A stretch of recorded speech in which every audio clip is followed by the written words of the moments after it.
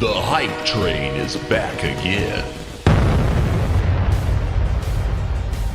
Wait, is this a sequel to the last ad? Abso-f***ing-lutely. You already subscribed to Madamus of the Back Library, didn't you? Then why aren't you watching live? Madamus streams all week long. That gives you almost 7.3 billion chances to be there. If you don't watch live, Chibi Madamus might cry. Is that not enough? If you don't watch live, this kitten could explode. Don't blame me, I didn't authorize any of this. Madamus of the Back Library. Watch him live today. Do it for the kitten.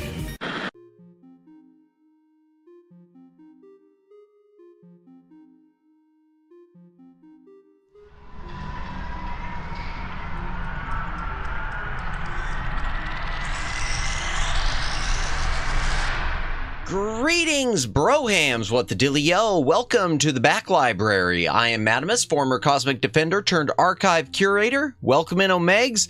Anyone else who is currently watching, welcome in. If you are lurking, welcome in. If you are VOD watching, thank you for VOD watching. Please consider a like and a subscribe and a comment. It does help with the algorithm. So I made the mistake of letting Windows do an update right before stream again, and every time I do that, it, for some reason, and I don't know why, it resets the mic in OBS. It changes my source in OBS. I don't think it does anywhere else, though. Let me check. Let me double check that. Okay, output, speakers, yeah, that's what it should be. Input, line in, yeah, that's, yeah, for some reason, it resets my my mic and removes it as a source, so I always have to put it back in, but only in OBS. Man, I'm having problems speaking.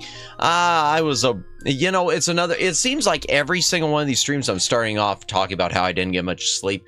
Thought I was going to, but I had some stuff happen that woke me up early, so running a little tired, but that's okay. We're still going to yap.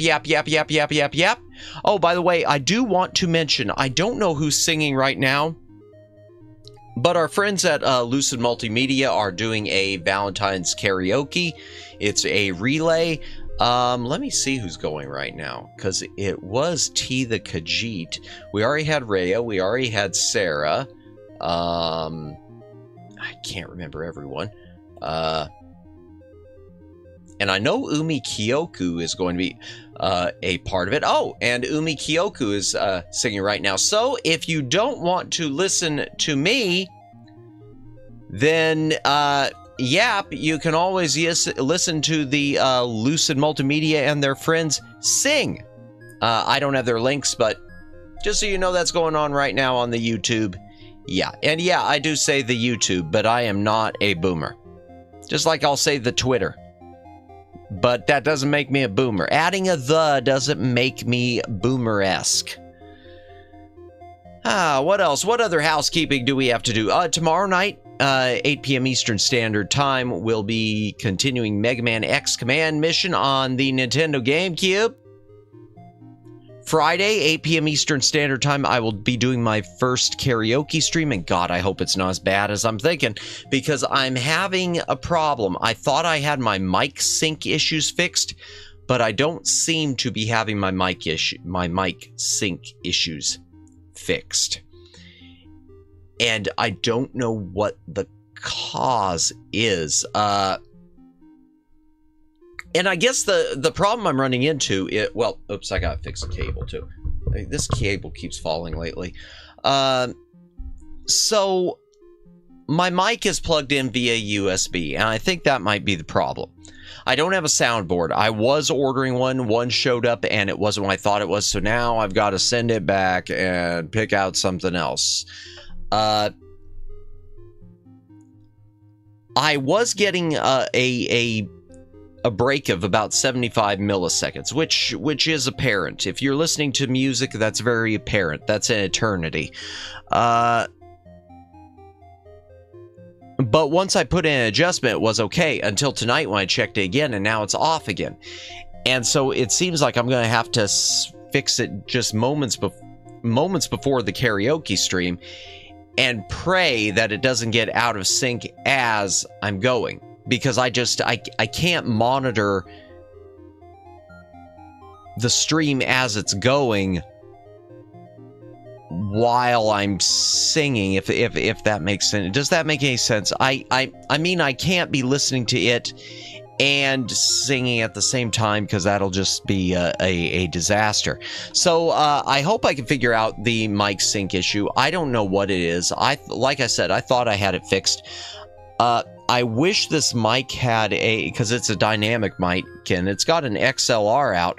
I wish it had just a good old generic 3.5 millimeter out, because I would try that. It does have a headphone out for audio looping, which is 3.5 millimeter. I might see how that sounds. This sounds really, really jury rigged, and it's about to be. It's about to be the ultimate rigging of the jury. So yeah. Oh, and apologies tonight if we start getting any lag. My upload speed and everything has been going up and down all night. Thank you, Xfinity. Thank you, Comcast. Thanks for that. So that being said, I hope everyone's had a wonderful Wednesday. Most of my day, a lot of it was spent trying to make sure the DVDs had been updated, because there were several Blu-rays I found that were missing from before, and I don't know why. My only guess is issues with the website. Yeah. But yeah, I was going through my DVDs and making sure they were cataloged, at least the ones that I consider to still be part of the back library cataloged. There are a number of ones that I don't consider to be actively a part. So, and there will be some duplicates. You will see some things duplicated that I still consider to be an active part. In some cases, it's just because it's a movie I love and I cling to all the editions. In other cases, it's because there's something special about the DVD version. So we'll cover that as we go through this. Yeah. So I don't think that's... Yeah, I don't really have too much housekeeping to do. I can't think of any more house to keep today. No. So yeah, let's go ahead and get into the browser room. Let me change my mouse and boom!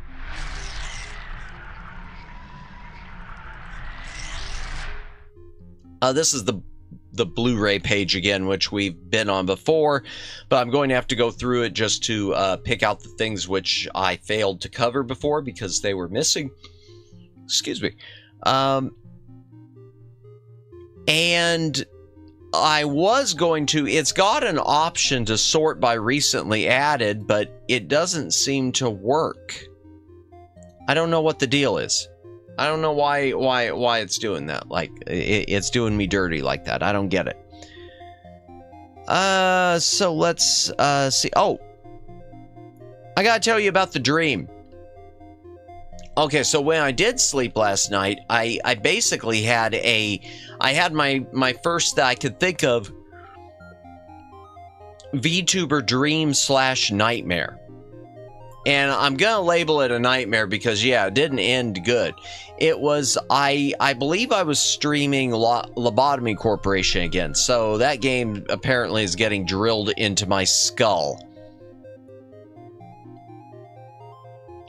But it was an early morning stream for some reason. Again, this is a dream. This didn't actually happen.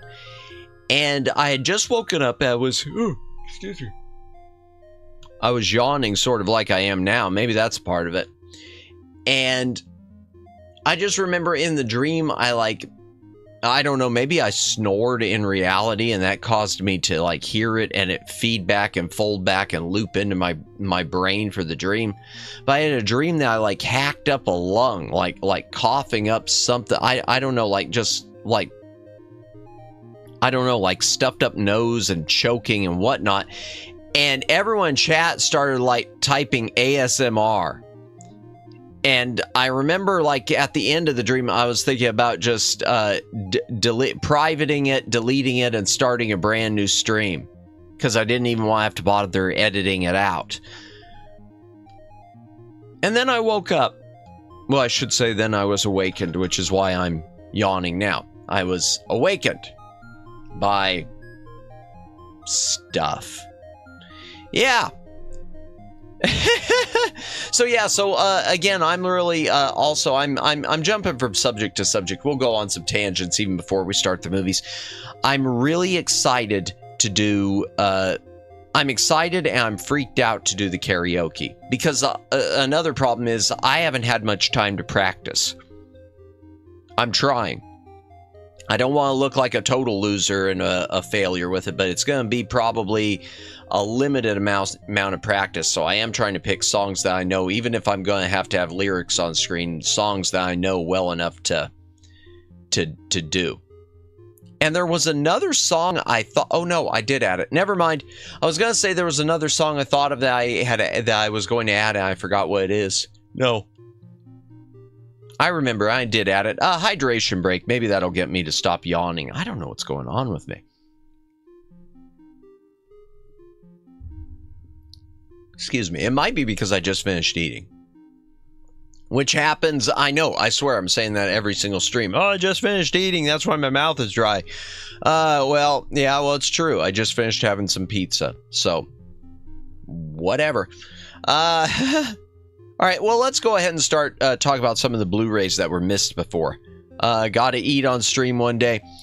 No, because then that might make that nightmare I had about the ASMR that I was just talking about turn into a reality. I don't want that to be a reality. I don't want to like make some sort of awful, gross, hacking up a lung sound on the on stream and everyone saying ASMR in the chat. That man, what a nightmare that was. How about when you get monetization, I'd buy you something to eat? Yeah. We'll see sometime about eating on stream. Bro, why do you want the eating on stream? I guess I don't understand all the ASMR stuff. I get I don't get the mouth sounds. I guess that's it. But different strokes, different folks. Okay, so just starting off with some of the stuff that was missed. First was 47 Ronin in 3D. This is the action movie with Keanu Reeves. There's a 3D release. I only picked up the Blu-ray for the 3D, and the truth is, I don't know if I've watched it. I've watched the movie, but I don't know if I've watched the 3D. I want to say I might have streamed it or downloaded or even done a Redbox thing with it before I picked this up. And I know I picked this up cheap. This is one of those 3Ds that I picked up probably at like a Big Lots or some sort of bargain bin where they were clearing out the 3D copies, which I love finding 3D that way. So that's one that was missed before. And I don't know why it was missing. Well, I might know why. Even when I was adding DVDs to the list today, I started running into a problem where it depends on the ASMR. You have fetish kind of weirdos. You have the tingle sensation kind for the concert. Gotcha. Yeah. Then you have the role play kind for everyone else. Yeah, that makes sense. Yeah. Different things for different folks. I'm not judging that. I guess I'm trying to think what type I like, because I don't listen to a lot of I don't listen to my personal love a good chip eating noise. Okay, well, I don't know if I've listened to a lot of ASMR eating. The only ASMR I ever listened to, the person was eating food based. They were eating some carrots. Clay breaking, really? Okay. I know channel we rated in but two before, Miu Akumiya, She's got a joke ASMR video of cat girl nurses you back to health, but one of her favorite ASMR things, it wasn't even a recording she did. She just had a sound effect that she would, she keeps dropping a metal pipe on people, which that definitely doesn't put you to sleep. I don't know, really. I guess some of mine has been a little bit with the tingles, but not as much. I'm not sure. Munch and crunch is my trigger sounds. Okay. That's fair enough. You probably would have been okay with that one I was listening to one day. It was a person who was eating carrots. And the funny thing is, here she's doing this eating carrot and eating stuff ASMR. And it might have been for Easter. Excuse me. And then she starts talking about how mouth sounds freak her out. And I'm just thinking, well, so why are you doing it if it freaks you out? Okay. Guess did it for the donos. Yeah, pretty much. Yeah. Talk about how she didn't like mouth sounds and she finds it gross, but she's doing it anyway. And yeah. Yeah, I don't know. And I haven't been back to that channel in a while. I need to, because I know she did some retro game stuff also, but I don't know what she's up to anymore, so who knows? Let me see. Anything else on the first page that's been added? No. Like I said, it didn't flag them, and I didn't mark them down, so I've kind of just got to look over it, and I could spot the ones I had to add because I knew I had to add them. Well, there's one that's missing I meant to add. I was going to put the other edition of Army of Darkness in there because I do have the previous 3-disc Shout Factory Collector's Edition. In fact, let's go ahead and do that. Darkness. Okay, which one is it? That one. All right. Add to collection. There we go. Okay, and refresh. All right. I wanted to keep that on there because that's one that I'm not, it's not something I'm trying to get rid of.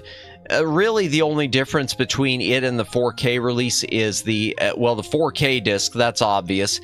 And the theatrical cut disc is a bit more of an assembly. While the 4K disc had a brand new scan of the US theatrical cut of, darn, I can't stop yawning, of Army of Darkness. The original collector's edition, I guess Universal gave Shout Factory a really bad source. So they tried to cobble it together to look a little better between the Universal source and their director's cut and international cut copies. And the results are, you could see that if you pay attention, you're going to see the change in quality. Which was one of the reasons I wanted the 4K version, even though I don't know what my favorite version of Army of Darkness is. Because you got the 4 principal versions. I would say my favorite would be the international cut. Army of Darkness is so good. Yeah, it's just too bad that we don't have a really solid, in my opinion, true director's cut. Because there's a television cut that has 2 additional scenes. And one of those scenes, director Sam Raimi has talked about how they wanted it in the final version and were told to cut it, and it's an extension of the windmill scene. And even though it's in the TV cut, it's never wound up in any director's cuts. So I don't know what's going. I don't understand, because he says he wants it, so you think they would have made an effort to put it back in for the director's cut copy. I mean, so I don't know. That's just too bad of a history with that, with the way it got hacked up by the different distributors. Yeah, I love Army of Darkness, though. Okay, so we went through that. This page, I don't know if Avenging Force was there before. I think it was. In any case, Canon Film. If I didn't mention it before, that might be a new one that just popped up when I was fixing them. Avenging Force. It's a cheesy actioner from Canon Film starring Michael Dudikoff. Michael Dudikoff is an action star. He was in American Ninja. He's the one who could have been a contender, and Canon Films, just for some reason, they'd promote him, but then they didn't use him hardly, or use him for any of their big stuff. So I don't know. yeah, so that's that. Okay, I know, I want to say Babes in Toyland was here before, but I did forget to mention something about it. Babes in Toyland, well, no, I did mention, I think I mentioned before, Babes in Toyland, Disney's Babes in Toyland from the 1960s came about because Walt Disney wanted to do a new remake of The Wizard of Oz, and they couldn't secure the rights, so they went ahead with Babes in Toyland instead. Back to the Beach. I know I did not mention this last time before. This one was missing. So Back to the Beach, it's an interesting movie, and Pee Wee Herman is in it, by the way, too. You could kind of see him there in the corner. I don't know if you could really. We'll pull it up. Yeah. So Pee Wee Herman was in it too, and Gilligan, Bob Denver as Gilligan from Gilligan's Island was in it. It's an odd. Back to the Beach is an odd film. So it was supposed to be a reunion of like the old beach movies of the 1960s, which Frankie Avalon and Annette Funicello did a lot of those. And so they basically did what if the two beach stars of the 1960s went back to the beach in the 1980s. And the movie, if I'm being honest, I don't think it's very good, but it was a hit. It was a small hit, and it was pretty much going to relaunch their careers. They were going to start doing a whole series of these things because it did well enough to warrant it. And then Annette Funicello became very ill. I forget if she had I think it was muscular dystrophy. I could be wrong on that, but it wound up where this had to be her last film, and her health just went downhill very quickly. So, yeah. And I don't know when she eventually died, but it did make it where she wasn't able to act anymore. So that's too bad. Her career got relaunched. Because Annette Funicello, if you're not familiar with her, well, she was in Babes in Toyland right there. Annette Funicello was one of the Walt Disney discoveries, who was part of the original Mickey Mouse Club. And then, of course, moved on to be, 60s starlet beach movies things, and then kind of fell off the face of the earth. Okay, we went through this. Nothing else on this page that we missed. This page, nothing we missed. I did eventually mention Beastmaster. Beastmaster, for those of you who didn't know, used to be a staple also on HBO. At one point, HBO used to be referred to as Hey Beastmasters on, because I guess when the network first started, almost everything HBO, the only movie they had was Beastmaster, so they just kept showing it over and over again. I don't think I mentioned that before. Okay, this page, nothing new there. Nothing here, nothing here. Sorry to have to go back through it again like this, but this website, like I said, it doesn't let me go. The recently added thing doesn't really work. Okay, two changes on this page right out of the gate. Maybe three changes. Oh, no. Yeah, two changes on this page right out of the gate. First of all, this just showed up in the mail. I didn't even know that it had shipped. This is a recent release from Animago. This is the reissue of Bubblegum Crisis. There was a previous high-definition restoration of Bubblegum Crisis, but I guess this one has even more upgraded video. I have not watched it. I've never even seen Bubblegum Crisis, so I'm looking forward to it at some point when I get past my backlog. The only complaint I'm going to make about this, without even having watched it, is it's in a pretty standard-sized Blu-ray case, and they put in a booklet, and the booklet is thick, and it causes the case to bulge. And I don't like that. I really wish they would have used more of an oversized case. Because of the case they used, it's just so sitting on the shelf. It just kind of it just, I don't know. You could tell it's bulgy, if that makes any sense. Okay. Oh, actually, there's two more so there were 3 new editions on this page. all from this past week, everything at once. The Bubblegum Crisis, I finally sprang for, because there was a good sale on it, the reissue of Cherry 2000. It's standard Blu-ray, but it's a 4K restoration, and it does have a second disc of special features, so a lot of stuff on it. Oh, it doesn't show me what's on the back of it. I guess, yeah. No, it doesn't give me a list of extras. That's unfortunate. But I said this before last time. If you haven't seen Cherry 2000, it's a post-apocalyptic comedy, well, tongue-in-cheek action-adventure, really worth your time.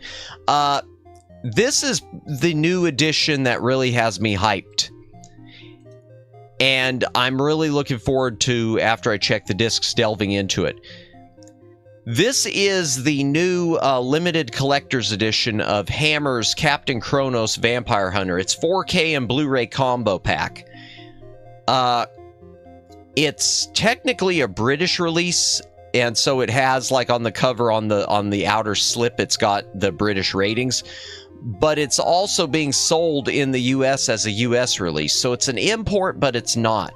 But they don't show up here what's in it. You gotta see what's in this thing. Where is it? Oh my gosh, this is... So this box set edition of Captain Kronos Vampire Hunter, which is an awesome movie, which everyone should see. I mean, it's got 3 versions of the movie. But they're all basically the same version. It's just different aspect ratios. It's got the US theatrical aspect ratio of 185:1, the UK ratio of 166:1, and then an open matte 4:3 version, which I guess wound up as a home video version for years.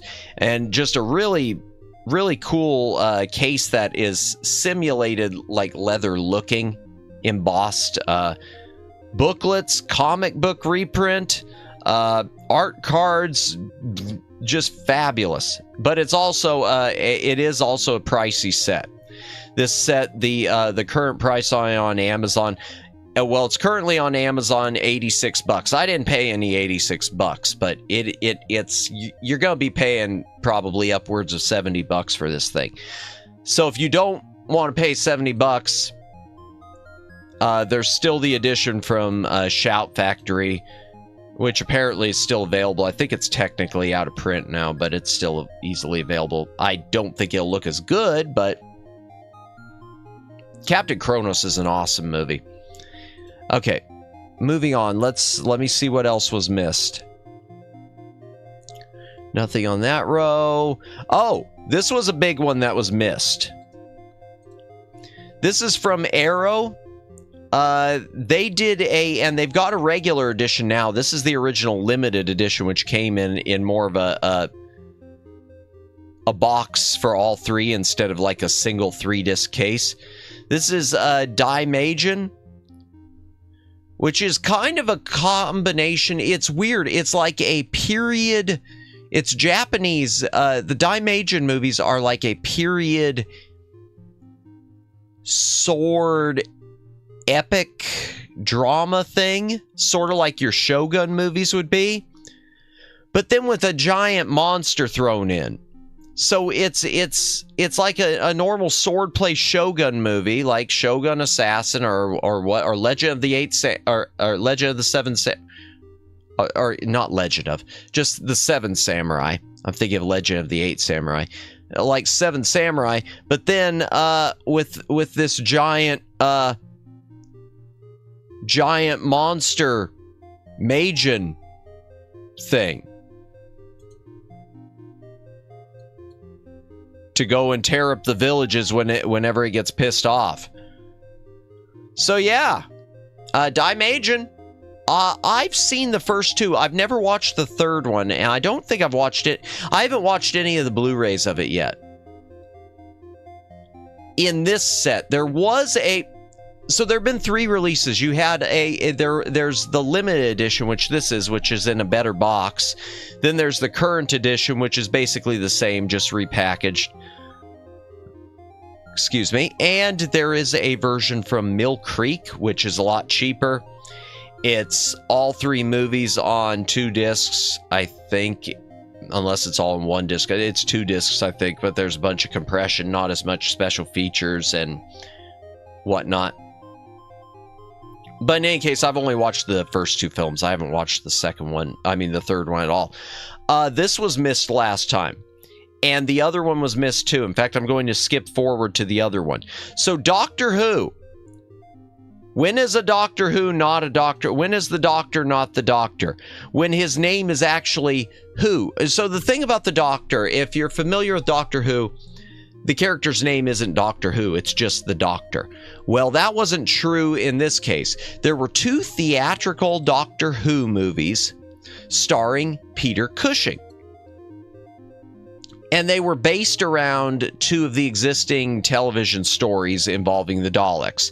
Doctor Who and the Daleks, which would be the first story, and then the other one, which I'll go to, Dalek Invasion of Earth.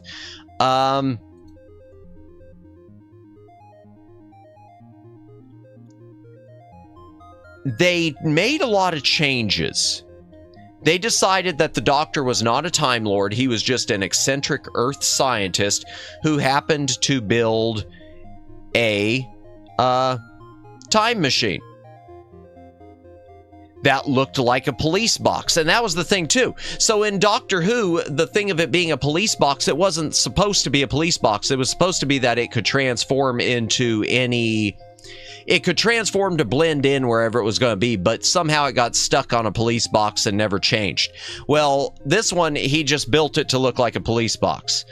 And the inside of it looked kind of rough too. It just wires hang everywhere. It didn't look anything like the clean look you had of the TV series. Why won't it let me out of the picture?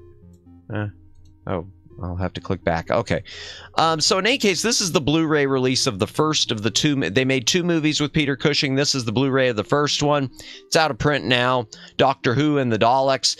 I will say the music on the first one especially is really good, and the color is really good. I mean, it was nice going from the black and white BBC look to something that looks like this. Seriously. And amazingly, it came out about the same time as the, 65. I want to say the episode probably with the Daleks was in 64 or 65. So they were all about the same time. And then, so that's the first one. And the second one was on the page we were on a moment ago.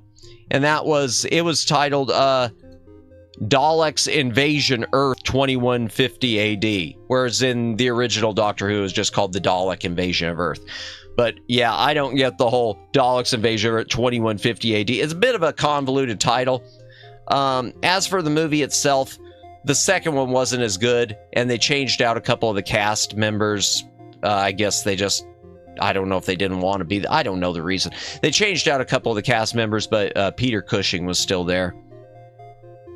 It's okay. And it's out of print too. And apparently it's even more out of print because it's selling for more on Amazon. But yeah, those are...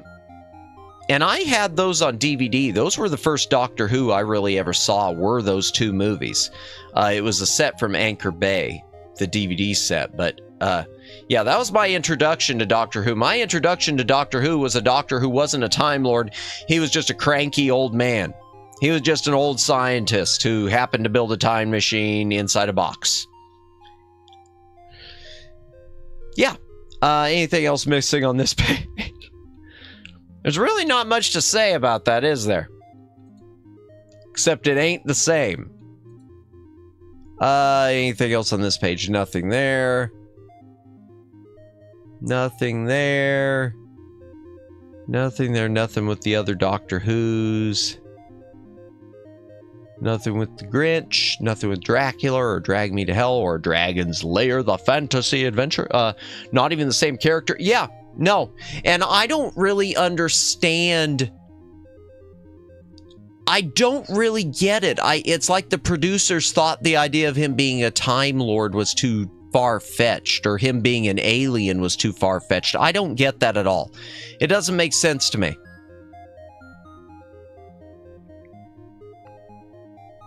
But that being said, I mean, the movies themselves, they're fine.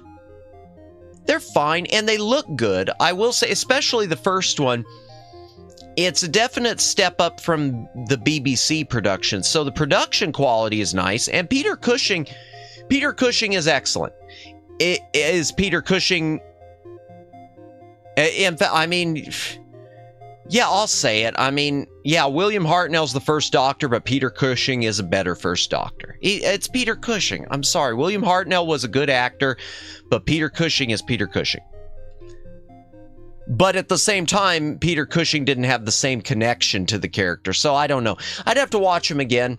I don't feel... maybe he wasn't as good, because I don't think he had the same emotional connection as William Hartnell did to the character. But now I'm getting too much into the weeds.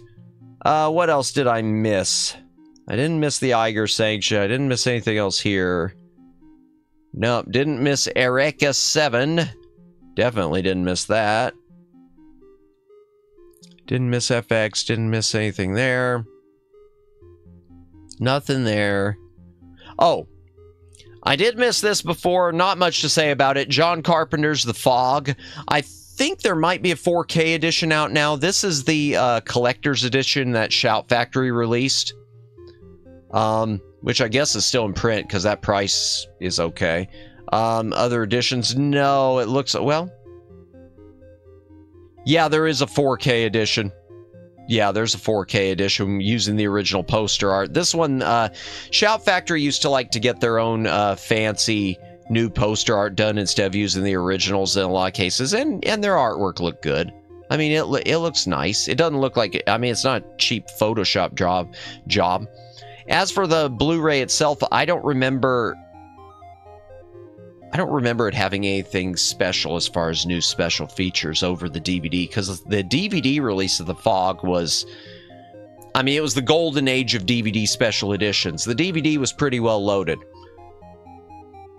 Oh, what else? Nothing else there. We went through the Food Wars. Food Wars is awesome. Nothing else here. I think I mentioned Force 10 from Navarone. If I didn't mention it before, this is one of Harrison Ford's big things after he did Star Wars. Do you happen to have Army of Darkness? Funny you mentioned it. Yes, welcome in, Fruit Punch Bicycle. Welcome in. We just finished talking about it. In fact, was it on page 2? Yeah. In fact, because I had added in another edition. Yeah, the Army of Darkness on Blu-ray. We've got the 4K collector's edition, which is in a steelbook. I'm not a big fan of the steelbook, and the previous Blu-ray collector's edition from Shout Factory, which I really do like the artwork on. I don't think I showed the artwork. I really like Shout Factory's artwork on that. I mean, I like the original poster better, but I do like that artwork. Just noticed you have Airport. Do you have the Concorde? The Concorde, yes, that's in the collection. Yeah, the Airport, whatever page that was, yes. This is the, the Blu-ray collection. It is all 4 of them. It's all 4 of them, and, well, it's on Amazon for $19.77. I can tell you I probably paid like $12 to $15 for this set. It doesn't have any special features, but it's all 4 movies in high definition. The only negative I'll give the set is that the original Airport, which was my favorite, the audio on it is only a 5.1 remix. It doesn't have the original sound mix, which is a nitpick of mine always. Right now, what we're doing, Concorde was the best jet ever because it gets you there faster than a normal airline. Oh yeah, the Concorde was an amazing aircraft. I've never been on one, but from hearing about them, yeah. No questions. Yeah, right now I'm just basically doing cleanup on the Blu-rays because apparently some of my stuff didn't wind up getting cataloged. There was a glitch or something. So I'm having to go back through and find the ones that we missed talking about before. Yeah, okay, where was I? I was just about... Okay, we did The Fog, yes. Nothing there. Do you happen to have Spaceballs? Yes, yeah, Spaceballs, not the 4K, but the, Let me find the page and then I'll come back to this one. I know it's one of the later pages because it's S. What edition is it? Because there are a few different editions of Spaceballs. Space Ghost, Space... Oh yeah, okay, it's the 25th anniversary edition, which there had been a Blu-ray before it, but I think it was missing some special features. I think. Or there was something with the transfer. I know there's something different about the previous edition, but I can't tell you what it was. This page, okay, the only thing that was missing on this page is Gamers. Gamers is one of those anime series that, I mean, it's unfortunately, it's one of those ones where the love triangle doesn't quite work out. But it was a series I really enjoyed, and it's one that I wish would have kept going. It feels like it's one of those, like so many anime series, that it ends leaving you hanging. The one thing I loved about Gamers is the OVA episode completely denounces DLC. It's got a whole segment where they're explaining to this non-gamer girl how games work, and they're talking about DLCs, and they're talking about, yeah, and I love that part. And they're basically explaining to this one who doesn't play about how I'm not going to swear on here when I repeat it. I'll be censoring myself, but the explaining to her DLCs and getting all the different costumes and paying all the money, and oh no, well, it's not complete, and finally oh, I get it now. Games are bullcrap. And I just thought that was it was kind of like, yeah, the modern, you kind of nailed it there. But yeah, Gamers is a fun series, but it's one of those ones that not everyone ends up perfectly happy. Unrequited love type thing. What else we got? Okay, nothing else on this page that we missed. Nothing on this page with the gods. Oh, okay. One thing that we missed, which is really a random one. Good Times. So, Sonny and Cher. If you're not familiar with Sonny, y'all know who Cher is. The musical artist Cher, the one who's had so much plastic surgery that she's no longer biodegradable. That Cher. So in the 1960s, she was partnered with a guy, and they were married, in fact, Sonny Bono, who later went on to become a congressman and then I think died in a skiing accident. And I'll make a comment about him, and it is slightly political, but not really when we get to it. But they did a couple, just like the Beatles did movies. Sonny and Cher did a couple of movies together. This is one of them that's available on Blu-ray. It says musical/western.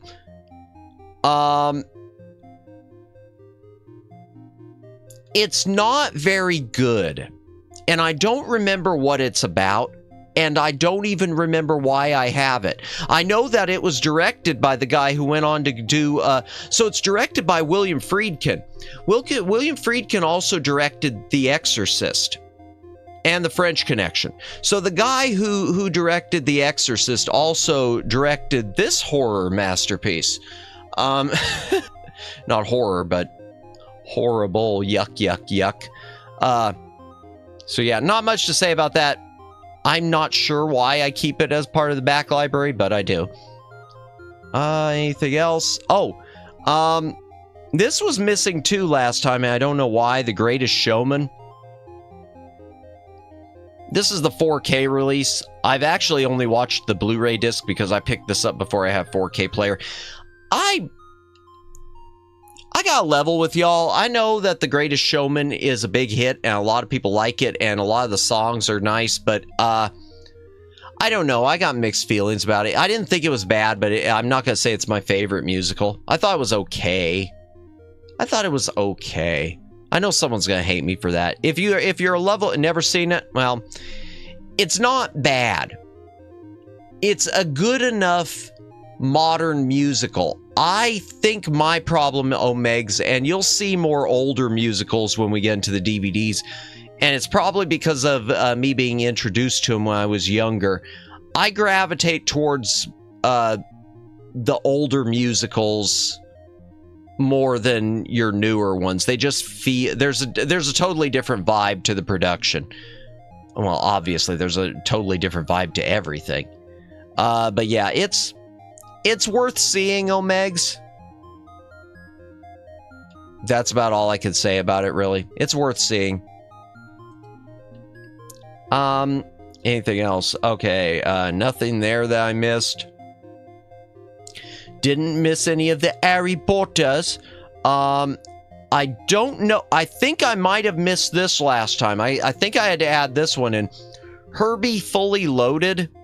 This is the Lindsay Lohan sequel to Herbie. Which means there's only one Herbie that is not on Blu-ray. There was a 1990s Herbie, which I think was meant to be a remake of the Love Bug. It was made for TV and it starred Bruce Campbell, which needs to be on Blu-ray because Bruce Campbell. Anything else that was missed last time? Oh, this was missed last time, and I don't know how. This is Hey There, It's Yogi Bear. So in the 1960s, Hanna-Barbera made a full-on, a widescreen Yogi Bear theatrical movie. 1964. Theatrical movie of Yogi Bear. I think it's with him like being put into a zoo or something, or put into a circus act. I don't remember. Truth is, I haven't watched this. I saw this movie, I'm sure, years ago, but I haven't watched the Blu-ray yet, so I can't tell you anything about it, except that it got pretty high marks for the, well, even there you can see it, pretty high marks for the video and audio quality. Warner Archive apparently did a bang-up job restoring it. I don't know if I mentioned The Hidden last time either. The Hidden... It's sort of an alien invaders taking on human skins type thing. Warner Archive collection, not much to say about it. What did I miss on this page before? Or what did I miss before? No, I mentioned Incubus before, so that was there. And, Inglourious Bastards I might have missed before. So y'all know the Quentin Tarantino movie of Inglourious Bastards? Well, it was, it's not a remake, but he stole the title, or he took the title as an homage.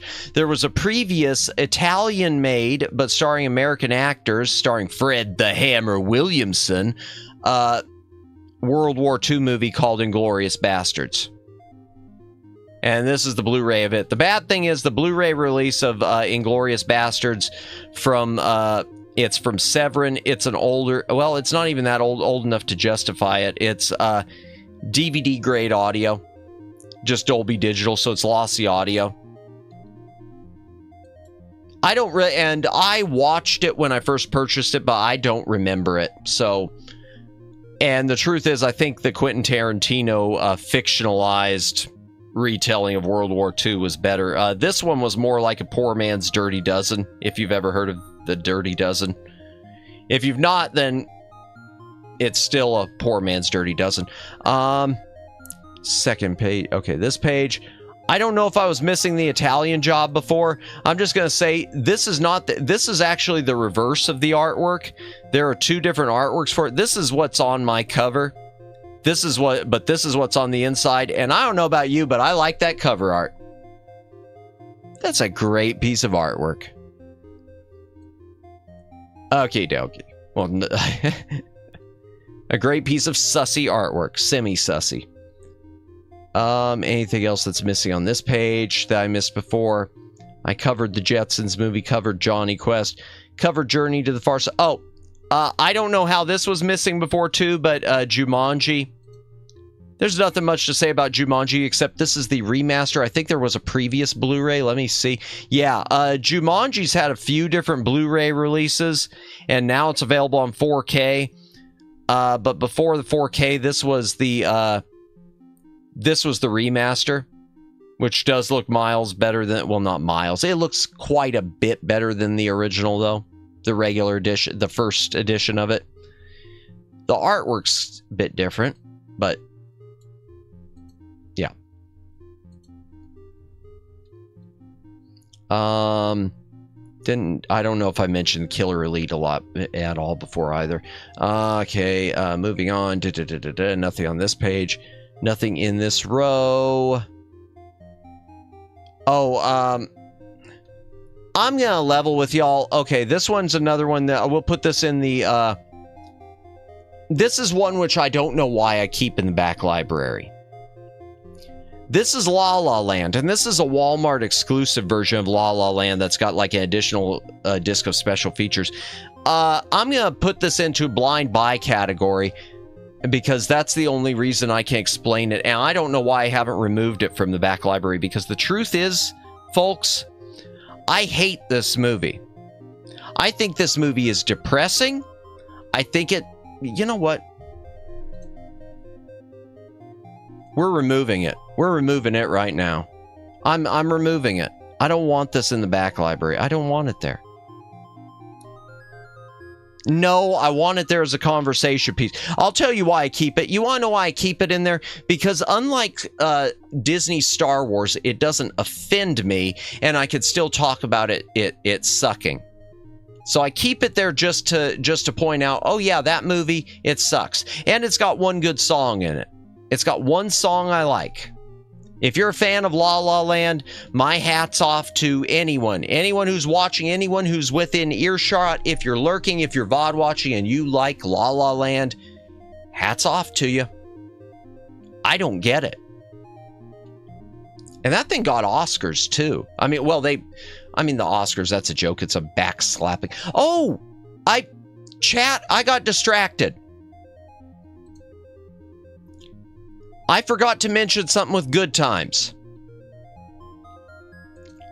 So, you know all the crap we go through right now with copyright, where so many things we think are in public domain, and then it turns out they're not in public domain, and we can't use them, and how Disney was able to keep renewing their copyrights on Mickey forever and ever and ever and ever and ever beyond what originally it was supposed to be. You can thank Sonny Bono when he was a senator for that, because one of the things his big mention in life seemed to be, once he got into politics, was to revise all this copyright stuff so that copyrights could be extended more and more and more and more and more. And, you know, sort of unfortunately screw the fair use market. So the problems we have today, if you're wondering why a song that's, 70 years old in a lot of cases, you're still having to deal with copyright stuff, you can lay a lot of the blame on the late Sonny Bono. Next page. I want to get through this as quick as I can, since we already did all this, most of it. Okay, the L's, nothing different there. Nothing there. Definitely nothing different with the Lupins. I went through enough of that. Definitely nothing with Mad Maxes or with Mamma Mia's or with M's. I think maybe we might be getting pretty close to being in the clear, chat. And we can move on to DVD. Yeah, nothing in that one. Nothing in the... I might have missed this one before. The 3D Blu-ray of Moana. I'm not going to say Moana's my favorite Disney movie, but I'm going to say the 3D Blu-ray of it is really good. This is a good 3D. It's a shame Disney gave up on 3D, because this is a good looking 3D disc. Moving on. Nothing different down there. Nothing different in that row. We already talked about National Treasures and how it's a shame that they aren't given more love. Definitely talked ad nauseum about Never Say Never Again.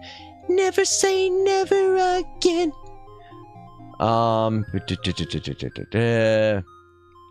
Pretty sure we talked about Oliver and Company and Number One with a Bullet. Patton Overboard, yeah, we talked about those. Pee-wee's I don't know if I mentioned it before. If I didn't, Pee-wee's Christmas Special is Pee-wee's Christmas Special. Nothing special to say there. Yeah. Nothing there. Nothing there. Nothing different there. Sorry for going through it this way again, chat, but this thing won't let me sort it by what was recently added. It says it will, but it doesn't. It just puts things in some squirrely order. So I'm just having to go through and see which ones I missed before, because I know which ones weren't here, because I recognize them. I did The Musketeers, did Revenge of the Shogun Women, Rio Bravo I did. Great, that's a good John. Rio Bravo, I will say, as far as a John Wayne Western, Rio Bravo is worth your time because it's John Wayne and Dean Martin is always really funny in whatever he's in. I mean, he was well, not always, but he plays a good... I mean, it's a serious, but it's also a funny part because he's basically a sheriff who became a drunk. And so a big part of it is his own story to a redemption. But Rio Bravo, excuse me, this is a John Ford Western that he loved so much. He remade it. And I think he remade it twice. I've heard he remade it twice, but I can only think of one. He remade it as a few years later as El Dorado. And it still starred John Wayne. He remade the movie, retitled it, and I think changed a couple names, but it was the exact same movie and still starring John Wayne. But instead of Dean Martin, you had Robert Mitchum, and instead of, I guess, Ricky Nelson, you had James Caan when he was first starting out. Okay, so nothing there, nothing different there. Covered Rock and Rule, the most expensive. I will say once again, if you've never seen Rock and Rule, find it and stream it. You're not going to be able to buy it, so find it and stream it. I say that because you're not going to be able to buy it unless you want to pay hundreds of dollars. Currently not available. The last list price apparently they had on Amazon was $300. If I knew then what I know now, I would have bought a ton of them. I'm not going to call it scalping. I'll just call it investing. I would have sat on them. I don't know if I mentioned Rollerball before. Nothing much to mention about it. This one, Samson and the Seven Miracles, SOB. We did all the Scoobies. Definitely did all the Scoobies. We did 7 Days of May. We did Secret of the Incas. We did this Shauna no Shakagun no Shauna. Gosh, I can't even pronounce. I can't remember the name. Did Showboat. We did Slipper in the Rose, Sky Crawlers. This one we missed before. I don't really know what to say about it, but it's like a guilty pleasure for me. This is called Smashing Time. It is a very British 1960s comedy. That's all I can say. It's a very British coming of age comedy. And I can't say it's great, but it's I don't know. It's guilty. Like I said, guilty pleasure. It's guilty pleasure.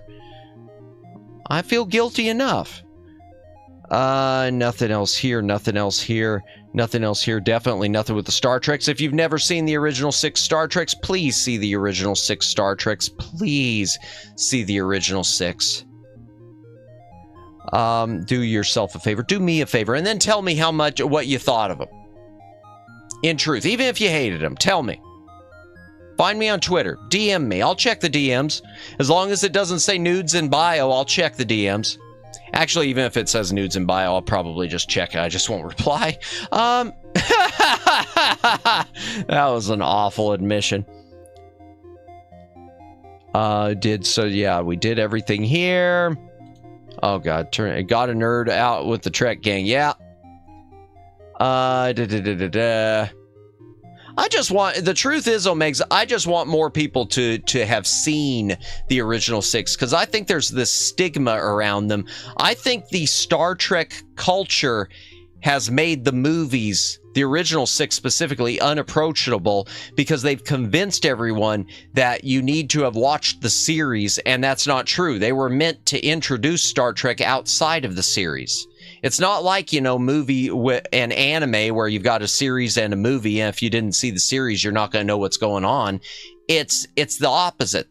Paramount wanted to make money, and they don't make money just by catering to only those who were familiar with Star Trek. So yeah, I just want more people to see them. I just want to break that stigma. Okay, yeah, this is how we discovered that stuff was missing last time. Was one of our other mods, Red Bernie, pointed out that The Thing was his favorite horror movie, or one of his favorites, and well, not his favorite, but one of his favorites, and I realized it was missing. So that's how we found out. The Thing is great. I think we talked about 2-minute warning already. Next page. We're almost done going through these, and we could get into the DVDs finally.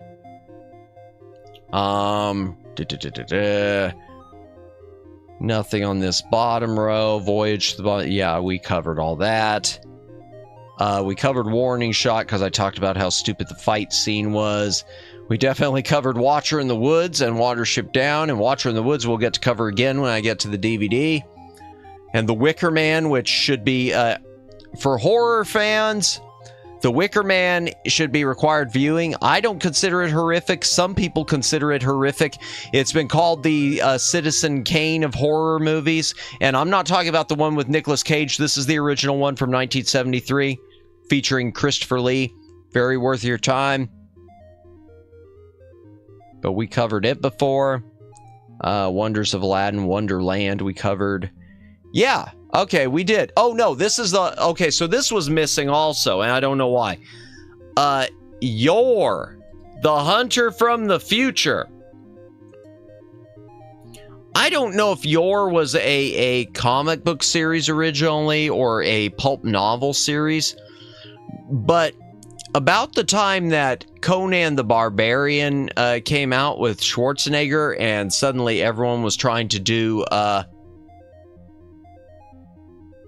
was trying to capitalize on that. You had Yor, and Yor starred Reb Brown. Reb Brown also played Captain America in the 2 made-for-TV Captain America movies, which I'm looking forward to giving some thoughts on that whenever we get to those in the DVDs. As for the movie Yor, it's labeled The Hunter from the Future. If I remember the plot, it's almost like a post-apocalyptic Conan. Unless I'm wrong, it like takes place in the far future, but with Reb Brown as the titular Conan wannabe. Except he's not a very super muscular Conan, is he? No. Well, why does he look like he's looking at me and giving me riz? Why does he look like he's like winking at me from across a bar and I suddenly want to leave? Y'all see this picture? I mean, he's probably looking at her, but it looks like he's looking at the camera. Stop looking at me, bro. What? No. Okay. Yes, we covered that before. Okay, let's go to the DVDs. We're done with the Blu-rays. We're done with the Blu-rays. We're doing the DVDs. DVDs, yes. Okay, now there are going to be some duplicates, and I went through, hard not to look at you sometimes. I don't know where, I guess I'll say thanks, Megs. Hydration break before I get into the DVDs.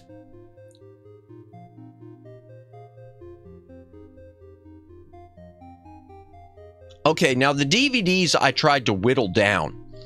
I went through and when I was cataloging them, there were a lot of things that were in the boxes that I just flat out don't consider part of the library. They're things that I picked up as blind buys that if I ever can, I'm gonna sell them off or put them in a garage sale. I just never have the heart to donate DVDs at this point. So either sell them online or sell them in a garage sale. These are the ones I still consider to be active or somewhat active, things I hold on to for a reason. Either because I liked the movie and never could justify repurchasing it, because even though DVD quality isn't the greatest, the truth is, if you're watching a good looking DVD, a decent encode, through a good player that can upscale it decently, they still look okay. It's not like you're watching something that looks like hammered junk that you're just watching for nostalgia's sake. DVD looks fine. DVD doesn't look high def, but DVD looks fine. And this is from someone who, I love the Blu-ray format. I'm not fully sold, I've said before, on the 4K UHD format. But the DVD, and there's a lot of DVDs I keep just for some of the special features. There's a few that I've had more special features that I've still gone ahead and removed. But, yeah, we'll cover some of them. All of them, whatever. We'll cover a bunch, and we probably won't finish it today. 12 Monkeys. Not much to say about this. It was Terry Gilliam's big sci-fi thriller with Bruce Willis and Brad Pitt and Madeline Stowe. This is an older... this might... Excuse me, my voice broke. I don't know why. Well, I do know why. I was burping at the same time, and so my voice broke instead of a burp. My apologies. It's the carbonated water. I think this might have been the first edition. Yeah, it had to have been. There were other Blu-ray, there have been other DVD editions, and one of them was a DTS edition. So this is one of the things that Universal used to do. Universal used to, with some of their movies, they would release a separate DTS edition, which did not include Dolby 5.1. It had just Dolby Digital 2.0, and then it would have DTS 5.1. And the problem was, it used to be that most systems, everything was frontwards and backwards compatible with Dolby Digital and Dolby 5.1, but DTS was not compatible with most players and TVs unless you had a specific player that could convert it to Dolby Digital, or that or you had a sound system, a sound mixer that could read DTS. So they weren't So Universal used to release them both ways. They'd release a normal, and they'd release a special DTS edition. Yeah, nothing more to that. I think there might have been a plain edition at some... Yeah, there was that. Is it the same edition? No, it is the same edition. Okay. There must have been yeah, okay, so it was an upgrade. Yeah, 12 Monkeys, there were both a regular edition and a DTS edition, and then eventually they came back and did this special edition, which added a bunch of special features, but did not include the DTS track. 13 Ghosts, I've got this on Blu-ray. The only reason I hold on to the DVD copy, at least the early ones, which I'm lucky enough to have one of the early ones, included a replica ghost viewer for use with the movies, because we talked about this before. 13 Ghosts as a movie, the gimmick that William Castle did was the ghosts were all animated in like a red color. So they gave at the theaters these little viewers which had a red side and a blue side, and the point was, if you wanted to see the ghosts, you'd watch the special scenes with the blue side because the red would show up, and if you didn't want to see them, you'd watch it with the red side, and it would make them look invisible. So you didn't have to get scared by the ghosts, even though there was nothing scary about it. It wasn't like it was horror. It was just some, like, half the time, like, animated lions and stuff.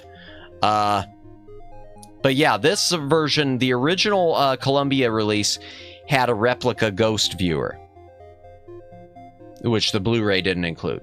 And I think there are places you can, like, order fan-made replica ghost viewers online. The 13 Ghosts of Scooby-Doo, the complete series featuring the voice of the late great Vincent Price. This was the last Scooby-Doo series of the 80s before they went to a pup named Scooby-Doo.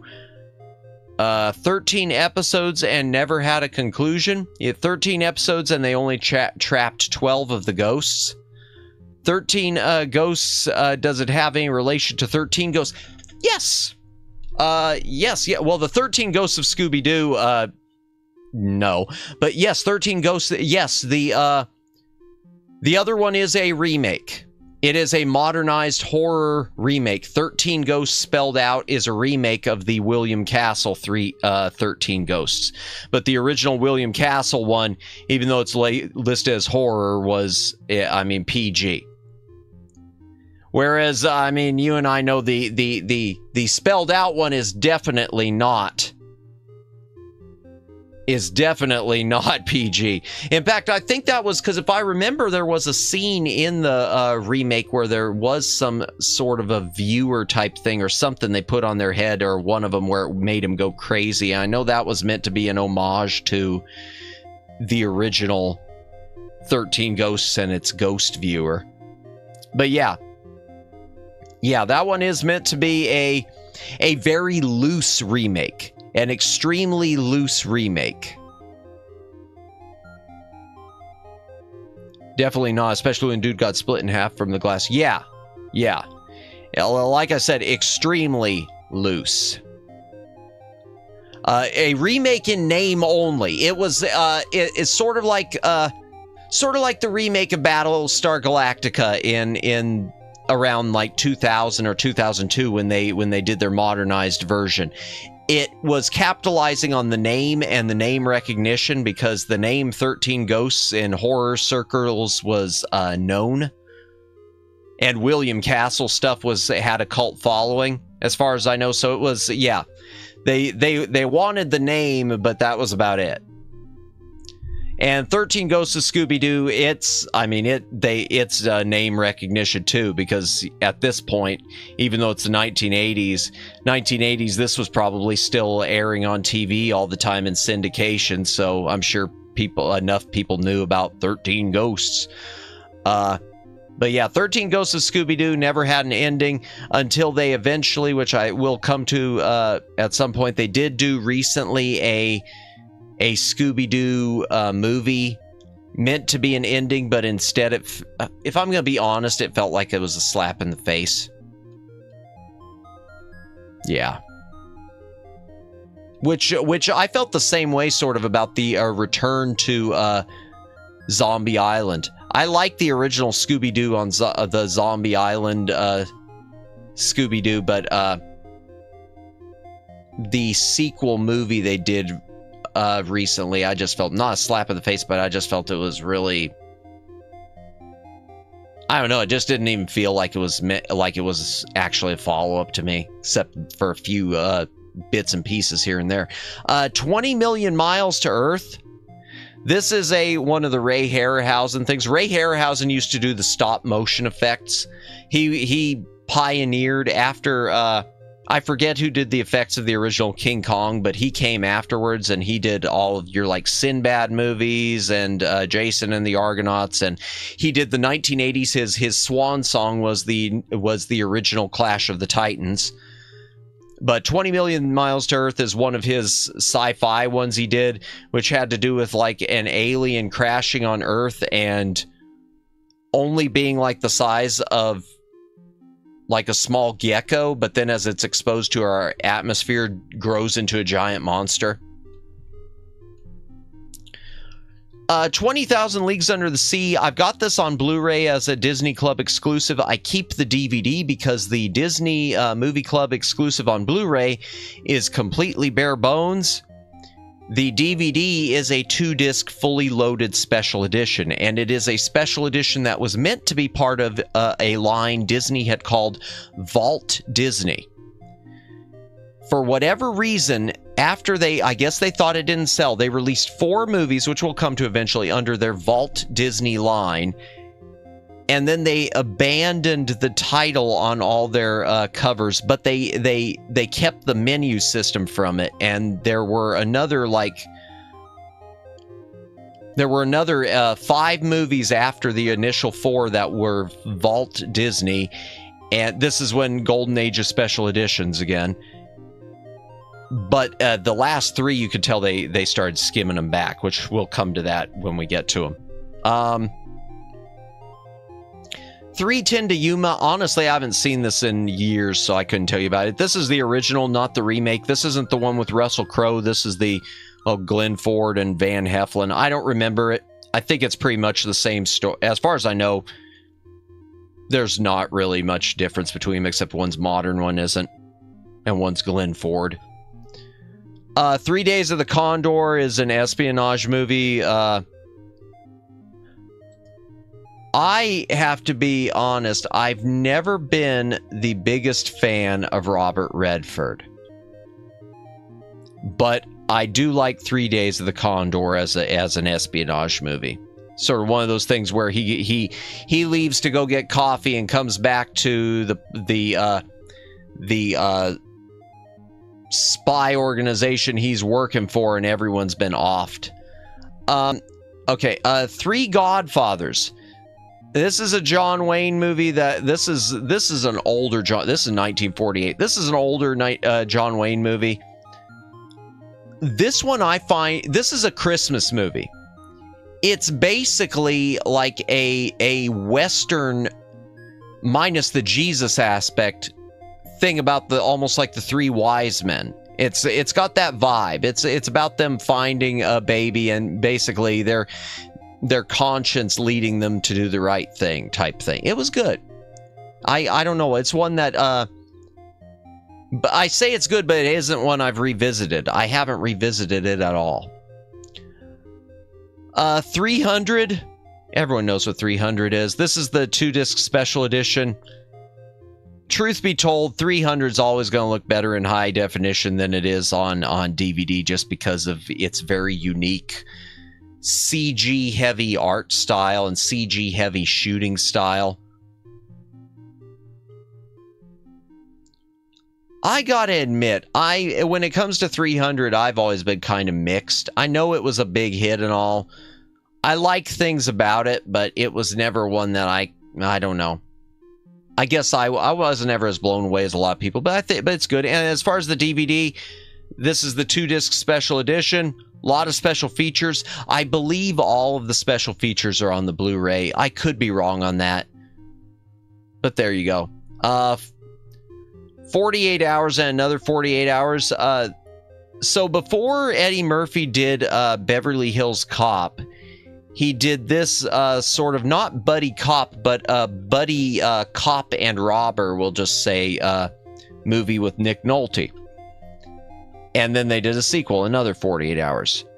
And you can even see how things changed as far as the hierarchy of who the star was, because the first one was Nick Nolte and Eddie Murphy, and the second one was Eddie Murphy and Nick Nolte. There are earlier DVDs of these that were non-anamorphic. That means they were not enhanced for 16:9 TVs, so if you watched them, they would be window boxed. You'd have black bars on the top and black bars on the sides, and you'd be watching it in a little window, which kind of sucks. So unless you zoom it in. Don't stretch it though, because that just looks ugly.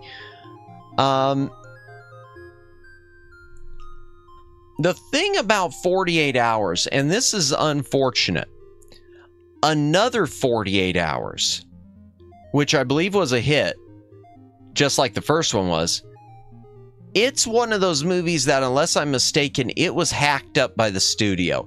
I want to say it was cut by like 20 minutes before release, supposedly. And supposedly there's a director's cut somewhere. It's a shame, even now that we've passed even the era of high definition into the 4K era, and we never, with the Blu-ray releases of 48 hours and another 48 hours, we've never gotten a director's cut of another 48 hours. I'd like to see it. Legend of the Seven Grandmasters. It's a fun martial arts movie, nothing more. And as for the transfer, it kind of looks weird. I don't know what the source is. This is a Media Blasters release. This is a Tokyo Shock Media Blasters release. Media Blasters is still around, but they don't do much. But this is when they were still kind of around. Okay, that picture tells me there's a high def version somewhere, because they usually don't show. Okay, yeah, there's a Blu-ray release. Where's this at? Where's this at? Where's it at? Oh, it's a Eureka. No release date. Ooh. Okay, so it's never been released. Okay, then I don't know. I guess there isn't a Blu-ray release. Huh, I thought there was a Blu-ray release. My mistake. Fun movie. John Wayne's The Alamo. I talked at this ad nauseum before. I'll just briefly talk about it again. First of all, there are two DVD editions. The first one shows John Wayne as Davy Crockett on the cover, and it is non-anamorphic. This one is a 16:9 transfer, so it's superior. Oops, I bumped the desk. My apologies. This is the general release theatrical cut. It's currently not on Blu-ray, at least not in the States. Let me see if it's on Blu-ray anywhere.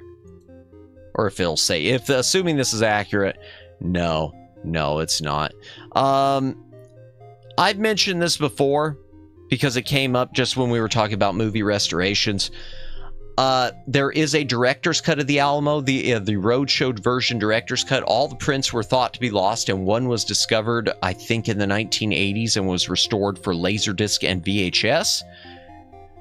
When it came for the time to do the DVD, they went with the general theatrical cut. They didn't touch the roadshow for some reason. And then a few years ago, and when I say a few, I mean like 10 years ago, Robert Harris, who's the guy who restored and I guess pretty much saved the prints of Lawrence of Arabia, took a look at the roadshow and sounded the alarm, said, hey, we got a problem. This is decaying. We need to restore it now. MGM wouldn't listen. He tried to raise the money to do it himself. MGM stopped it because they claimed that it made him look bad. But, I mean, it looks worse to lose the movie, and they've lost it. They still have the general release cut of The Alamo, but the roadshow version, as far as I know, the film elements are pretty much lost at this point. It's pretty much too late. I hope I'm wrong on that, but as far as I've been given to understand, it's gone. It's gone. It sucks.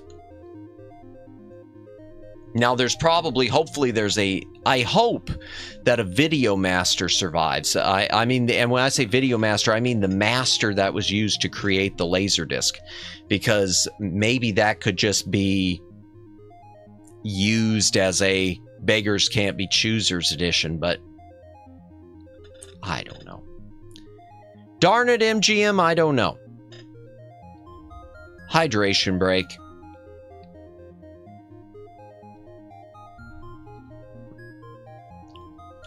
Okay, this one, sci-fi double feature.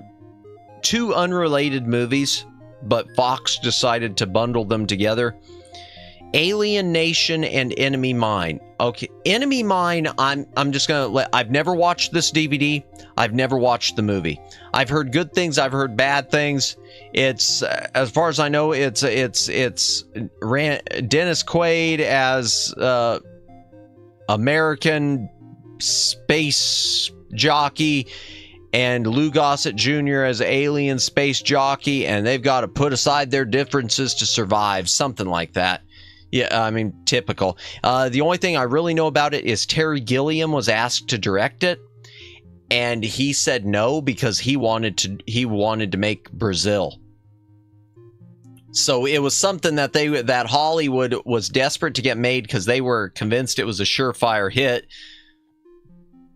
They passed it around, and it was basically sort of the idea was if you were a director who took it, you were going to wind up as elevated to being considered an A-list director. Well, I think that's sort of a stupid thought because...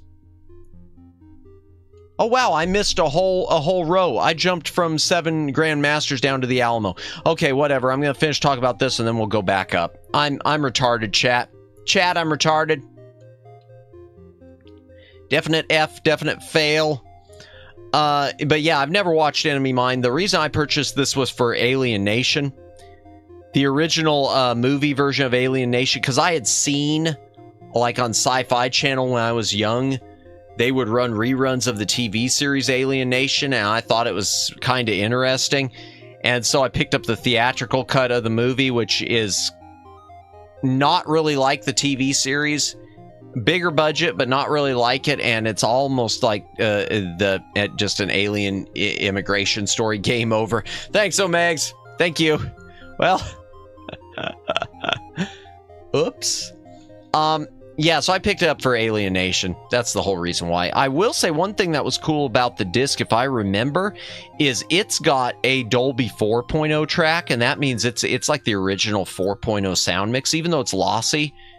It was, yeah, a Dolby 4.1 for Alien Nation, so that's the original theatrical sound mix of the time. Oh, well, and Enemy Mine, too, is 4.0. That's interesting. Okay. It is out of print. I could tell that, but it's not an expensive out of print. But Alien Nation, good. It's an acquired taste, though. Okay, back up here. 7 Grandmasters. 7 Men From Now. This is it's obviously a Western. It's Randolph Scott, who was a big, I guess, Western star in in the 40s, maybe the 30s. Sort of like, I guess, his last gasp. I hate to put it that way, but he was an aging star, had basically been aged out of Hollywood, wasn't getting any roles, and so this was sort of his, semi-retired gunfighter type movie. What drew me to it, other than that, because I always like, for some reason, I'm always drawn to the stories of like the aging hero does one last thing. So Never Say Never Again is a good example, which portrayed an aged James Bond. But really, if I'm being honest, the title grabbed me. 7 Men From Now. And it boils down to, that's basically what it is he's hunting for I think it's 6 people total, and one of them that's helping him is one where it's an idea that I think the whole deal is they're going to have their shootout once the others are caught. If I'm right, if I'm remembering it, if I'm not misremembering it. Which I could be. Okay, AI, artificial intelligence. I don't know why I keep this in the back library. This is Steven Spielberg, and the story was, I guess, it was originally a Stanley Kubrick project, and Kubrick knew he couldn't make it because the kid would be an adult by the time he finished because he took so long.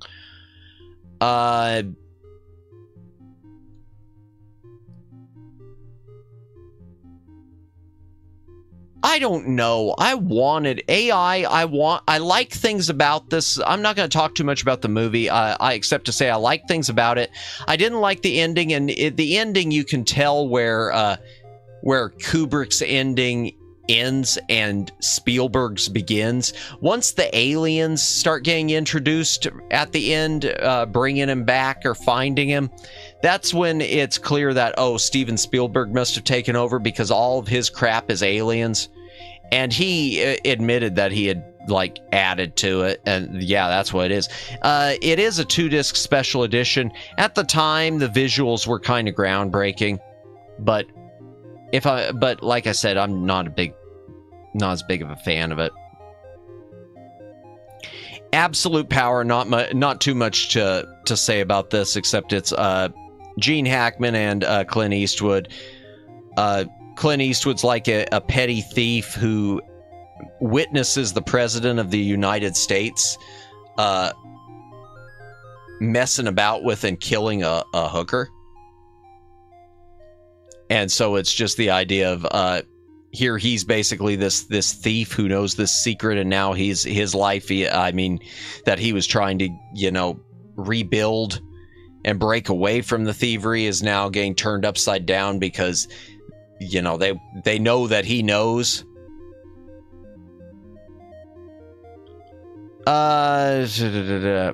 Adventures of Baron Munchausen. This is a 2-disc reissue. There was a single-disc edition. This was a special collector's edition that was released by Sony. It was on Blu-ray. I think it's out of print now. And there might have been a Criterion on Blu-ray too. Let's take a look. Okay, yeah, it's got a couple different covers. Yeah, okay, it is on there was a single-disc Blu-ray, and it's on the cheap. And there is a Criterion version here, a 2-disc Blu-ray and a Blu-ray 4K combo. This movie, The Adventures of Baron Munchausen, I don't know what to make of it. It's Terry Gilliam Terry Gilliam as a director. He co-directed Monty Python and the Holy Grail, but he directed things like Brazil and Time Bandits and 12 Monkeys, and he used to do... This was when he was still getting big budgets for stuff. But sometimes you get too much budget and you just go overboard, and from what I remember, that's sort of what... The movie, I don't know, it's got a lot of visuals and it just doesn't do anything. I don't know how else to describe it, and it's hard to tell at times which parts are just the old man Baron Munchausen telling his lies, because he was famous for being a storyteller, lying about his life, about all his exploits. It's hard to tell what's reality and what's fantasy at some points, which is probably the design, but it sometimes is a bit of a hindrance. It's been a long time since I've watched it. I can't go into... I can't... I'm not going to... I don't want to sound like an idiot more so than usual, so I don't want to say too much. When it comes to DVDs, most of these I haven't watched in so long, I can't say. The Adventures of Batman, the complete series, and this is on Blu-ray now.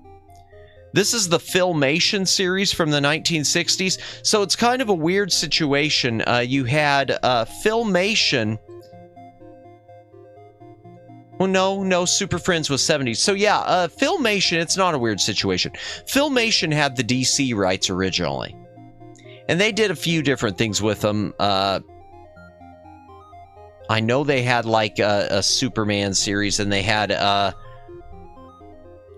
some compilation series where they'd have Aquaman and Justice League, and I think that's it. But they did 2 different Batman series. This is the first one. I don't know much about the Blu-ray and how well it's restored. As for the DVD, the episodes are in good quality, but the opening titles seem to be from a video-based source. So I don't know why they're damaged or how. As for the show itself, unless I'm mistaken, the only villains in it are always the Joker or the Penguin. So it gets really redundant. I might be wrong on that. I hope I'm wrong on that. No, I am wrong because I see the Riddler. Yeah, I'm wrong on that. I am wrong. Completely wrong. Apologies, chat. Moving on. Okay, The Adventures of Indiana Jones. This is just the original Indiana Jones trilogy.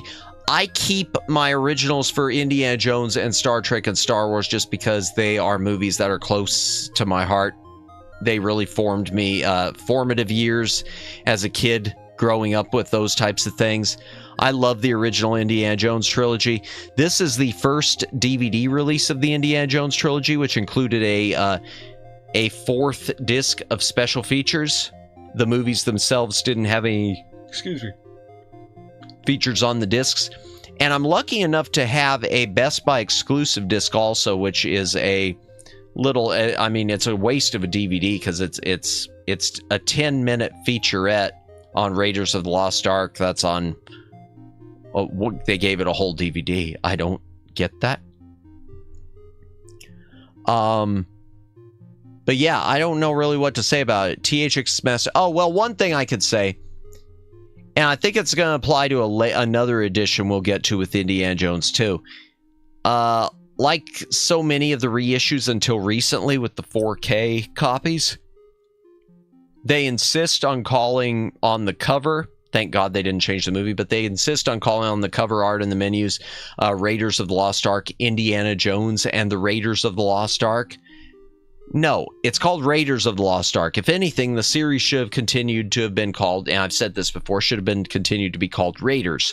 So you have had Raiders of the Temple of Doom, Raiders of the Holy Grail, Raiders of the Kingdom of the Crystal Skull. But they changed it to Indiana Jones with Temple of Doom, and now there's this revisionism where some people are insisting on calling Raiders of the Lost Ark Indiana Jones and the Raiders of the Lost Ark. Whatever. Oh, excuse me. My apologies again for yawning so much.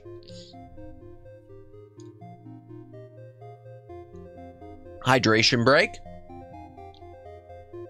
By the way, if you are new to the channel, I hope you like yapping. This is just our yapping stream that I do every Wednesday. I just start yapping about the back library, about things that are in it. Treat it as an ASMR. Treat it as something to have on in the background. Jump into chat if you want to make comments. We've gone through all the Blu-rays, and we polished off the a few that were missing before at the beginning of this stream. And now we're on to DVDs. The Adventures of Mark Twain is an incredibly dark children's movie. Well, it's 1980s, so why wouldn't it be dark? First, before I talk about the movie itself, let me mention editions. This is the MGM edition. The movie was animated, as far as I know, in full screen, 4:3. It was shown theatrically, matted to widescreen. There is a later DVD collector's edition that is in widescreen, and there's a Blu-ray, which I wish I had, that's out of print now, from, I think it might have even been Magnolia. It's from a company that doesn't do a bunch of stuff. That was also obviously widescreen and high definition. This is the original MGM DVD. The MGM DVD is open matte full screen because this is a period where they still thought kids' movies need to all be shown 4:3 because everyone still must have 4:3 TVs, and children will all want to scream and yell if there are black bars. That's the only answer I could come up with. I don't understand the whole thing about like children can't tolerate widescreen. That doesn't make sense. I've never gotten it. If you explain to a kid the difference between like letterboxing with the black bars and the alternative, it's not a problem. Oh, excuse me again. Gosh, I'm yawning a lot. So The Adventures of Mark Twain is a stop-motion animation claymation production. Claymation being a specifically registered term with this animator who was named Will Vinton. Will Vinton is famous for doing the California Raisins stop-motion commercials and specials of the 1980s. He also did this theatrical movie, 1986. And it's very dark because it has to do a lot with Mark Twain wrestling with his own mortality. So it seems happy and joyful one moment, and then the next it'll be just somber and, you know, how we're all gonna die type thing. And a belief in no life after death. In fact, it even sort of pokes fun, tries to mock, I guess, mock. Well, I don't know. It's a light mockery though, so it's not really. It's got two really one sort of mockery and one dark segments in it. So there are little like animated vignettes within the giant animated picture. One of them is an Adam and Eve thing, which portrays Adam and Eve basically as almost like the husband and wife stereotypes you have now. Which I don't know how to explain that better, sorry. And then there is an animated version of, I guess, one of his short stories, The Stranger, which just has to do with the devil promising people things and then destroying their lives. And it's really, really, really just some dark stuff for kids. In fact, was this rated G or PG? Because I hate to say it should be rated PG, but wait, why did it jump? Okay, where is it? There it is. Okay. Open new tab. There we go. Dolby 3.0 audio. That's interesting.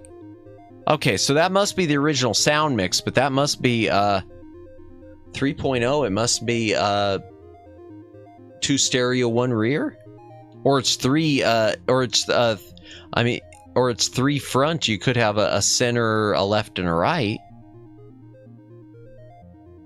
That doesn't say what it's rated.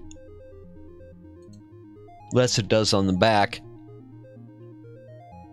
Yeah, G. Well, people were made of sterner stuff in the 1980s, because I'm going to tell you, if I had... I saw it later in life. If I had seen this as a little kid, it probably would freak me out. Well, no. Okay. I thought this was a full screen copy. Okay, it says aspect 185, 185. Let me check. Hold on. No, I was wrong. I was wrong, chat. I said it was open map full screen. It's not. It's matted widescreen. It's just a different transfer. The newer edition was a high def transfer. This is yeah, it's really beautifully animated, Omegs. It is it looks freaky, and it is. It's well, like it says, it's the Tom Sawyer, Becky Thatcher, and Huck Finn, all creations of Mark Twain, stow away on his air balloon. It's stop motion. It's very stop motion. It was the patented claymation stop motion. And it's gorgeous, but it's also very dark. Yeah, it is stop motion, and it's very well done. It's very dark, and it's almost like Huck Finn, Tom Sawyer, and Becky Thatcher are pieces of Mark Twain, as the whole thing is him coming to grips with he's gonna die, and how they're just gonna live on in stories and nothing else. And it's super depressing. If I was a little kid, it'd be like, probably, if I had seen this as a little kid, it probably would have made me cry. Okay, moving on. The live action, this is the live action, which I don't know why I have. The live action Rocky and Bullwinkle. I'm going to be on, which starred Robert De Niro, and I don't know. I don't know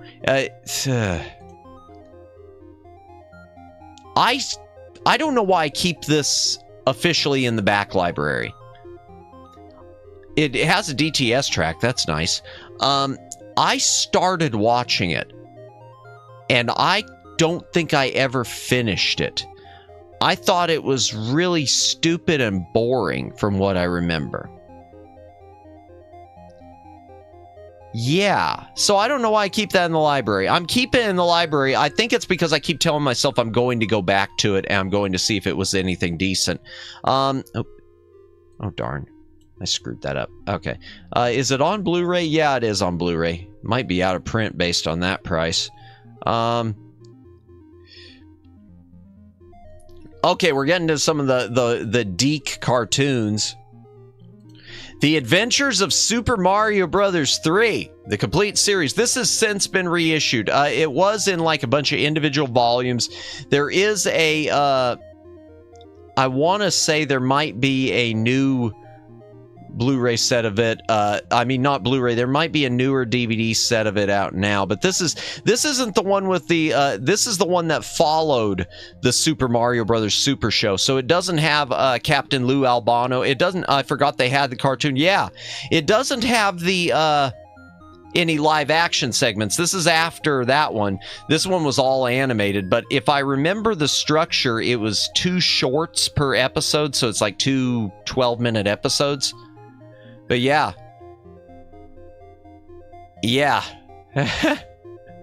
And I remember too, there's one episode with a bad animation error where they colored Luigi like Mario. But they didn't care. It was Saturday morning. Saturday morning cartoons. That's one thing. I feel sorry for kids nowadays because, I mean, with all the streaming stuff, and I was lucky enough to at least have gotten to experience some Saturday morning cartoons before they did away with it. And I wish that kids today still had that instead of everything just streaming. Or in addition to the streaming, I should say. Yeah, Super Mario Brothers Super Show. Woo! Okay. This is something that, we're going to get to the super bits now. This is one of those things, and there are some super bits I have where I've got the Blu-ray and I don't care. I just think super bits are cool. So, super bit. Sony did a series of discs called Superbit. And what they were is they had DTS audio and Dolby Digital. They had no special features whatsoever except for deluxe Superbits. Well, except for like a couple exceptions, one of which we'll come to. And the Superbit Deluxe, which would have a second disc of special features. But Superbit was designed to be the maximum, like it says, high bitrate digital transfer. It was supposed to be the maximum video bitrate for DVD that they could squeeze onto the disc, and the maximum audio quality. So putting DTS on there along with Dolby Digital. And Sony only did it with, I'd guess there's probably about, I might be overestimating, but I'm going to say there might be 30 Superbit releases. I might have 10 of them, but I just think to me, that's one of those things. They're just something super collectible, and I wish I had more of them. And there's a few I used to have that I got rid of that I wish I still did. One specifically, I wish I still had the Superbit of Once Upon a Time in Mexico. Oh yeah, one thing that was cool about them too, depending on the logo on the audio you picked, if you watched it with the Dolby Digital, it would show like a theatrical Dolby Digital logo. If you watched it with DTS, it would pop up with a theatrical, this theater features DTS logo. So it was really, and this is before these came out. These technically, not technically. They came out before, well, they were before Blu-ray. Yeah, well, release date of 2001, ouch.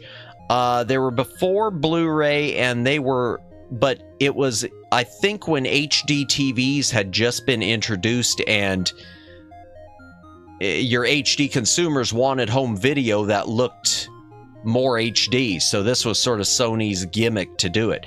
Do they look better than the regular DVDs? In some cases, yes. In some cases, no. I can tell you for a fact, because of ripping the discs at one point when I was doing some editing stuff, that one of the ones I had a regular DVD of with some special features, and the Superbit included the DTS track, but the video bitrate was identical. The difference was no special features to make way for the DTS track. But yeah, Superbit. And they all, most of them, not all, but most came in these like silver sleeves. Some came in different sleeves. Okay, we did the Alamo. We did Enemy Mine. Ah, boy. Hydration break.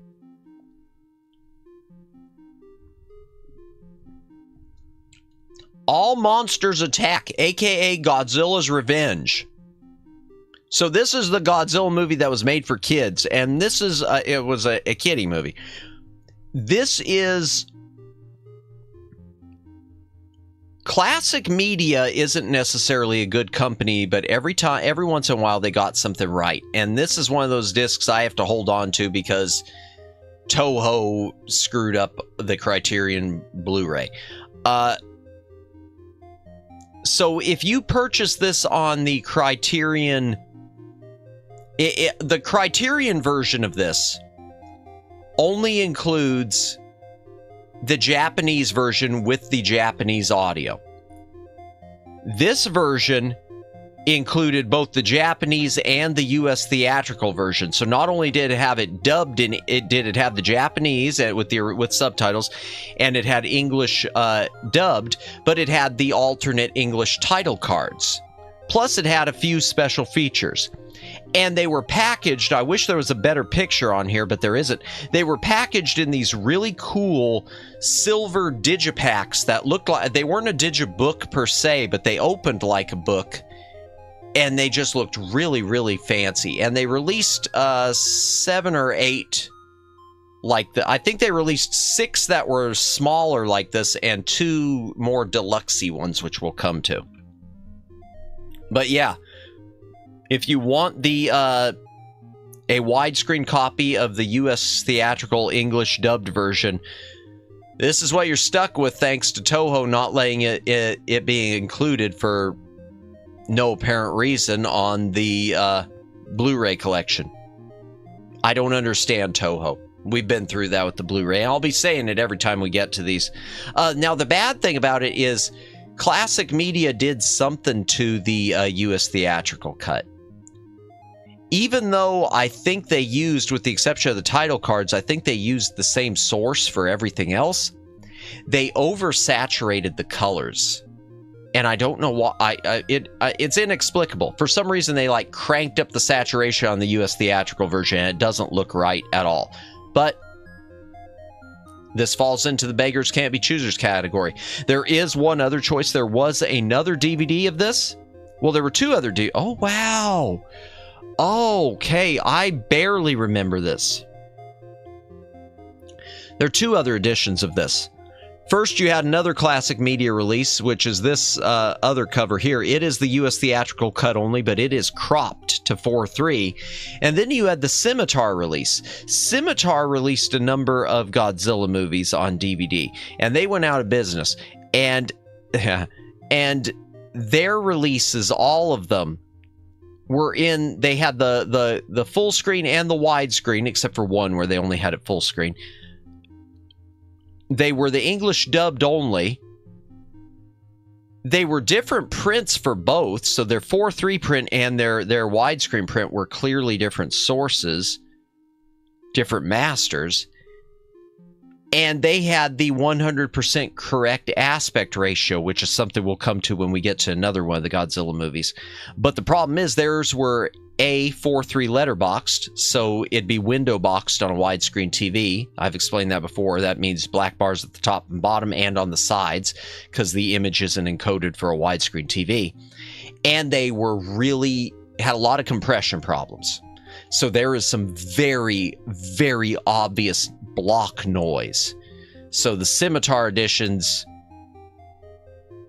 I wish I owned them just for posterity's sake. But they suck. What can you do?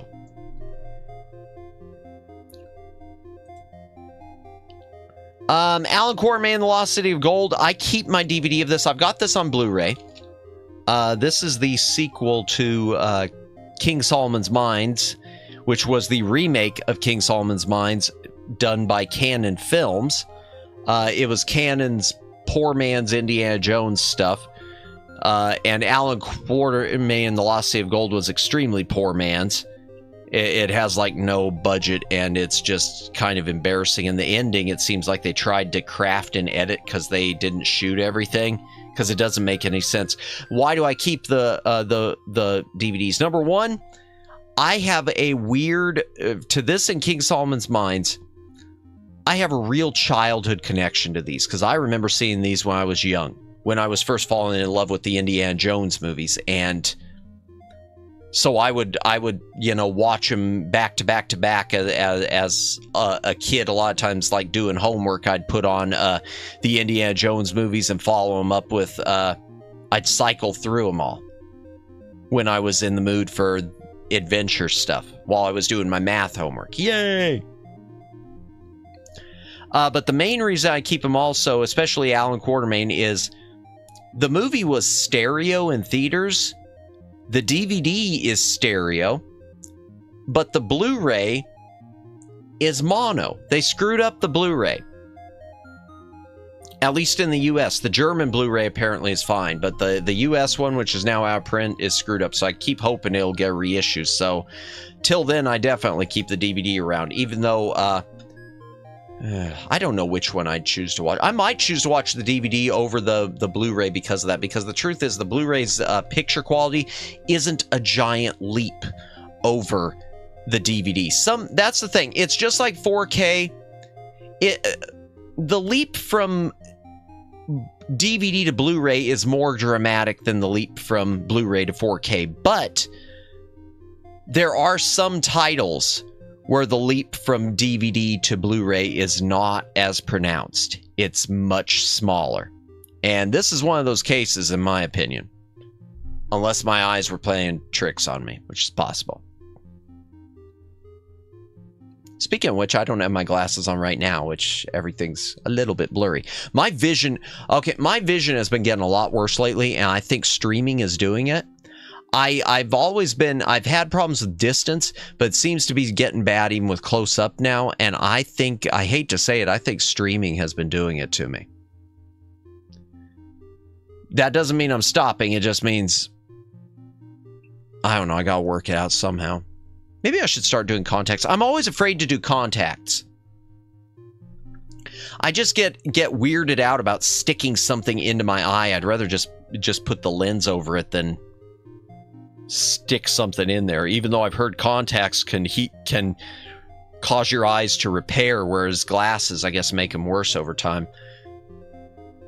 If you're an expert on vision, feel free to chime in the chat or in the VOD. Speaking of which, if you're lurking, thanks for lurking. If you're VOD watching, thanks for VOD watching. Like, subscribe, do the things, have the fun, win the game. Moving on. Okay. I hate it when I have to talk about sequels before the original. Thanks, Omegs. I hate talking about sequels before the original, but I will. Along Came a Spider is a sequel to something called, Kiss the Girls. They're about a character named Alex Cross. Alex Cross was I think like an FBI, well, what is it? Psychoanalyst, detective and psychologist. And both of these movies both this and Kiss the Girls starred Morgan Freeman as Alex Cross.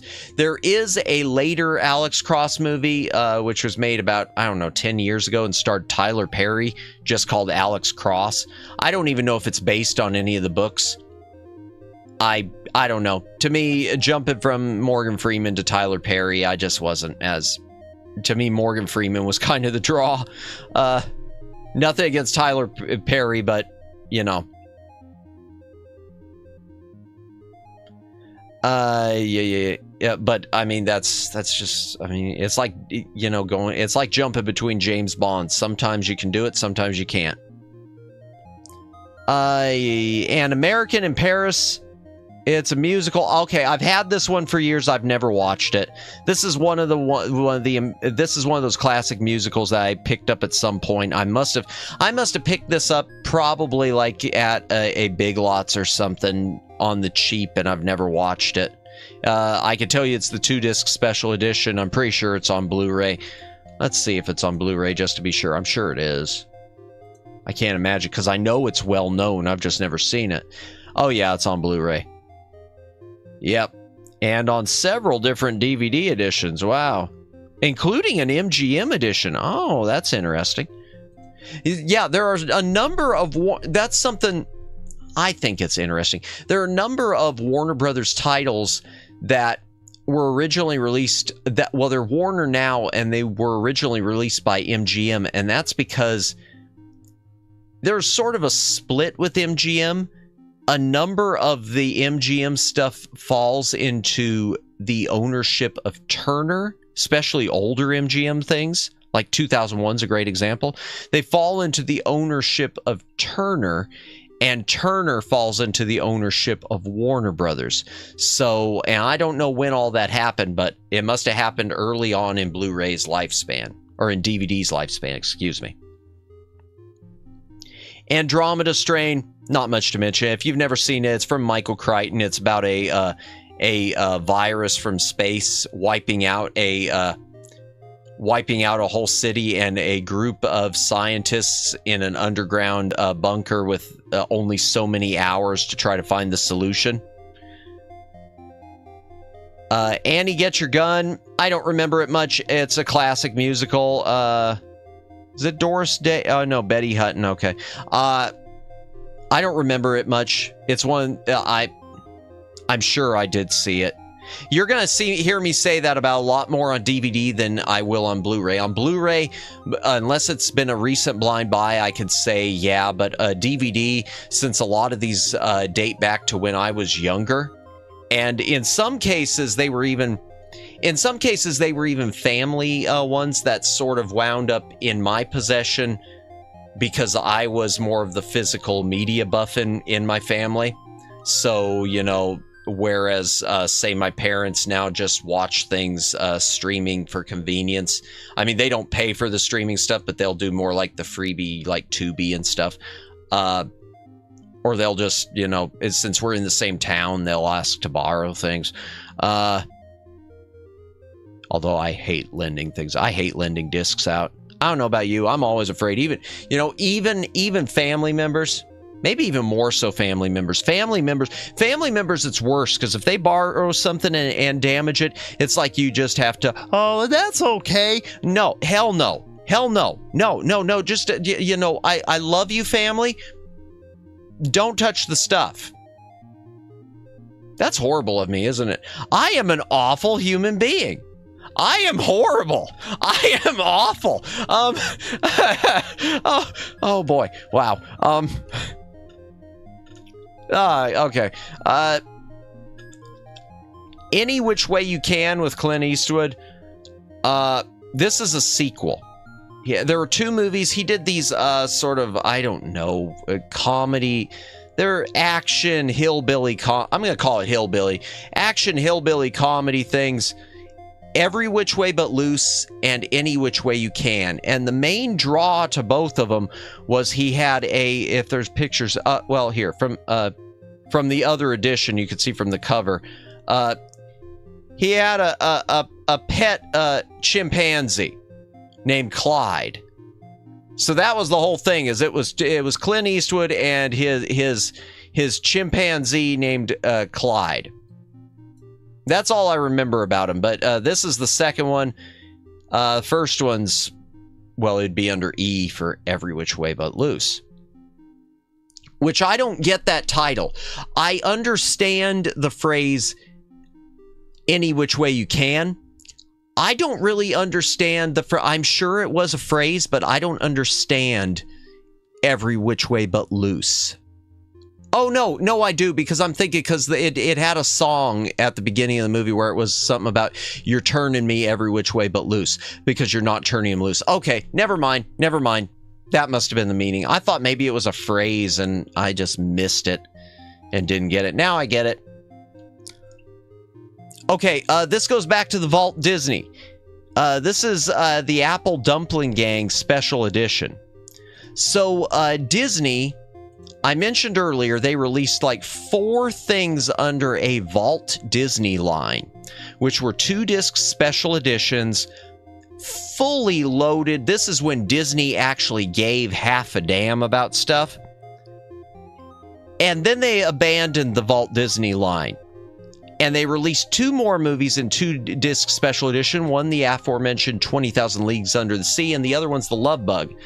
But then they released another and I say they were labeled on the cover special editions, but all the menus were still Vault Disney and they had all the same types of features. But then there were 3 more, which they released as special editions, and they were single disc special editions. Still fully loaded, but it felt like they had taken a 2-disc edition and sort of compressed it all onto 1 disc and made the menus to work single-discedly with like a separate vault section. So it leads me to believe the Apple Dumpling Gang may have originally been intended to be a 2-disc special edition, but it's a single disc. It's an adequate single disc edition, though. It's a good edition. Apple Dumpling Gang, truth is though, it's not my favorite Disney live action movie. It's one of those ones I'm pretty sure this was picked up just because it was a special edition, which I'm guilty of. I was really guilty of that during a golden age of DVD stuff, especially when I'd see stuff for cheap. So I probably did see this one for cheap. Or maybe family picked it up. I don't remember. Aqua Teen. My name is Sheikh Zula. Okay, I'm not going to sing it. Aqua Teen Hunger Force, I do not have the complete series. So, Aqua Teen Hunger Force, I don't remember. Aqua Teen Hunger Force, in my personal opinion, was the greatest thing to ever come out of the Adult Swim era on Cartoon Network. I thought Aqua Teen Hunger Force was brilliant when it started. And that's why Aqua Teen was one heck of a ride, yes. And I thought it sort of lost it towards the end. And but I wish I had all of the DVD sets, because I know there's one episode now that if you buy the series set, there's an episode that's been removed for a blackface joke. Yeah, I think it was called Shake Like Me. And that sucks. I hate censorship like that. It pisses me off. Hopefully that'll get remedied someday if we ever get a Blu-ray collection. But I don't know. I know that on DVD there are a total of 7 volumes. So there must have been about 7 seasons of it. I have the first 4 seasons. Well, the first 4 volumes. They released them weird too. They released volumes 1, 2, 3, and 4. Then they released season 5. Then they released volume 6. And then I think volume 7, and maybe there is a volume 8. When they changed the name to like Aqua Force Hungry Squad or something like that. Well, I don't know why they did things like that.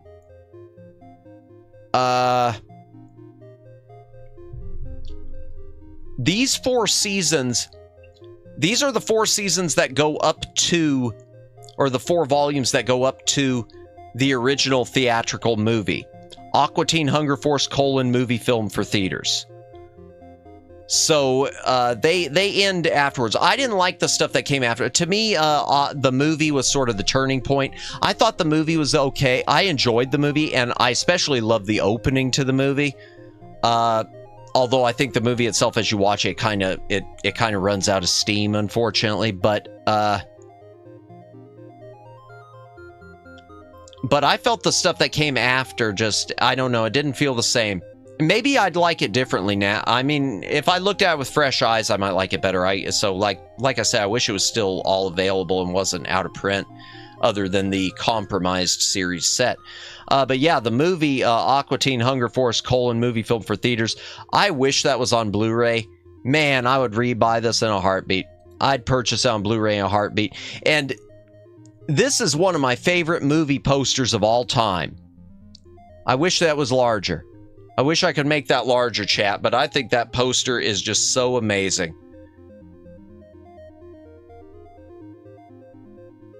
That poster is just awesome.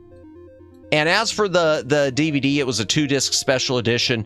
Disc 1 was the movie, and I think a few special features. Disc 2 had a work print version of the movie with a bunch of different, like, writing and scenes and I guess, a bunch of extras. Okay, here is, it was almost silly how hyper realistic they are in most art pieces. Yeah. I think this was meant to be like the I think this was meant to be like the Frank Frazetta, the artwork for like Conan that he used to do. If you ever look up the Frank Frazetta Conan artwork, because he always had the scantily clad women in loincloths and everything, and just the super epic stuff for Conan. I think that's what was meant to be a mockery of. I just remember that I got to see that in theaters. And I've told this story before. I saw it in theaters, and it was opening day, and it was a matinee, and it also looks like Doom. Yeah, it does. Now you mention it, yes, it does. I think it came after Doom, didn't it? Yeah, 2007, way after Doom, yeah. I saw it in theaters, and I remember it was the first showing of the day where I was. It was a matinee. There were only like 20 people in the theater, counting myself, and I swear, 15 minutes in, you had like 10 of them all walk out. 10 or 15. And at that point, I just thought, oh, this movie's going to be, this is great. If it's offending people this quickly, this is wonderful. I liked the movie. I did enjoy it. I never thought it was, it wasn't perfect, but I liked it. But I guess they must have seen it, and apparently they didn't know what Aqua Teen was. They were just some family that probably thought, oh, this'll be cute. This'll be fun. No. No. Yeah. Okay. Oh, movie. Okay, moving on. This is one of those ones I keep for posterity's sake. This is the original Anchor Bay limited edition of Army of Darkness. When they originally released the director's cut, it was limited to 30,000 copies. So it was a 2-disc set. Big, thick package. It was a thick plastic cover. It says THX. It had the theatrical cut of Army of Darkness was THX certified. Then it had the director's cut, but the director's cut, I guess they had to assemble from a bunch of video sources. So the quality is, especially on a 16:9 TV, it looks bad. It looks like a really bad upscale. And there's even a scene in it where if you're listening closely, you can hear the, a whole portion of sound repeat because they didn't have, I guess, all the sound elements. Now we've got a director's cut on Blu-ray, which looks which looks perfect. It's from like an inner positive source or something like that, and it looks great. Even though I think it's upscaled from 720p, but it doesn't matter. You wouldn't know it. But yeah, the old Anchor Bay Army of Darkness looked, yeah. It had a lot of issues, but at the time, this would have been a huge deal. 1999, wow. Yeah, and it was reissued too, and that's the thing. It was a limited edition, but then they went back. They kept I know Anchor Bay sort of became a joke because they kept reissuing Army of Darkness. They had this limited edition. And they had a standard edition, which was just the theatrical cut with this horrible, horrible, horrible artwork that you could kind of see there, which just, yeah, whatever. Then they put out a second limited edition of just the director's cut, 40,000 copies, geez. And it was using the He-Man artwork, as it's been called. Because that was like the international poster was this He-Man, which Ash is not like that. They didn't quite get it. And then it sold out, but there was still a market. So then they reissued it again. And I wish I had this one because I think this cover is awesome. Then they reissued it again because it looked like a bootleg anyway because of the quality as the director's cut official bootleg edition. And they made it look like it was wrapped in a brown paper bag.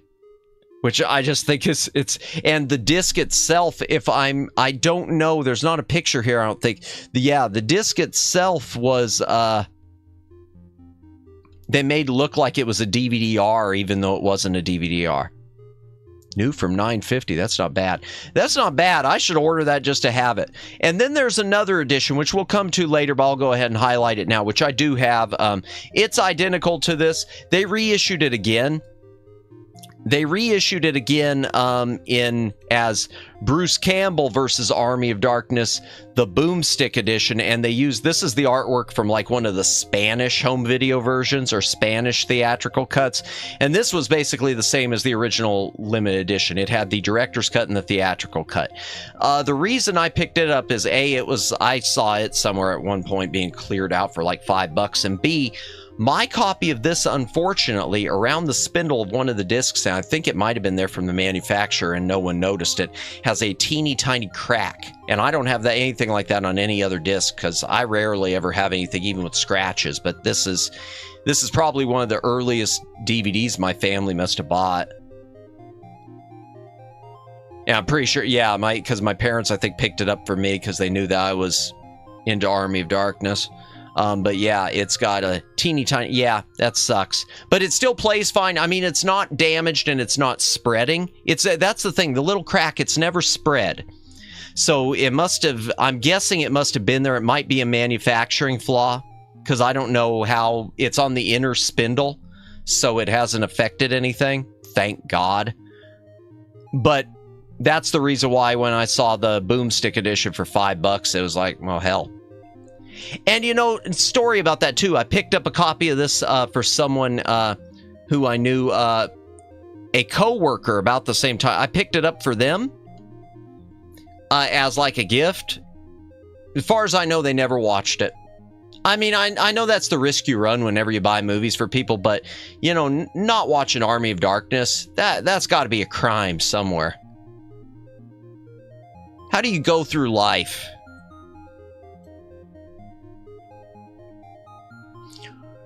Ooh, Atragon. Okay, Atragon is a Toho movie. It features a monster called Manda. Manda was featured in Destroy All Monsters also. Manda was like this giant sea snake. I think it was in Godzilla Final Wars also. Oh, that's not a bad price. Okay, wow. Okay, so Atragon is very out of print, but you could still get it for like $27. That's not bad. I thought it would have shot up a lot more. But it's got, okay, it's got 2 different English dubs, apparently, because it says it's got a Media Blasters dub and the AIP dub. Well, that's a reason that Toho would never let it be released again, because Toho is like against anything and everything that's AIP. Yeah, Atragon, I don't remember it that well. I need to watch that again. But it was a giant, like a super submarine hunting down the monster Manda or something like that. Attack of the Killer Tomatoes. I've got this on Blu-ray. I keep this edition just because you can't really see it here, but it's a thick, fancy box, and it just looks kind of cool. And also, it included a soundtrack CD, but the soundtrack CD is just created from audio elements from the movie because I guess they don't have copies of the original stems or anything. But still, this is an old Rhino release. In fact, oh, and another interesting thing about it, the movie Attack of the Killer Tomatoes, all the Killer Tomatoes movies were shot full screen. And so even though the the Blu-rays that are available are now widescreen in the original theatrical ratio, all of the DVDs were open matte full screen. This one doesn't even say that it is, but it is. And I don't know how many of these special features are on the new Blu-ray. I know it had a lot. As for the movie, if you've never seen Attack of the Killer Tomatoes, see Return of the Killer Tomatoes. I mean that. Attack of the Killer Tomatoes is it runs, God love it. It's a very low budget movie, and it doesn't even have a high rating there on IMDb. It's a 5.6. It's got one incredibly funny joke, which I can't repeat here because I will get bonked on YouTube. But the idea is great. The movie runs out of steam. Return of the Killer Tomatoes, in my opinion, does not run out of steam. And it was made in 1980. It was made almost like 10 years later, I think. Okay. Next. Okay. We'll just call this Screw You Marvel. Okay, so, oh yeah, I am calling this Screw You Marvel. I don't know if you all are aware of the Avengers thing that Marvel has pulled with copyright. Okay. So a couple weeks ago, we talked about on one of these, we talked about we were talking about Marvel something, and we talked about Captain Marvel. We talked about how Captain Marvel and Shazam, how Shazam is the original Captain Marvel, and how Marvel created their Captain Marvel just to take the copyright away because they didn't want DC having a character called Marvel. Yeah, about Captain Marvel. Well, they did the same damn thing with the Avengers, kind of. So, Marvel had their Avengers, which came out. I don't know when the Avengers comic book happened. I don't. But there was a series in Britain called The Avengers. And it started in, well, this set is from 62 to 68. It might have started before then. It probably started like, well, no, it might have started, no, okay, 62. It probably started in 1960, The Avengers. And it was a spy sort of show that started out, it started out as a bit more serious and became more tongue-in-cheek but fun. And then eventually it went full-on campy like the Batman series, which ruined it, and then tried to make a turn back. But, okay, but I'm distracting myself. So, the Avengers TV series, which has nothing to do with the comic book, has nothing to do with superheroes, it was a spy thing, existed. And it existed in the 60s and it existed in the 70s. At some point, Marvel sued for the copyright, and now the TV series and I think movies can be released as the Avengers, but anything that's printed media, like any of the comic books that you see, they cannot be called the Avengers. So there are comic books based on this, and if you ever see them, they're called Steed and Mrs. Peel, or Steed and something. Always Steed, because John Steed is the only character that's a constant in it. But at some point, Marvel apparently, even though this, just like Captain Marvel, might have predated Marvel's Avengers, might have. I don't know when the Avengers started. They pulled one of their copyright things again to screw it. So now the good thing is, I just thank God it doesn't affect the any of the TV stuff, because the show is awesome. The show, well, some of the show's awesome. Oh, boy. It's sort of got a Doctor Who sort of production thing. So it wasn't made by BBC. It was whatever the other competing network was there in the UK was. The early seasons of The Avengers were shot on videotape, like Doctor Who was. It was in the 65, they started shooting it on film. And they started shooting it on film because they wanted to export to other countries. And so the Avengers became big in the US, but it became big in the US about technically season 4. Season 4 was our season 1, and it didn't matter because the show was so episodic and it almost reset at that point. Yeah. Oh, and one other thing about the Avengers. The first season, only 2 episodes exist in their entirety. It's sort of like the Doctor Who thing. A bunch of them were wiped and they're lost, including the first episode. The pilot episode, there's like 15 minutes of it that survive. The first season of the Avengers, which is the only season without a female companion, where it was 2 dudes. It was Ian Hendry and Patrick Macnee as John Steed. But this set here, this is the best of the original Avengers. A&E put this out. The quality on it isn't that great. A&E released a bunch of Avengers stuff on DVD, and it doesn't look so hot. They were using old video masters, and there are some issues. This set, it's got 2 of the episodes with Honor Blackman as Mrs. Kathy Grant. Honor Blackman played Pussy Galore in Goldfinger. It's got 2 episodes with Diana Rigg as Mrs. Emma Peel. The Emma Peel episodes of The Avengers are generally considered to be the best. That's when it was introduced to the United States, and the Emma Peel episodes of The Avengers, I don't care how old this show is, the Emma Peel episodes are dynamite. They are dynamite. It is such a great show, and Emma Peel, Diana Rigg as Emma Peel. See, I'm saying this right now. If I go to a comic book convention, if I ever go to a MegaCon or anything, and someone cosplays as Mrs. Emma Peel, I'm proposing marriage. I'm doing it.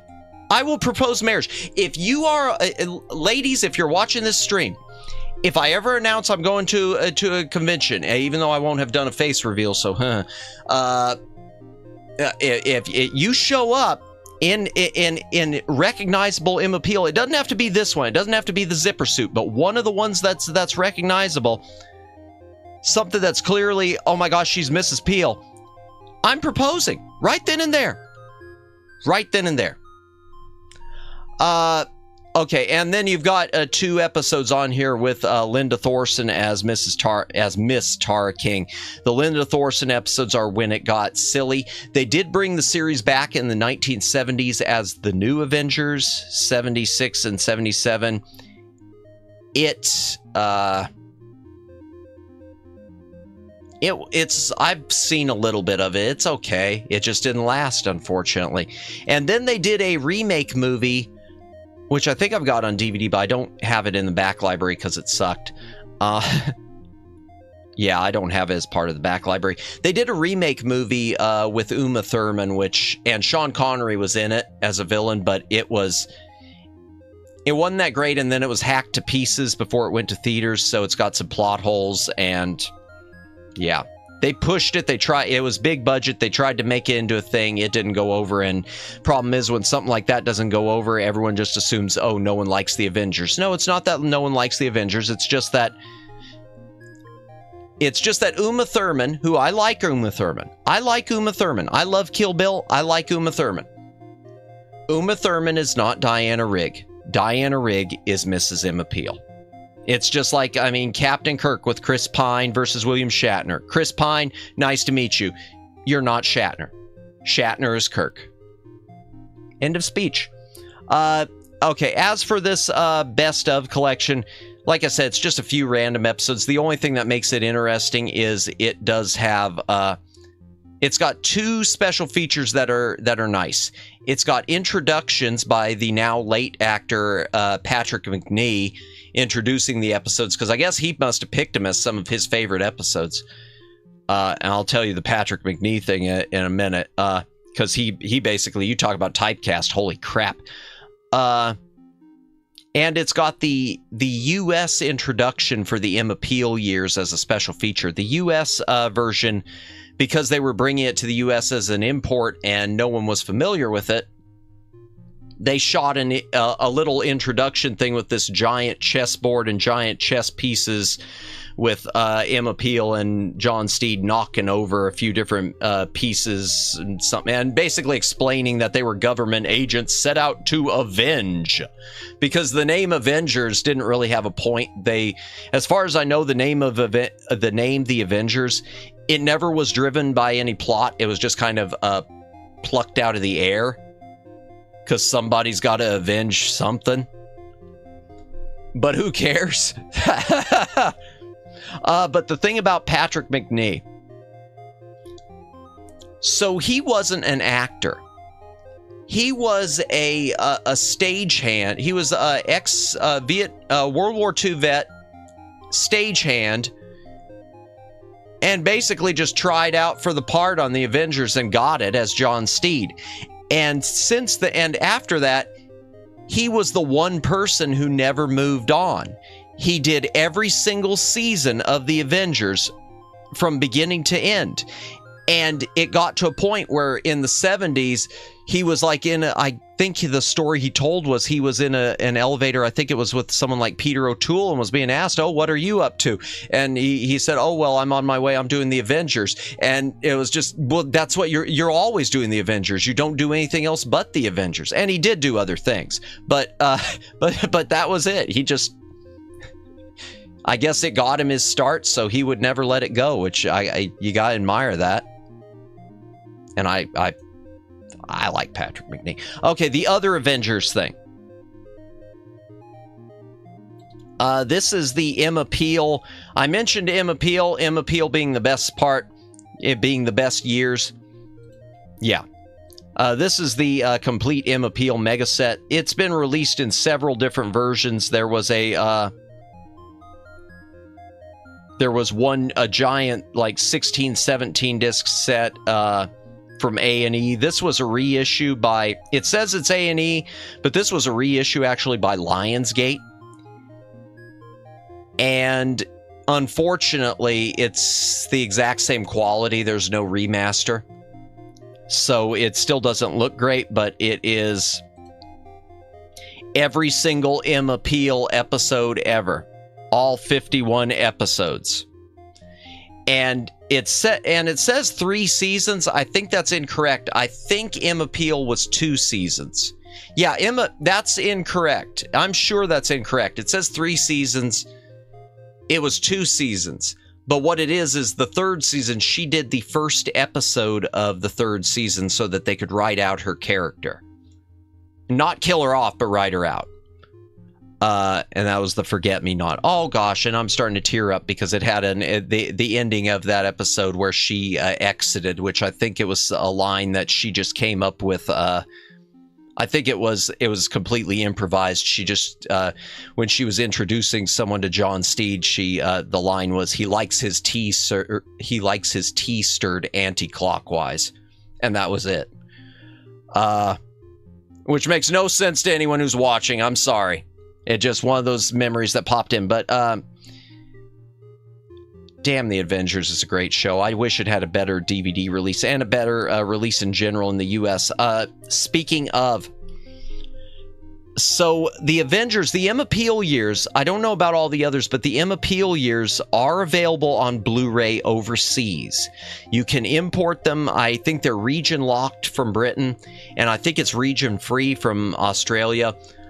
I just don't have the guts to import a multi-disc set like that because I know I'm going to get scratched discs. And it's too bad because I'd love to have it on Blu-ray. There is a set which I do have on Blu-ray that I don't count. I don't know why this happened, but they released the color episodes of M Appeal as the Avengers Season 5 on Blu-ray. But they never went back and released any of the others. And I don't know why, but I don't count this as part. I do have this, and I don't count it as part of the back library. It's overcompressed, number one, and number two. This, even though it looks better than this, because the picture quality on this is not good. This sounds better because it's got the original mono, and this had a 5. The Blu-ray set of the color episodes has a 5.1 remix. And it's a 5.1 remix that makes dialogue hard to understand. It sounds very muffled. But I've talked about the Avengers enough. Sorry for harping on about the Avengers. I don't know if I love all the Avengers, but the M Appeal episodes are worth your time. Backdraft, 2-disc special edition. It's Backdraft. Bad Santa. I have 2 of the 3 versions on DVD. Badder Santa was an unrated extended version, and the director's cut, which is shorter but punchier and has a few different scenes. Bad Santa might be the most vulgar movie I own, potentially. I think. I'm going to my sad grimace face because that might be my sussy piece. Yeah, I think that's my sussiest comedy. Gosh, okay. I'm talking about the DVDs a lot more than I thought I would, because most of them I'm not going to be talking about. Okay, I gotta get moving. Gotta get punchier, punchier, punchier, punchier. It's already 10:30. Gotta get punchier. And we're only on B's. Oh my God, we're only on B's. Oh, yeah. What's my problem, chat? Okay, Banachek. Banachek, this is season 1 and season 2. Let me tell you what it is, and then I'll tell you what's wrong with the DVDs and how I wish we'd have a Blu-ray release. Banachek are, even though it's a series of made-for-TV movies. So I didn't get to experience this myself. But there was a period, I guess, in the 80s where they would do something called like the Thursday Night Mystery. It was CBS or NBC, one of them, and they would have in rotation, they'd have the different series, like a revival of Columbo, something with, I think, Jacqueline Smith. I think there was something with Burt Reynolds. They had a number of series, and each of these series, they would be in a rotation. So every week you would have a different series, and every episode was not just a regular episode, but it was a telemovie. It was a 2-hour, so it'd be 90 minutes with commercials. It was a 90-minute movie.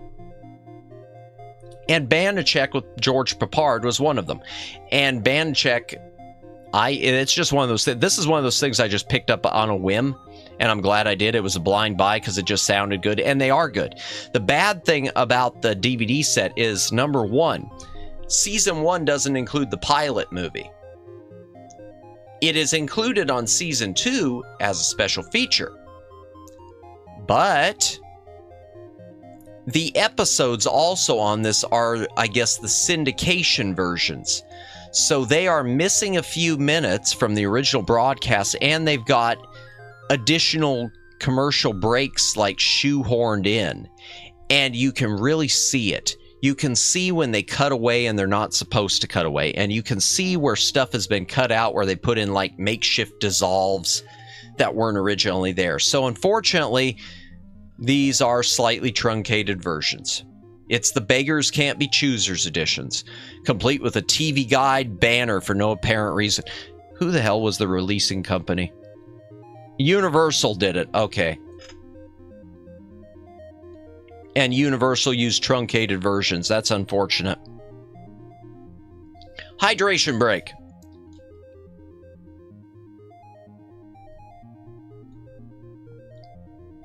If you got a drink, take a drink. Hydrate or dihydrate. If you're lurking, thanks for lurking. If you're VOD watching, thanks for VOD watching. Yeah, I know. It's the yapping stream. Some of these are more boring, and maybe tonight's one of them. Speaking of, let me just check something with my stats. Yeah, I figured as much. Okay. Yep, okay. Moving on, The Bandwagon 2-disc special edition. It's a musical. I'm sure I watched at some point. I don't remember it. This is, again, probably a family one that joined my library, and is one, though, that I wouldn't ditch because it's something I might have an interest in, because I like old musicals. I mean, they're not my favorite thing. I judge every movie as a movie. If it's a musical and it's good whether it's a musical or not. If something isn't good because it's a musical, just like something isn't good because it's not a musical. Bandits. I don't remember this one. Bruce Willis, Billy Bob Thornton, Kate Blanchett. I don't remember this one. Special edition. I know it's a crime thing. It's a caper movie, but I don't remember it. Sorry. Oh boy, Bat Thumb. I'm Bat Thumb. So y'all ever hear of Steve Odekirk? I think Steve Odekirk. Is it Steve Odekirk or is Bob Odekirk? Or no, it's Steve. Isn't this Steve? Who? Let's find out. Steve Odekirk. Have you ever heard of him? Well, if you've heard of Kung Pao, you've seen him in action. Kung Pao Enter the Fist. Man, I wish that was on Blu-ray, but we'll come to that DVD eventually. So he did this thing called these thumb theater presentations. I don't know what spawned it, but he started doing these parody shorts. Each one's about 30 minutes. with all the characters being digital faces on a thumb. So they'd be just hands dressed up and digital thumb face. And some of them were hits and some of them were misses. And I think Bat Thumb was a bit of a miss. I love everything about that cover. Oh, don't worry. There's other thumb covers, Omegs. There's more. There were 6 of these things, and I don't know why I've got all of them. This is the greatest thing I've ever seen. I'm glad you appreciate it, because don't worry. Oh, there's more. We'll get to the thumbs. I think this one was a miss. I love them all for what they are, but I think that was a miss. The best ones are the first 2. No, the first 3. The first 3, which I'll tell you which they are as we get to them. They're the best ones, in my opinion. Okay, moving on. This is an interesting thing. I think it's interesting. So, Batman as a cereal. And by cereal, I don't mean what you eat. I mean, if you're not familiar with what theatrical serials were, in the 1930s, they would basically do, how would they? Okay, they'd release a single chapter of a long story into the theater every week. So Flash Gordon is a good example of this. The original Flash Gordon, you would have chapter 1 at your theater one week, and then chapter 2 the next week, and each one was like 20 minutes, because this was the days, as far as I know, I'm definitely not that age, and I ain't a boomer either, but people would go to theaters and they'd spend the whole day. I guess your nickel or your quarter would buy you the entire day, and you could just watch things over and over, and they would show things more than just one thing. So it'd be like watching TV. And so, you know, you'd go and they'd have maybe a couple, one short here. They'd have a newsreel, sort of like Roger Rabbit. You saw the newsreels in Roger Rabbit. Well, they do serials, and there was there were 2 of them, Batman serials. And they don't follow the comic book at all, because this one's like Bruce Wayne becomes Batman, and with Robin, to protect Gotham City from Dr. Tito Daka and his radium-powered death ray. Yeah. And they don't have really good pictures. It's unfortunate because his ears are like floppy. I guess they couldn't get the ears to stand up very well. But yeah, these were released by Columbia on DVD. I'm glad they're preserved. The 15 chapters of 200, wow, a long 259 minutes if you got the stomach for it. Yeah, I do mean if you got the stomach for it, because they run out of steam. And then there's the other one. Okay, so this one was 1943, and then the other one was Batman and Robin, and it was 1949. And what's its plot? Batman and Robin, as they help Commissioner Gordon battle the Wizard, a villainous madman who steals a top-secret remote device, allowing him to control all the moving vehicles in Gotham. Yeah. And again, it kind of there were floppy, pointed ears.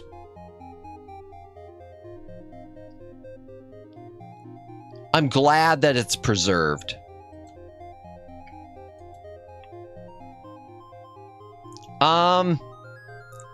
Okay. I remember, okay, this double feature, Battle Beneath the Earth, The Ultimate Warrior, they're not related, except that they're both I think, post-apocalyptic. The only reason I remember picking it up, and I don't even remember the movie now, was for The Ultimate Warrior, because the idea of Yul Brynner, who played, well, he was in he was in Magnificent Seven. He used to do a bunch of westerns. He was Ramses in the Ten Commandments. The idea of him in a post-apocalyptic movie, a la Soylent Green or the Omega Man being the one film adaptation of I Am Legend with Charlton Heston. The idea of Yul Brynner just sounded awesome. I don't remember the movie being that awesome, though. So I can't say much about this. Okay. This one I'm going to... This is the nostalgia goggles one. Sort of. This is the one I keep for nostalgia purposes. So I've got this on Blu-ray. Okay, Battlestar Galactica is one of those, like Indiana Jones, I've got across the board. This is the theatrical cut of the Battlestar Galactica movie. So the version that was put into theaters, because there were two very different versions, the one on TV and the one in theaters. When I was a kid, I was introduced to Battlestar Galactica about the same time I was Star Wars. And I thought Battlestar Galactica was so much better than Star Wars at the time. And maybe that's blasphemy. I don't know. I thought it. I really did. I enjoyed it a lot more. And I remember picking up this this DVD. I made an effort to pick it up myself. It was one of those things. I think I actually no, I didn't pick it up. I think I got it for Christmas. Unfortunately, it's non-anamorphic letterbox, so it is window boxed, black bars all around. That sucks. I keep it, even though I've got it on Blu-ray and I've got it on 4K. I keep it because A, I love the artwork that this DVD uses. This uses one of the original posters, which I always thought that was a nice poster. I just have always... Posters from this era, from the 70s and 80s, there's just something special about them. You've seen the old Star Wars posters, the Raiders of the Lost Ark poster by Bob Peak, the Star Trek The Motion Picture poster. It's a great poster. And one neat thing, though, about this DVD, if you look at the back of the cover, it lists the audio as 1.1. Well, it's technically 2.1. But what is the significance of 1.1? Battlestar Galactica in theaters was in a process called Sensurround. If you've never heard of Sensurround, it was used by Universal in a few movies, and it damaged theaters. Yeah, I'm serious. It damaged the movie theaters. So what was it? It was mono with a super aggressive bass channel. The type of bass channel that would shake your teeth loose. The type of bass channel that probably, if you're sitting there watching it in the theater, would make you, suddenly have to get up and pee or something. And from what I understand, I seem to remember reading somewhere that some of these theaters, it was literally like giant subwoofers strapped to wood boards just to make it echo even louder. It would cause, I guess, the theaters, the walls would crack. They had problems with it cracking some of the foundations and the ceilings and the walls. And Battlestar Galactica was released with that. And this DVD, the Blu-rays have it too. The DVD has the Sensurround track. Now, it's not as aggressive as the actual Sensurround would be unless you're gonna, take your sound system and crank the bass up, to max and strap a wood plank to it probably. But it's there. It's the actual mono plus super bass. That is, OMG is right. I think that's just awesome. So this movie literally broke down a theater. Well, I know I'm not making this up. I know I'm not imagining this. Sensurround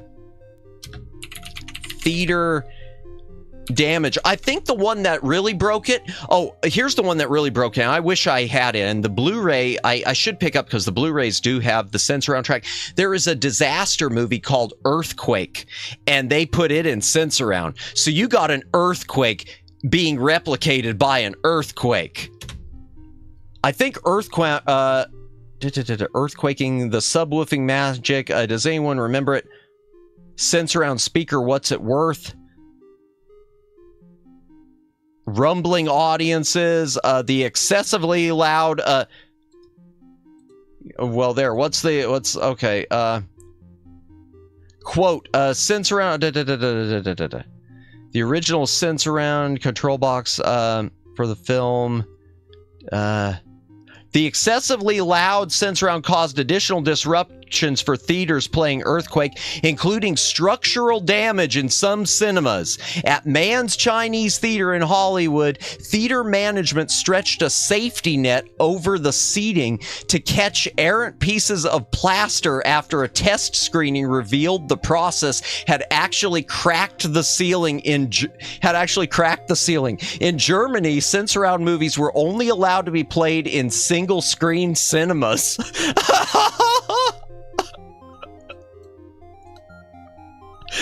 That's just now let's combine that with 3D. Let's have that plus 3D, and let's also do the not the VistaVision, the I can't read the Cinerama process for 3 readings. Couldn't even pass the test. Yeah, couldn't even pass the test. Couldn't pass the test. So yeah, I keep this one just mainly for the artwork and the memories, because the Blu-ray and the DVD artwork, they just what do they look like? The Blu-ray is the 4K, well, the Blu-ray and the 4K, not that. I keep the DVD for the memories. The Blu-ray and the 4K artwork is that it's just a Photoshop job. It's not as classy, and the Blu-ray, same thing. I mean, it looks fine, but I like that original poster. I wish they would have kept using it for their home videos. Hydration break.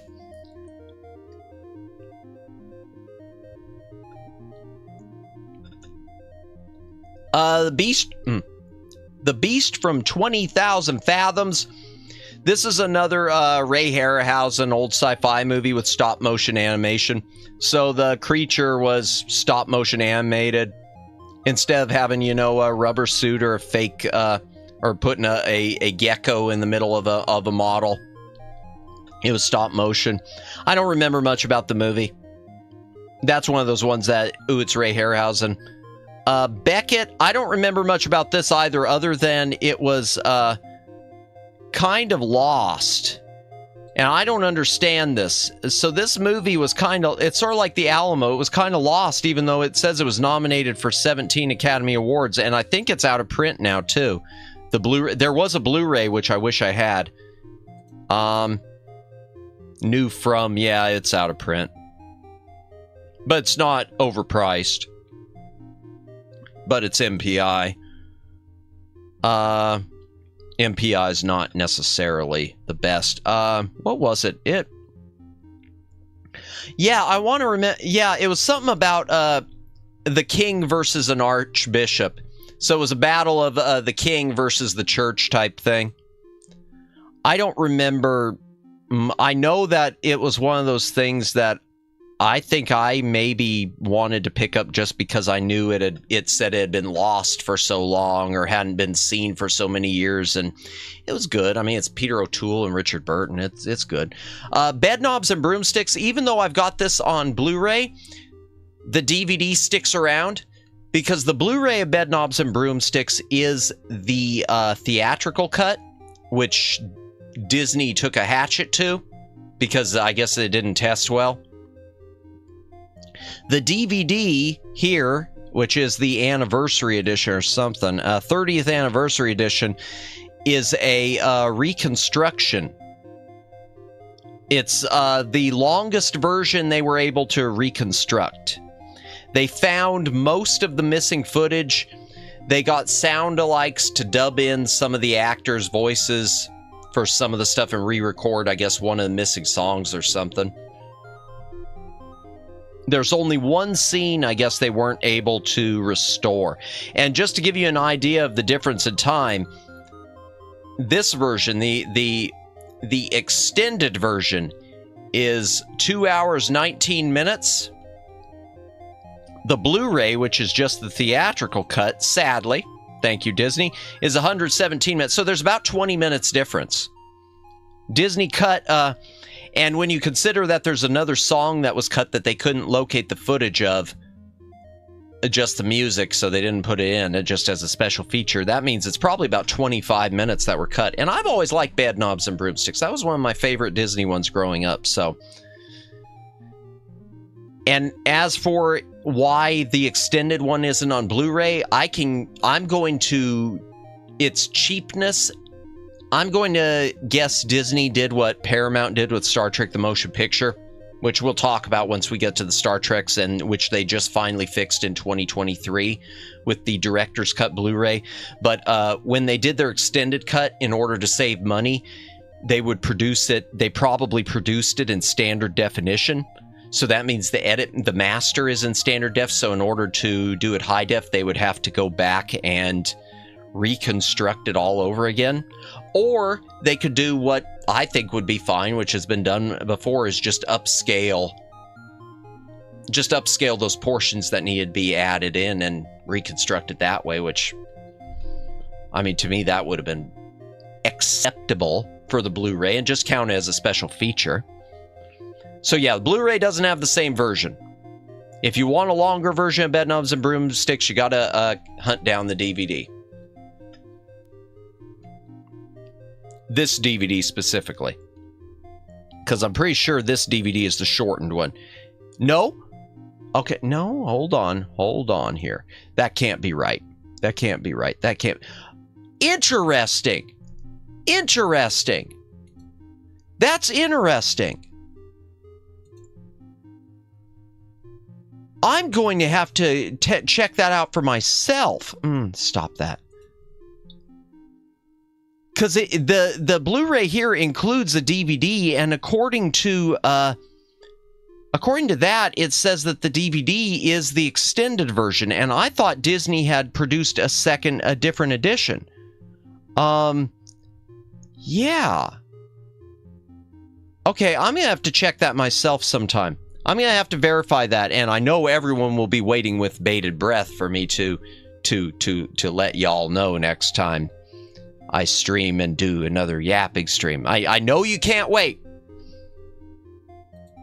Yeah, but seriously, I do want to check that, because I never realized that.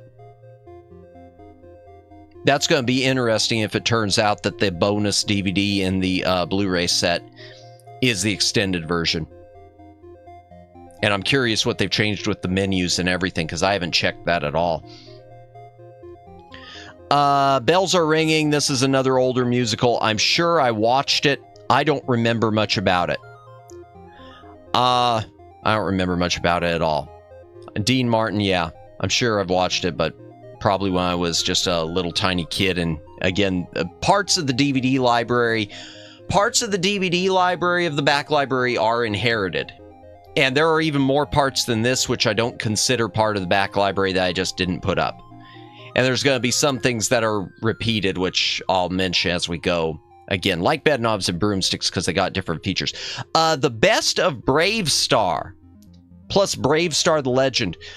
This was a Filmation series I think to promote a toy line, sort of like He-Man and the Masters of the Universe. I don't know that much about Brave Star.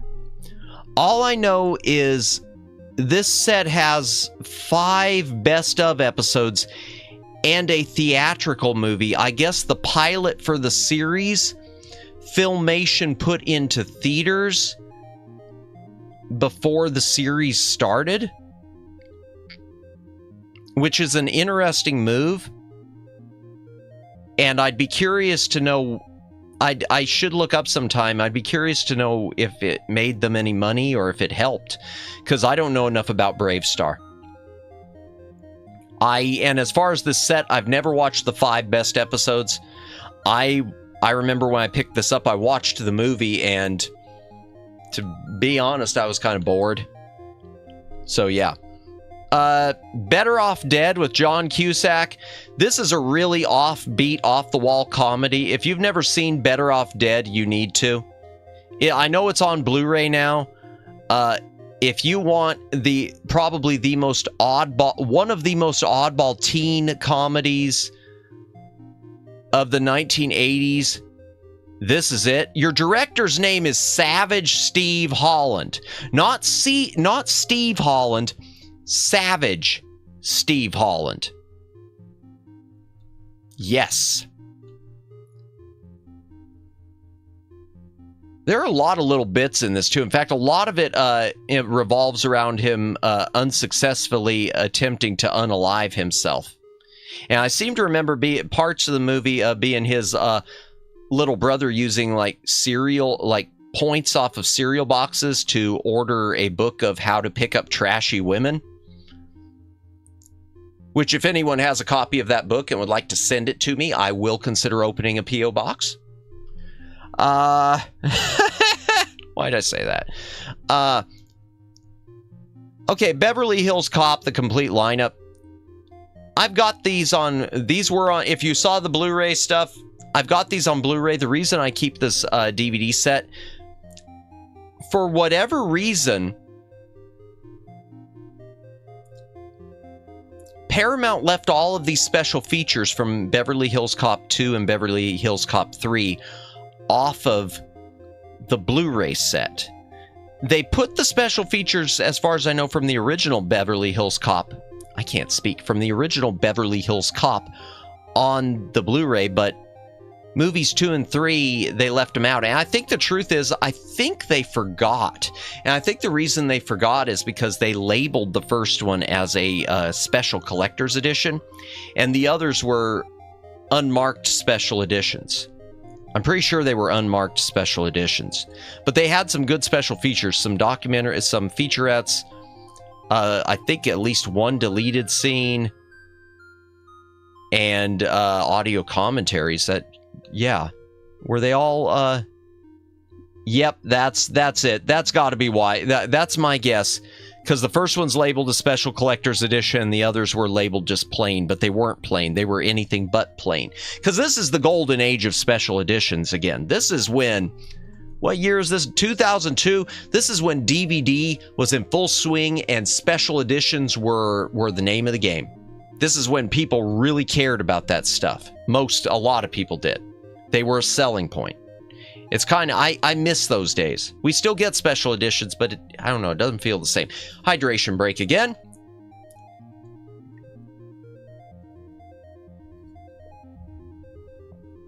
Oh boy. Dry mouth. What time is it? 11:05?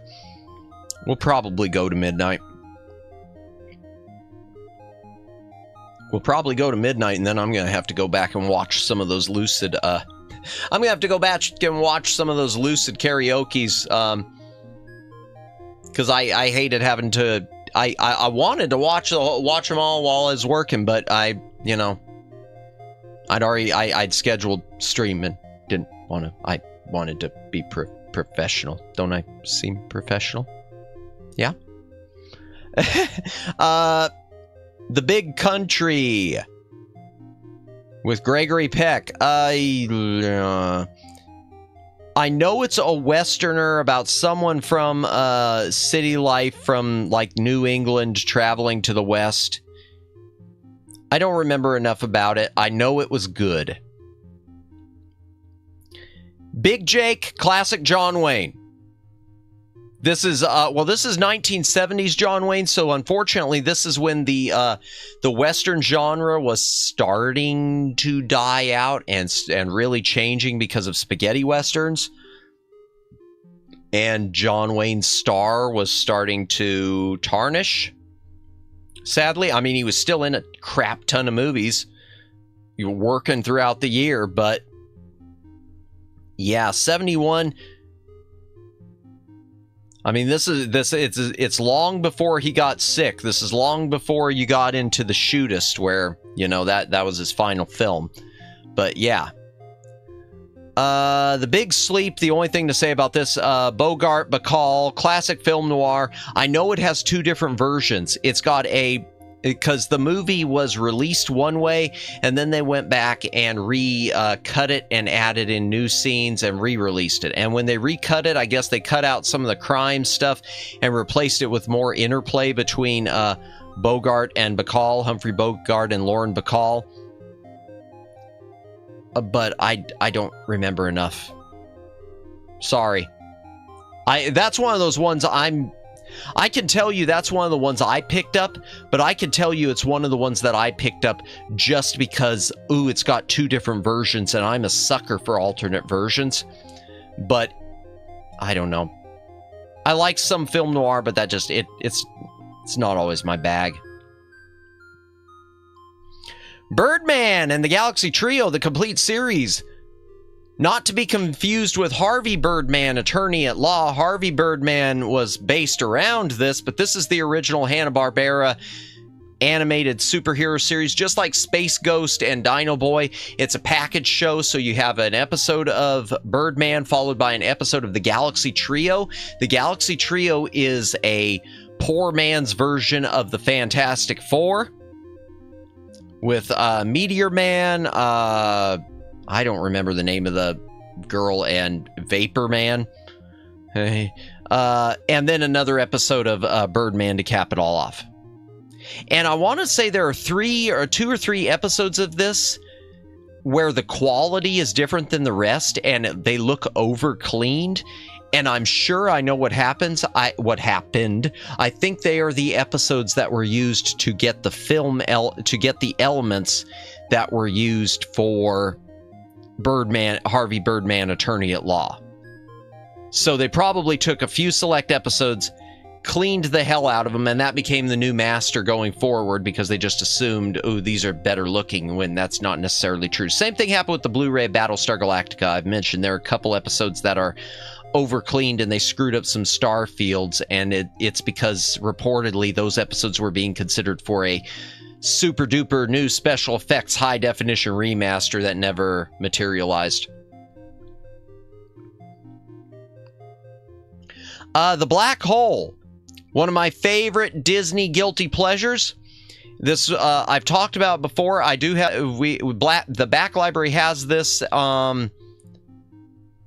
as a Disney Club exclusive for Blu-ray. I keep and there was previously an Anchor Bay DVD, which had to be recalled because of a screwed up audio track. Then there was some sort of an encoding gaffe.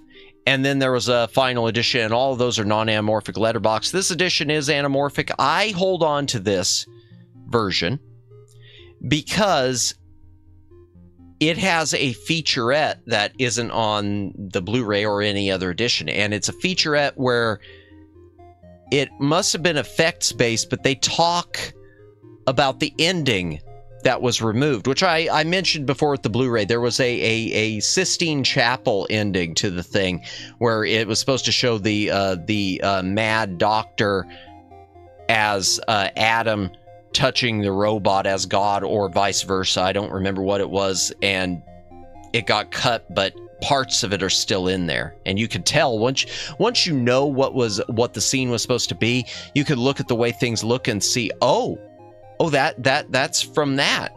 That's why his hair changed. Okay, it's not just because time's distorting. You need and this movie's kind of all over the place, but it's worth seeing. Oh, and it is, to my knowledge, the final movie. It and Star Trek: The Motion Picture both came out in 1979, and as far as I know, they're the last two movies that ever had a theatrical overture. I could be wrong, but they're the last two I could think of. Both wanted to beat Star Wars, and both wanted to seem epic, so both had an overture.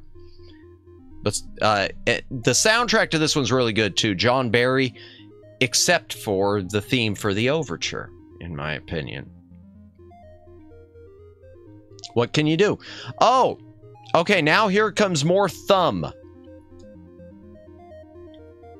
Hydration breaking. Get your thumbs ready.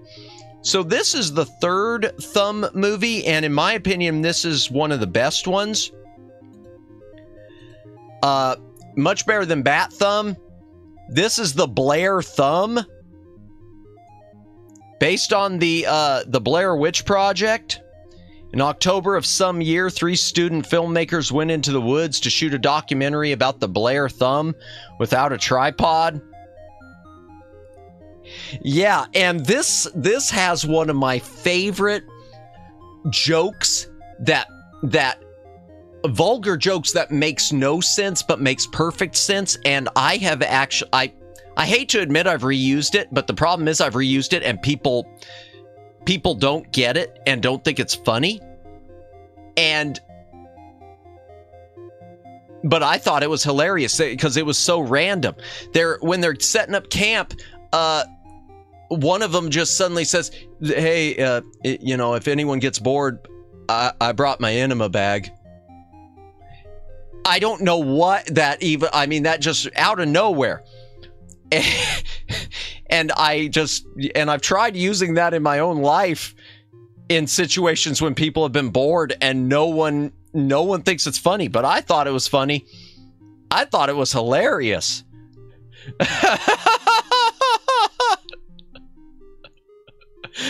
Oh God.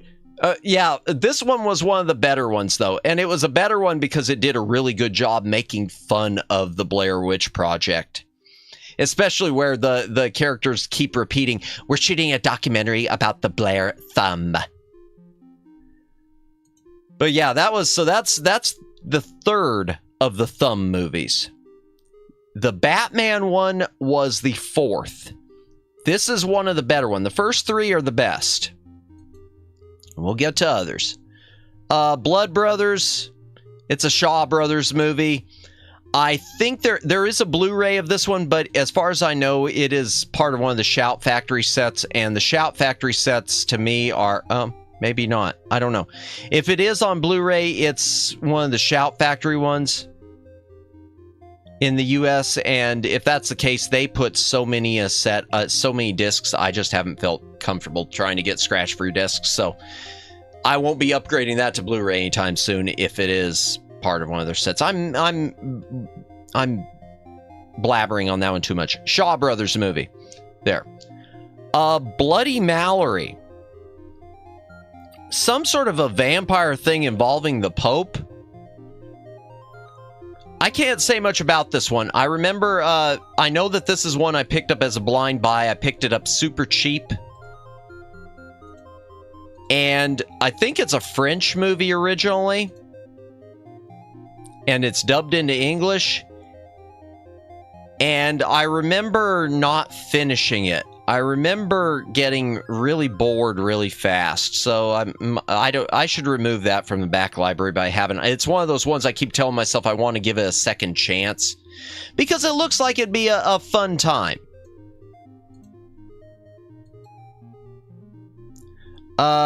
Blues Brothers, nothing much to say about it. 25th anniversary edition of Blue Brothers has both versions, the extended cut and the theatrical cut. This I hold on to. This is a documentary disc that at some point I think I got free. I don't think I paid. Yeah, promo. I didn't ever pay for this, even though I saw them for sale at once at a Big Lots. Yeah, this is Bond Girls Are Forever. It was basically a documentary just about the Bond girls. I think there's an extended version of this on one of the Blu-rays now. But yeah, this is... Yeah, it must have come out because I'm seeing Halle Berry. I think it came out about the time of Die Another Day. So it didn't cover any of the Daniel Craig stuff, so we're in the clear. I'm not a Daniel Craig Bond fan. Das Boot, the director's cut on Superbit. It's a Superbit release, which I'm a sucker for a Superbit.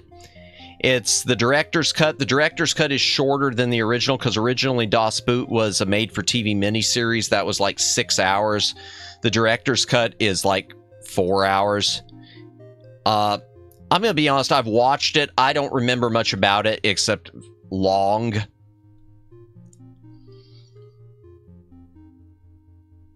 The Bourne Identity. The real Bourne Identity. The real Bourne Identity.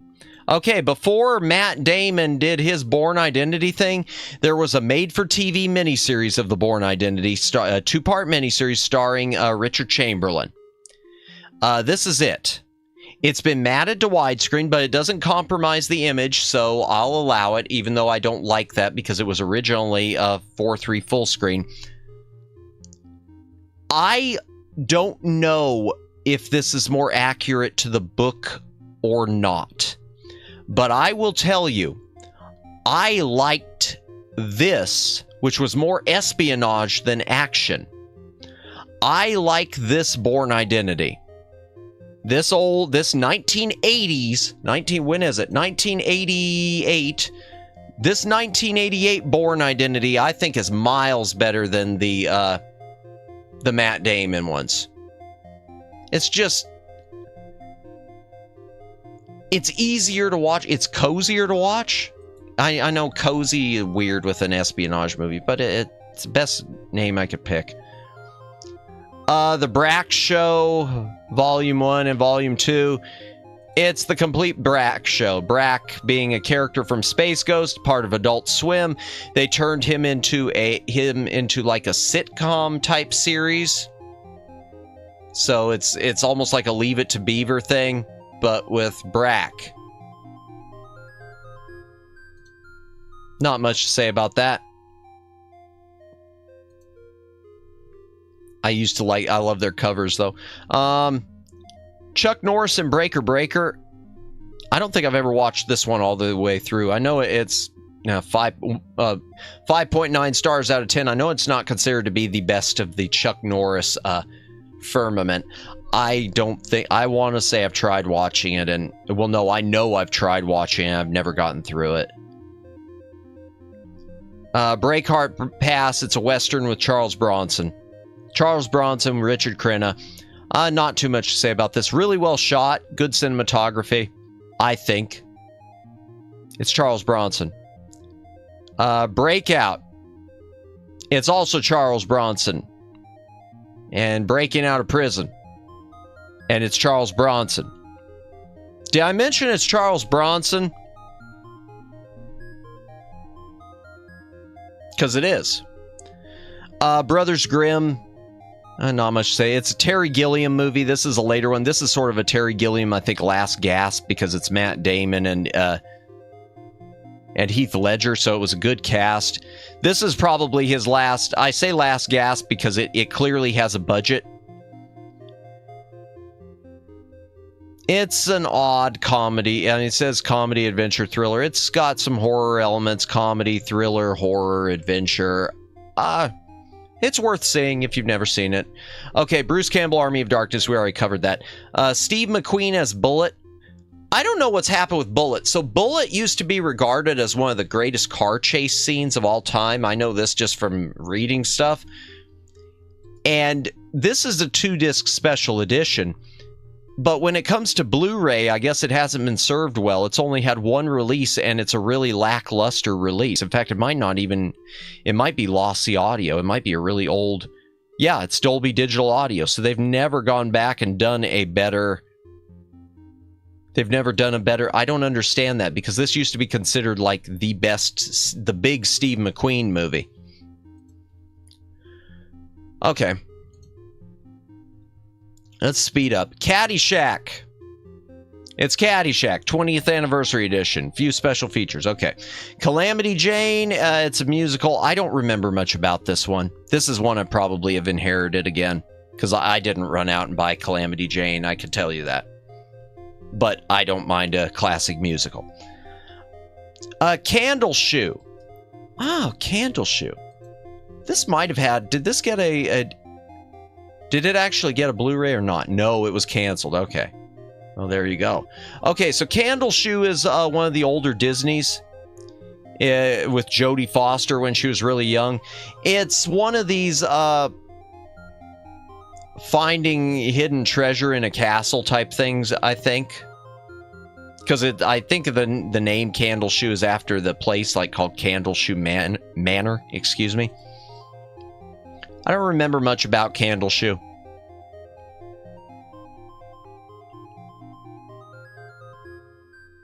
Yeah, I don't remember anything about Candle Shoe. Sorry. Cannonball Run. Okay, I don't know what's going on here. This is one of those ones, and there's another one or two we'll come to. This is a different cover than mine is. Mine is a white cover, so there must be a variant. Mine is this cover, but it's not this cover with a snap case. It's in a standard keep case. Cannonball Run is a really fun race movie. And one of the things I love about Cannonball Run is it stars Roger Moore. Roger Moore played James Bond, and he basically plays James Bond. He's playing he's playing Roger Moore in the movie, but a Roger Moore who's convinced he's actually James Bond. Like he's taken the role one step too far. Sometimes it be like that. Welcome in, Donnie T. Welcome in. We've moved on to DVDs, and I just won't shut up. Welcome in. Yeah, Cannonball Run, fun movie. I think there was a there was a Blu-ray. Is it still in print? No, I don't think so. Well, new from, okay. No, it's not in print, but it's available.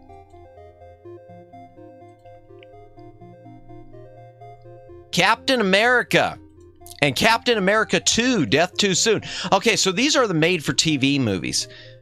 And one of these is kind of weird. Well, they're both kind of weird. Okay. So they tried to launch a Captain America TV series like the Incredible Hulk series, the one with Lou Ferrigno and Bill Bixby, the one from the 70s and 80s. 1979, they tried to do a Captain America series, and it was supposed to be with Captain America, with Steve Rogers, basically like his son or something like that. And it had a whole different backstory of how the super soldier serum came to be.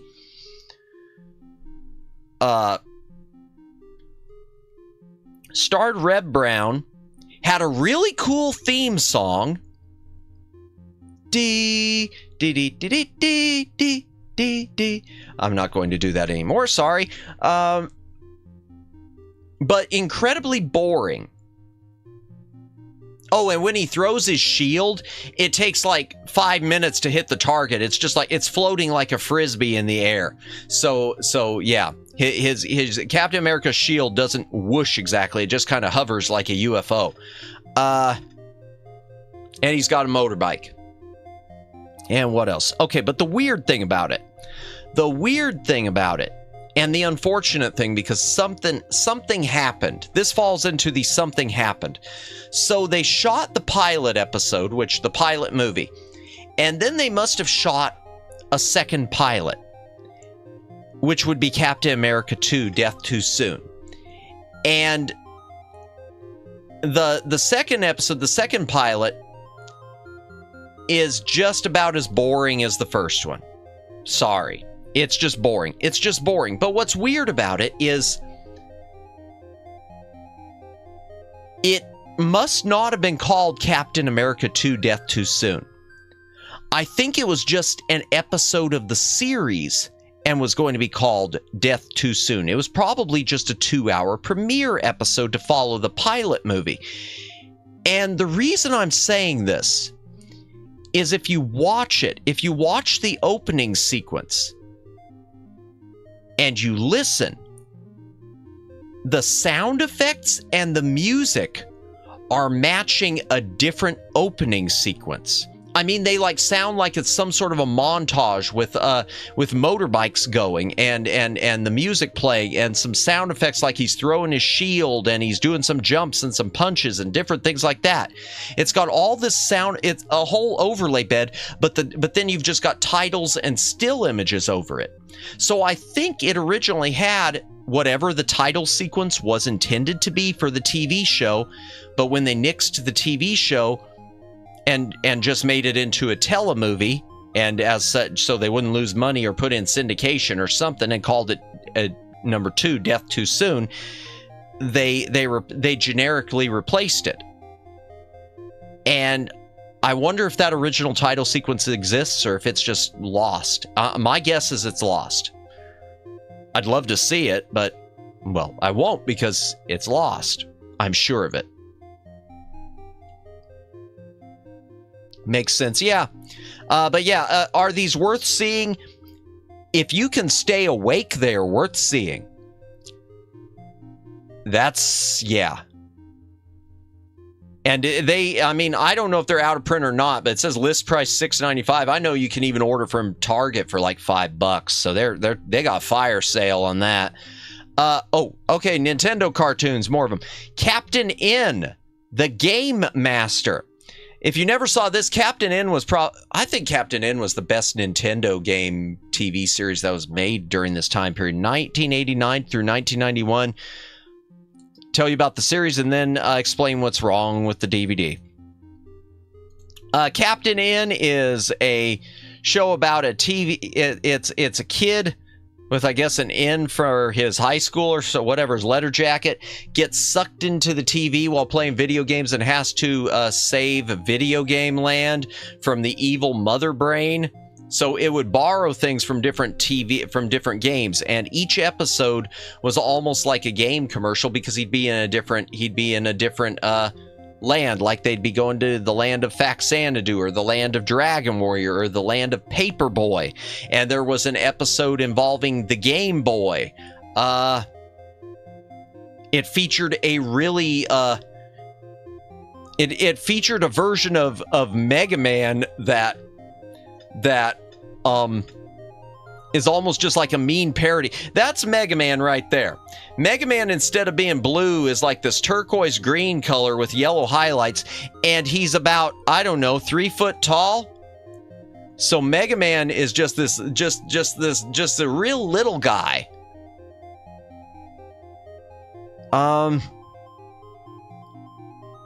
What, unfortunately, yeah, I know, Omegs, they definitely nerfed Mega Man. It's still a great show, but it's still a great... Well, they nerfed Castlevania, too, because this right here, in the blue jacket, that's supposed to be Simon Belmont, and they portray Simon Belmont from Castlevania as being just this guy who's like, well, really? Like, just full of himself. Like, he's Mr. Superstar type thing. Should be the leader of the group. Always look at himself in the mirror. So they turned Mega Man into Mega Dwarf, and they turned Simon Belmont into the personification of the song "You're So Vain." But it's a fun show. However, the Shout Factory DVD set, which is long out of print. You can't, I don't know if you can get any, no, you can't, it hasn't ever been reissued. There's just a best of set. Number one, there are music licensing issues. They had a lot of different covers of 80s and 90s songs, like Girls Just Want to Have Fun, I think was probably one of them, in different episodes. And they've all been replaced with like a generic rock sound, which is the same way they were in syndication, because that's the way I remember seeing the syndicated at some point. That's number one. Number two, there's an episode, I think it's the second episode, they used the wrong master. It was the Bayou Billy episode, and when it was originally broadcast on TV, apparently the episode hadn't been finished, and so it had a lot of rough, some of the artwork was missing, and they looked like rough sketches. When it was rebroadcast and put into syndication, I guess it was fixed. For some reason, this one has the original broadcast version with the incomplete artwork, which is unfortunate, which is sort of something that G.I. Joe goes through, and Transformers to a point. We'll get to that later. But yeah, so it's got the... Unfortunately, it's got the botched one, but this is the complete... It says the complete series. It's almost the complete series because of what comes next. Because what came next was Captain N and the new Super Mario World. And this is... I hate what they did here. So the first half of the season is a package deal. Each episode is 30 minutes, but it's now the first half of the episode is Captain N, so you've got like a 10-minute Captain N story, so they're just, you know, super short and kind of meaningless, followed by a Super Mario World thing. Halfway through the season, they ditched Captain N altogether, and it just became Super Mario World. So it would just be 2 Super Mario World shorts back to back. So that's what this is. It's the last gasp of Captain N, followed by Super Mario World. And Super Mario World, I think you can still purchase all the episodes, can you? I don't know, you might be able to. Monster Mix, yeah, you can still get the Super Mario World series complete, but all the Captain N stuff now is out of print. Too bad. Carousel, Okay, Carousel, I'll mention this one. Carousel is a classic musical. I'm going to use classic loosely. This is a Rodgers and Hammerstein one.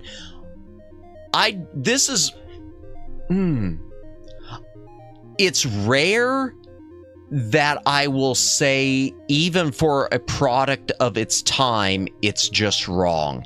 This is one where I'm going to say, even for a product of its time, it's just wrong. I don't think this movie should ever be censored or banned or anything. I think it should always be there. But it basically sort of acts like hitting women is perfectly fine. It's got a whole thing in it where he like slaps her around.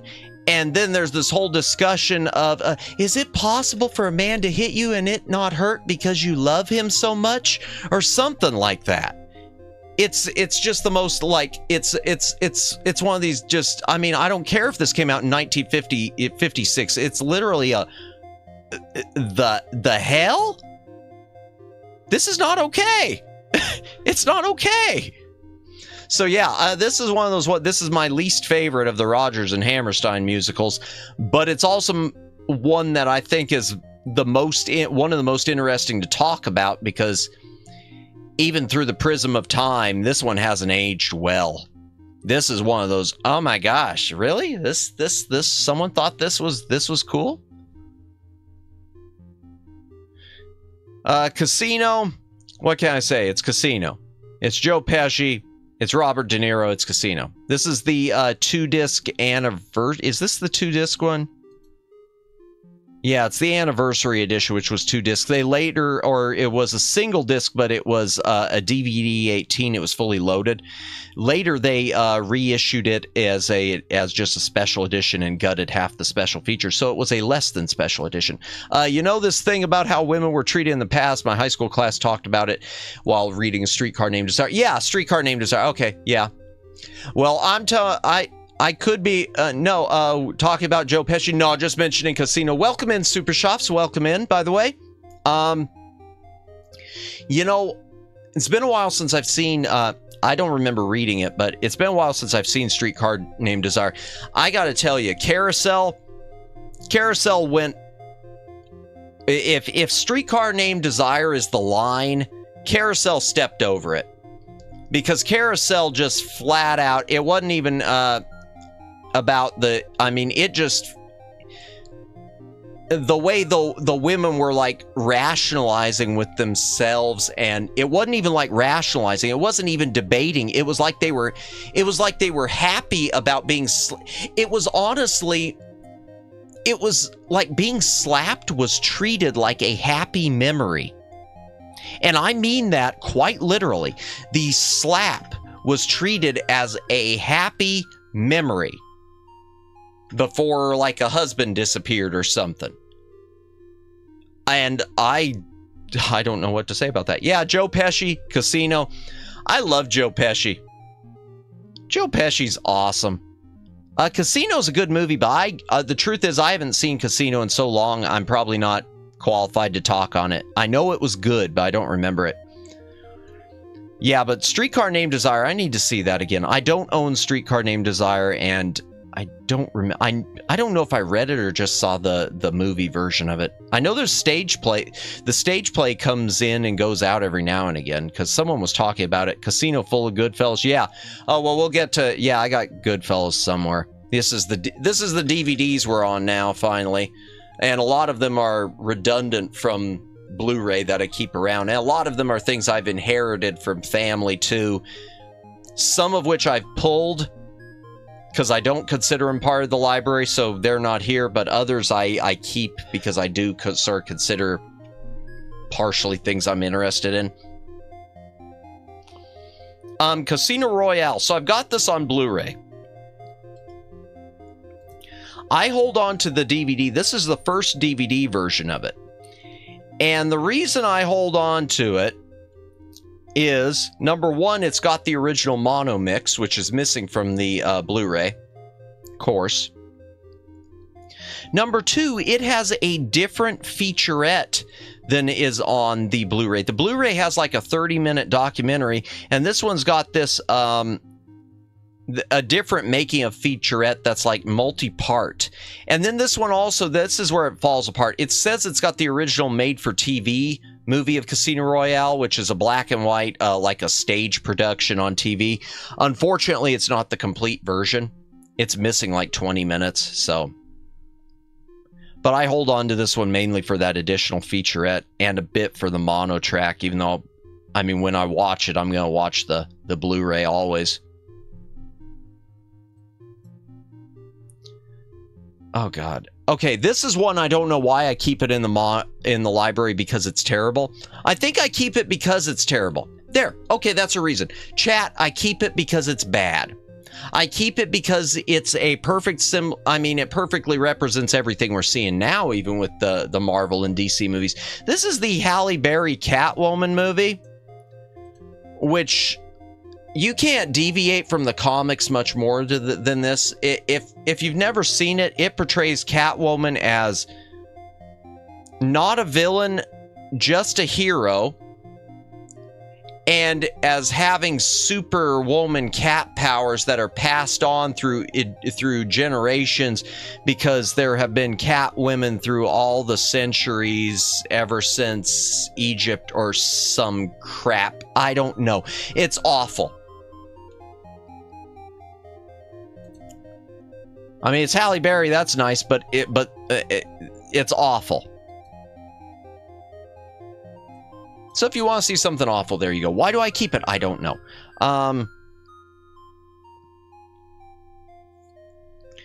Cave of Silken Web. This is a Shaw Brothers movie. It's subtitled, and there's no dub track. It was never dubbed. Unfortunately, there's a problem with the frame rate, so everything has a soap opera look. I don't know what they did to it. That's been a problem with some of these. They look like, it looks sped up, and it might be. I don't know if I ever finished watching this, so I'm not going to even comment on it, except it's Shaw Brothers. Charlie's Angels. Okay, this is the 2000 movie. I know there was a recent one. I'm not going to talk about that mess. This is the 2000, the Cameron Diaz, Lucy Liu, Drew Barrymore one. I enjoyed it, and beyond enjoying it, it's a super bit. I talked about this earlier in stream. Super bit was a line that was put out by Sony for discs that had an enhanced, supposedly, bit rate. Superbit Deluxe, where they would have a second disc of special features because the movie disc wouldn't have any special features whatsoever, with a few exceptions.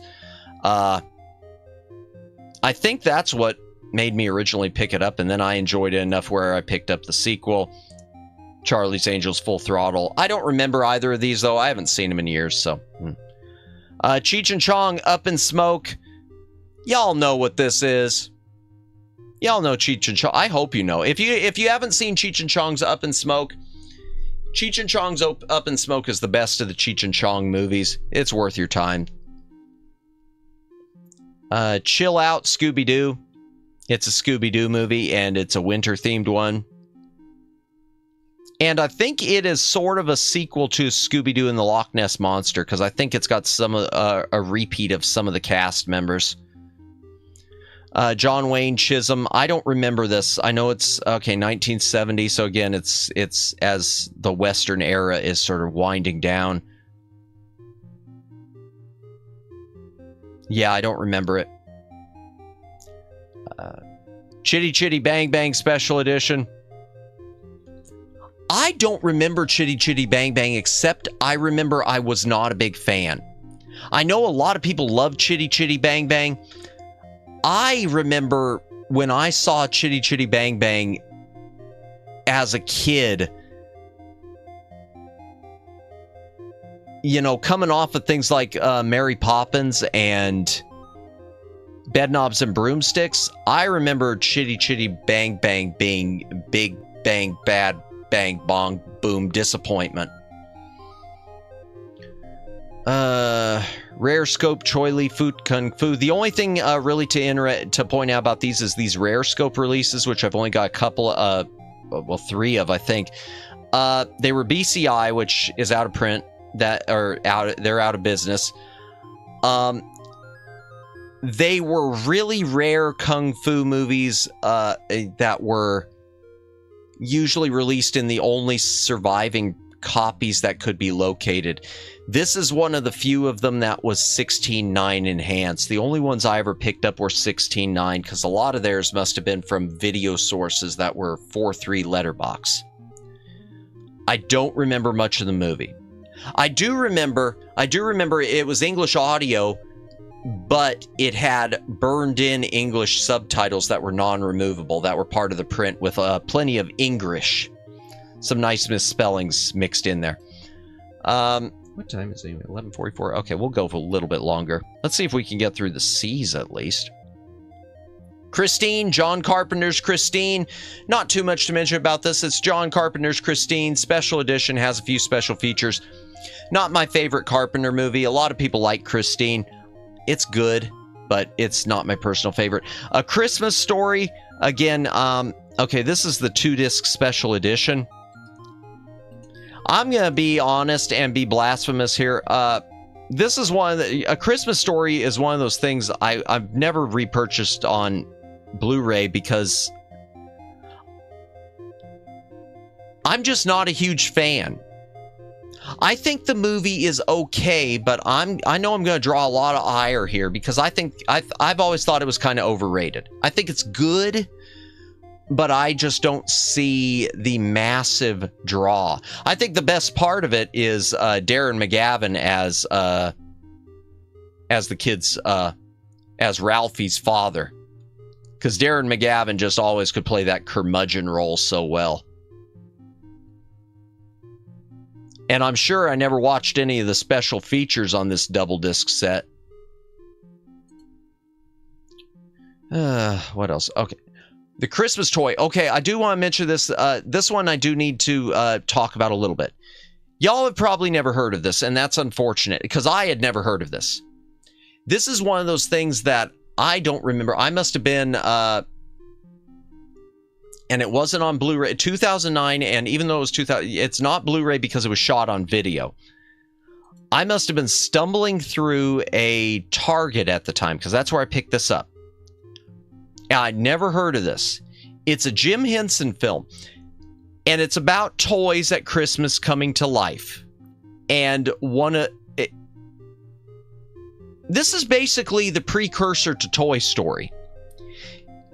You will never convince me that Disney and Pixar did not get Toy Story from this movie. This is the prototype for Toy Story.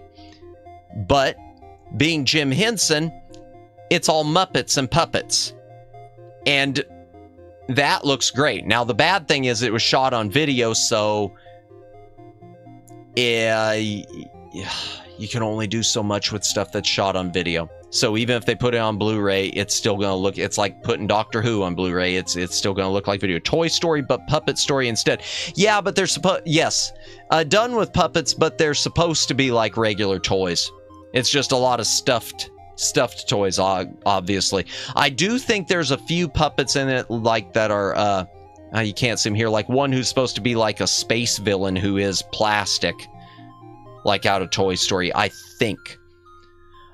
Now, the sad thing about this edition is the licensing, and this falls into the screw you Disney category again, because this is owned by Lionsgate.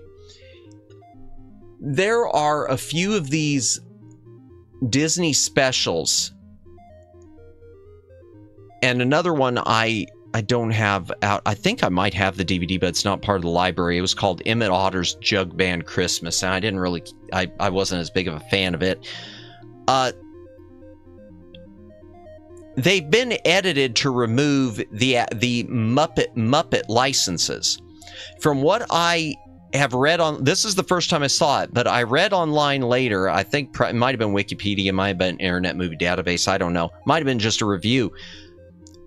When originally broadcast, it featured Kermit the Frog doing like an introduction and maybe an outro. And because Disney owns the Muppets, including Kermit, Lionsgate, even though they've got Jim Henson's logo on it, Jim Henson didn't own his own stuff, or his company didn't own his own stuff, and so they had to cut all the Kermit the Frog stuff. And the same thing happened with the Emmett Otter's Jug Band Christmas. I think there's a special edition now out of that Emmett Otter that does restore the Kermit stuff. But yeah, in this case, the Kermit the Frog stuff is all missing, which is too bad. But yeah, if you're looking for something around the holiday season that's a switch, or if you're looking for something similar to Toy Story, 48 minutes, if you can find it. Well, it's new at 41. It must be out of print. So if you can stream it, stream it. I wouldn't run out and buy it at that price. It's good, but not that. Okay, Chronicles of Narnia. This is a DVD box set. So the BBC did a bunch of made-for-TV miniseries of some of the Narnia stuff. They did Lion, Witch, and the Wardrobe, Prince Caspian, Voyage of the Dawn Treader, and the Silver Chair. I'm going to be honest, I've never watched this set. And the only one of these I've ever seen is The Lion, Witch, and the Wardrobe in it. I've never seen any of the other stuff that's in this set. So this is one of those things that's just been... I think it's one of those things I kind of inherited. Or it's one of those things that was just probably bought maybe because of the price. Because that's the thing. When it comes to DVDs, I can tell you my family used to buy up a lot of things when they were discounted and when they were in $5 bins, because it was always apparently a thought of, well, hell, it's just you pay almost as much renting it, so you might as well just pay, $2 more and have it. Apparently, the Christmas Toys on the Internet archive the full thing. Really? Okay. I'll check that out later. Thank you. I'll see about getting because I'd like to see the Kermit footage of it. Of course, I'd like to see an official, restored home video release even more, but yeah, I'll check that out. Thank you. Thank you. Circle of Iron. Okay. I've got this on Blu-ray. I mentioned this when I talked about the Blu-ray. The original DVD release is from I think the Blu-ray is from a print. The DVD is from the original negative with the original title, The Silent Flute. And it has the original mono mix, which the Blu-ray doesn't have. This is one, and because it's the original negative and the Blu-ray seems to be a print, the truth is the quality, picture-wise, even though it's DVD versus Blu-ray, the picture quality between these two, between the Blu-ray and the DVD, is almost identical. Yet this one's got the original title, so I keep it for... I keep it mainly for that. I originally was keeping it for that, just the title, but then I learned that it looked just as good because it's from a source with no degradation. Circle of Iron, though, it was a story written by Bruce Lee or co-written by Bruce Lee. It was originally supposed to be for Bruce Lee and James Coburn. Then Bruce Lee, A, he got he became really big and popular, and B, he died. So the movie wound up being made eventually with David Carradine and a low budget. But it's a good movie. It's a weird movie, but good. Citizen Kane. 2-disc special edition of Citizen Kane. I've already said it before. Citizen Kane is not my favorite Orson Welles movie. My favorite Orson Welles movie is Touch of Evil. I understand that apparently Citizen Kane was very groundbreaking in editing and in a lot of the techniques and a lot of the things that are normal now. I don't care because I think I'm sorry. I think it's boring. And I think Rosebud, I think the whole revelation of Rosebud, it just, I don't know, it feels depressing, and the Rosebud revelation it's just kind of like, I don't know. I felt like, so what? I'm sorry for those of you who truly regard Citizen Kane as the greatest movie of all time, like it used to always, you know, be named as the greatest movie of all time. Yeah. Hydration break.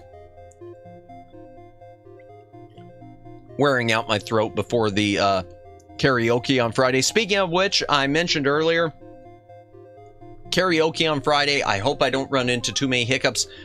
I'm having some major microphone sync problems. And the problem is my mic, the sync seems to change every time I open OBS. And so I hope I can either work it out or that I can, or that it doesn't drift while I'm in the middle of the karaoke. Because that would just be hell if it starts drifting and I can't adjust it, because I can't listen to the output at the same time I'm... yeah, it's just a mess. I wish I'd been able to get a soundboard, a proper audio mixer board before this happened. But I thought my mic would be fine. It's usually fine. But it uses USB, and for some reason, PC technology is nerfing me. It's the same thing. I should have known better. I should have known better, chat, because I run my, I started running my gaming PC and my, all my retro consoles. I started running them through analog audio instead, using an analog output. The problem is my mic, the analog output is not 3.5 millimeters. So yeah, potential disaster. I hope not. Okay, back to the movies. Universal's The Classic Sci-Fi Ultimate Collection Volumes 1 and Volumes 2.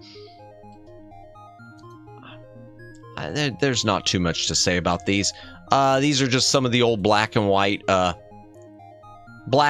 sci-fi movies from Universal. And I think there's one that's color on there.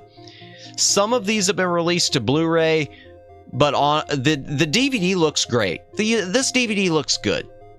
And I don't, for me personally, I can't justify upgrading. But these are nice. I mean, even there it says $13.97. That's probably an out of print price. They're a good price. Tarantula and Mole People, Incredible Shrinking Man, the Monolith Monsters, Monster on the Campus. In the second volume, Dr. Cyclops. That one is color. Cult of the Cobra, the Land Unknown, The Deadly Mantis. Okay, I like that one always. And The Leech Woman. And some of these wound up on Mystery Science Theater, too. The Mole People did. Clint Eastwood, Icon Collection. I think it's the Icon. Okay, there were two of these. There's a Western one I don't have in. This is the American Icon Collection.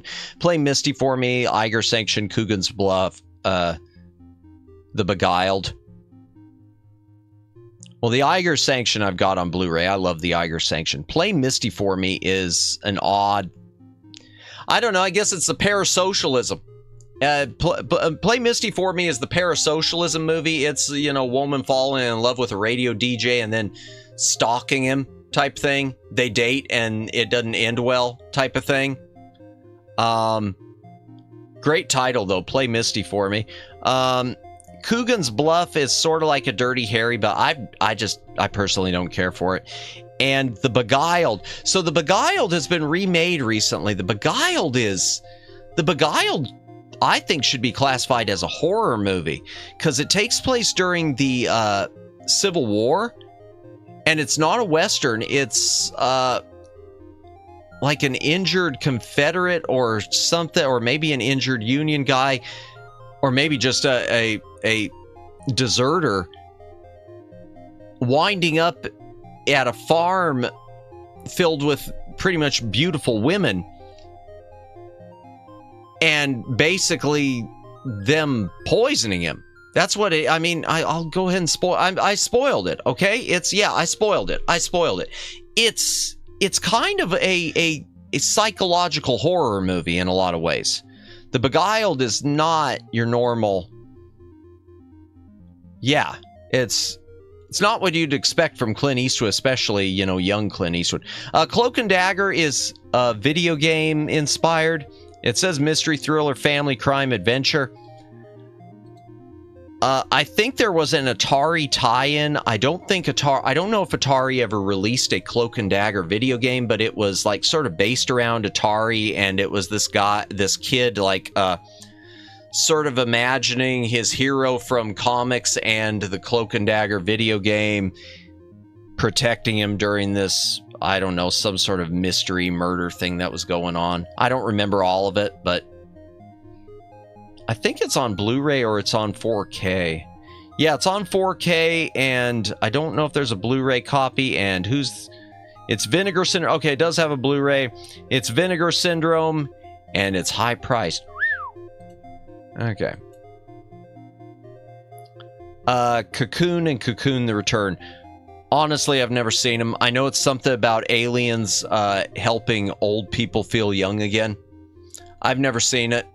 This is one of those that's been in the back library forever, and I just have never. I love sci-fi, but I just haven't been able to bring myself to watch Cocoon. I don't know why. I've heard it's good. Is it good, chat? Chat, have you seen Cocoon? Wilford Brimley's in it.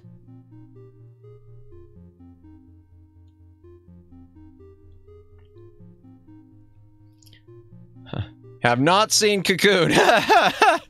Thank you, Super Shops. I figured no one had.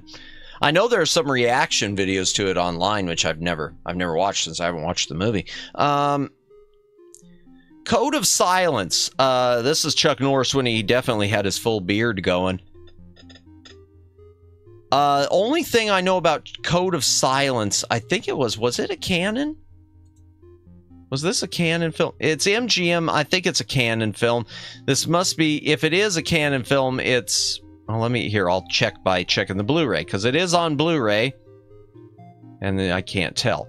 Okay, it is on Blu-ray. Please have a back. Okay, is it canon films? No, it isn't. Okay. So Code of Silence, what I know about it, I don't remember it very well. Yo, Matt is still on. Yes, welcome in, welcome in, Luciano. Yeah. Hey, how are you? Yeah, it's the yapping. We're doing the yapping about the DVDs now and such. Yeah, I only got to watch parts of the karaoke. I hope I can watch some more of the karaoke streams later. I was trying to watch some of the Lucid. For those of you who didn't know, Lucid Multimedia was doing a Valentine's karaoke marathon-y thing. Back to back to back, different streamers, and I guess they must be finished up by now. I gotta go back and watch the ones I missed. I saw it up through Lucid has a playlist. Do they? Okay. Because I saw it up through T the Khajiit. Once it went to Umi Kyoku, unfortunately, I had to beg out. I know she's not a Lucid member, but she was a member of the thing. And I love Umi.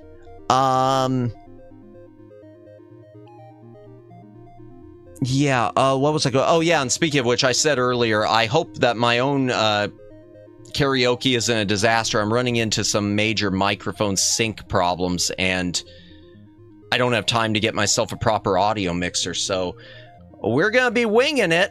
I'm going to try to sort those out whenever I get some of it out whenever I get off tonight, because it seems that my sync keeps changing every time I open OBS, which is not good. I lurked a bit here while it was going on. Looking forward to yours. Oh, thank you, Luciano. Well, mine might be a disaster with the especially. Well, I mean, it was going to be a disaster anyway, but I mean, now it might be a technical disaster with the not just a singing disaster. But thank you. Yeah. So, Code of Silence.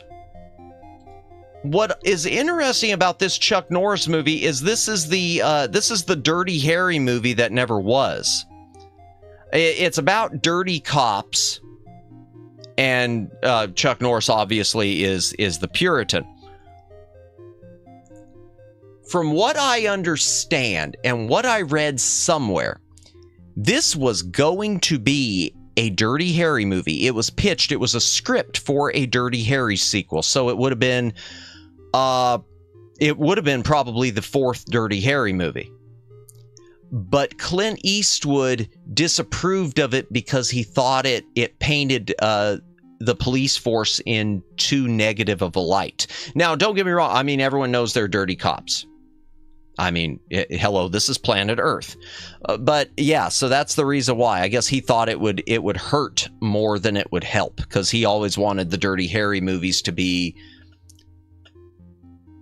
pro-justice, pro-cop, and Code of Silence was more, the plot of this movie was more of a, hey, if you see your senior officers doing something wrong, you shut your mouth, type of thing. Or if you see someone doing something you know is wrong, you shut your mouth if they're above you on the pay scale or whatever. Unless you're Chuck Norris. But yeah, so it's interesting. We could have wound up potentially with 6 Dirty Harry movies if that wouldn't have if he would have approved of that. And I wonder what it would have been like as a Dirty Harry movie. And the thing is, he'd done a Dirty Harry movie before with Dirty Cops, but it was with cops that were playing vigilante.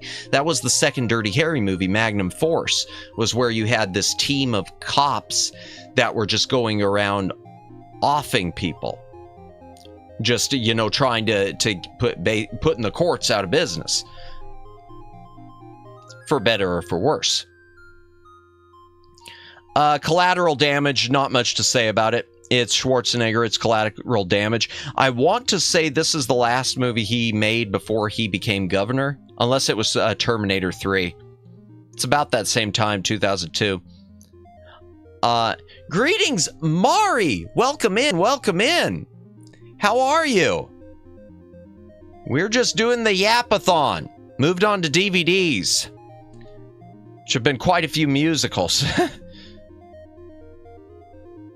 Tired. Gotcha. You're back at work. You're working again now, right? Well, yeah, you'd said you were back at work. I thought so. Pretty sure. How was LobCorp last night? I missed that. I made it to day 18. And I did something. I did 2 stupid things, and I'm probably going to have to reset to the memory repository soon. So I fought like hell to keep your character alive, and we did that by getting armor from the Scarecrow, because I got an abnormality that was one of the, I guess it's the type that are without form. It was this weird dog thing that would, like, it would, if you went in and it killed you, it would take your form and keep saying, I love you. I forget what it was. I never even learned its name, but I got an awful abnormality now that it's once it escapes, it just wipes everyone out. So, and then I accidentally got, you got the nothing there. Oh no. Yes. And I got, and I was going, when it was time to pick another one, they were all tools, and one of them was the train. And I made comments about, oh, well, I heard the train was a good one to pass on. But then the comment was made, yeah, people don't like the train, but they're all tools. So I thought it was a different train, and I picked the train. So I've got nothing there, and I've got the train. And I know the train is the one tool that apparently you can't ignore when it starts to melt down. So,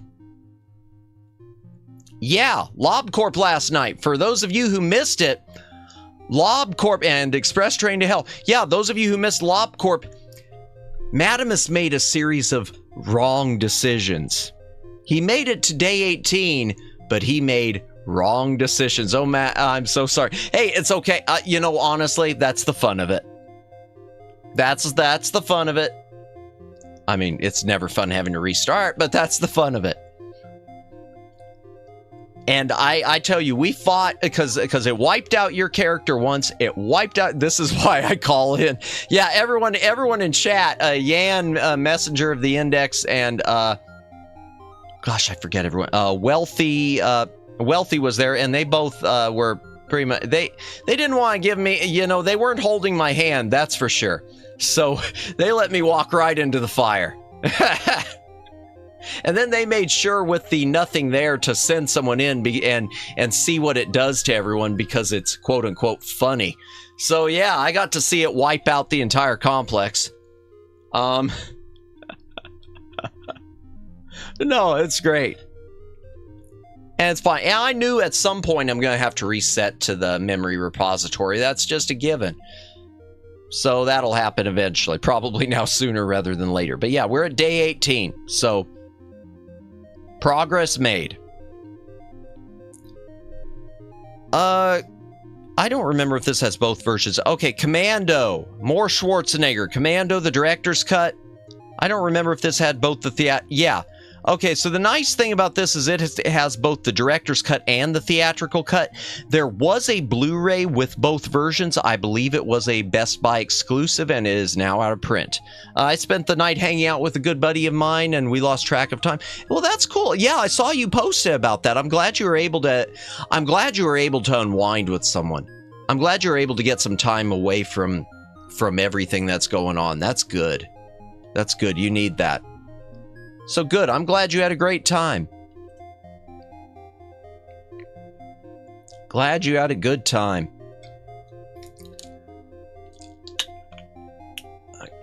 Hydration break. I'm opening my water finally because the seltzer's about gone. If you've got a drink, take a drink. So was it if you don't mind me asking, was it someone out of town or was it someone just local who you know? Because if it's someone who's visiting from out of town, oh man, I definitely, yeah, I probably would have lost a total amount of time. That was probably a weird personal question to ask. Sorry about that. Forget it. That was weird. Why did I ask something like that? Guess trying to keep conversation moving. Over Discord, he's in. Oh wow. Okay. Oh wow. Over Discord. Well, that's good, man. It's certainly more convenient than the days when you had to do long distance phone calls. God bless this era. I'm not a boomer though. That doesn't mean I was making long distance phone calls with a rotary phone or anything. Chat. Okay. I'm not a boomer. I was supposed to collab with him and we called it off because of stress on my end. Okay, so it was who you were going to collab with. Okay, that's good. Well, hopefully you can reschedule that. Yeah, laugh, Omegs. Go ahead. And Super Shops. Wow. Oh, dear. Well, hopefully you can reschedule that collab. Yeah. That's good. At least you were able to hang out with him still. That's good. Oh, gee. And Mari, too. Wow. I'm not a boomer. We will. Good, good, good. Man, and I know the boomer allegation. When I do this karaoke, the boomer allegations are never going to end. Madamus remembers the times of the public payphone. Okay, now I'm not a boomer, but I do remember when they were still around. I think I used one time. Does your home phone have a wire connected directly to it? No, it doesn't. I just have cell phones. I don't have a home line at all. That said, okay, I was in a house just now. I did when I was a wee little Madamus. My family did still have. They were. I think they had cordless phones, but they were still the base was connected to the wall. And they did have an answering machine. You actually remember the public payphone? You must have been from a remote town. No.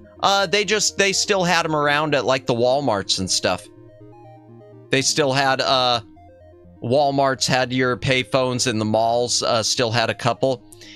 And I think even my college still had one there just for posterity's sake.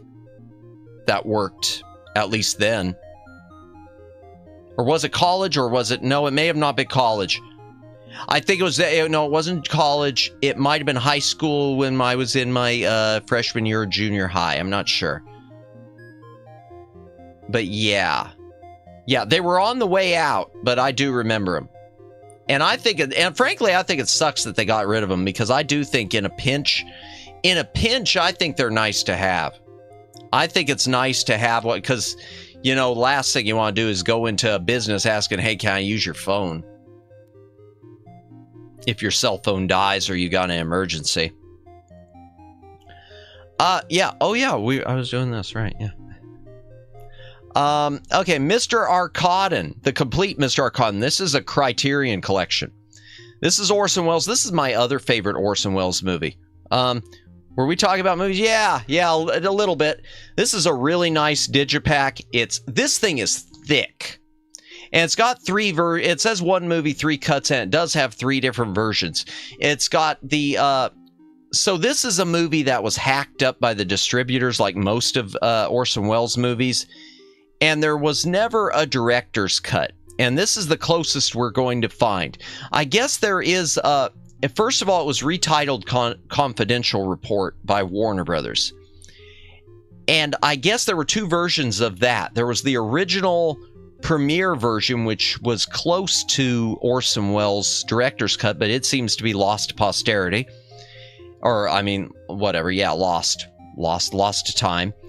And then there's the general release version, which is not like his version. I mean, not like what he wanted. Then there is another version called the Corinth version, which is some really early version of the movie that was located, which seems to have different changes, but still doesn't reflect his final version and has some continuity issues. And then there's the it's a version called the comprehensive version. This is one where a group of Orson Welles historians, they exist, took his notes that they have and the versions that can be found and put together a version that best represents what his director's cut probably looked like. Mr. Arcadin is almost like a weird, it's been described as almost a parody of Citizen Kane in some ways. It's hard to describe, but it's a good film noir mystery type thing where he's like hired to do an investigation of the guy who hired him, and it's like some plot, I don't know. It's just American adventurer investigates the past of a mysterious tycoon, Arcadin, placing himself in grave danger. Yeah. I don't even remember much about it. But I remember it was good, and I remember it's heavy. This thick, and it's got a copy of the novel, too. I guess there was a novel, and again, heavy. Thick.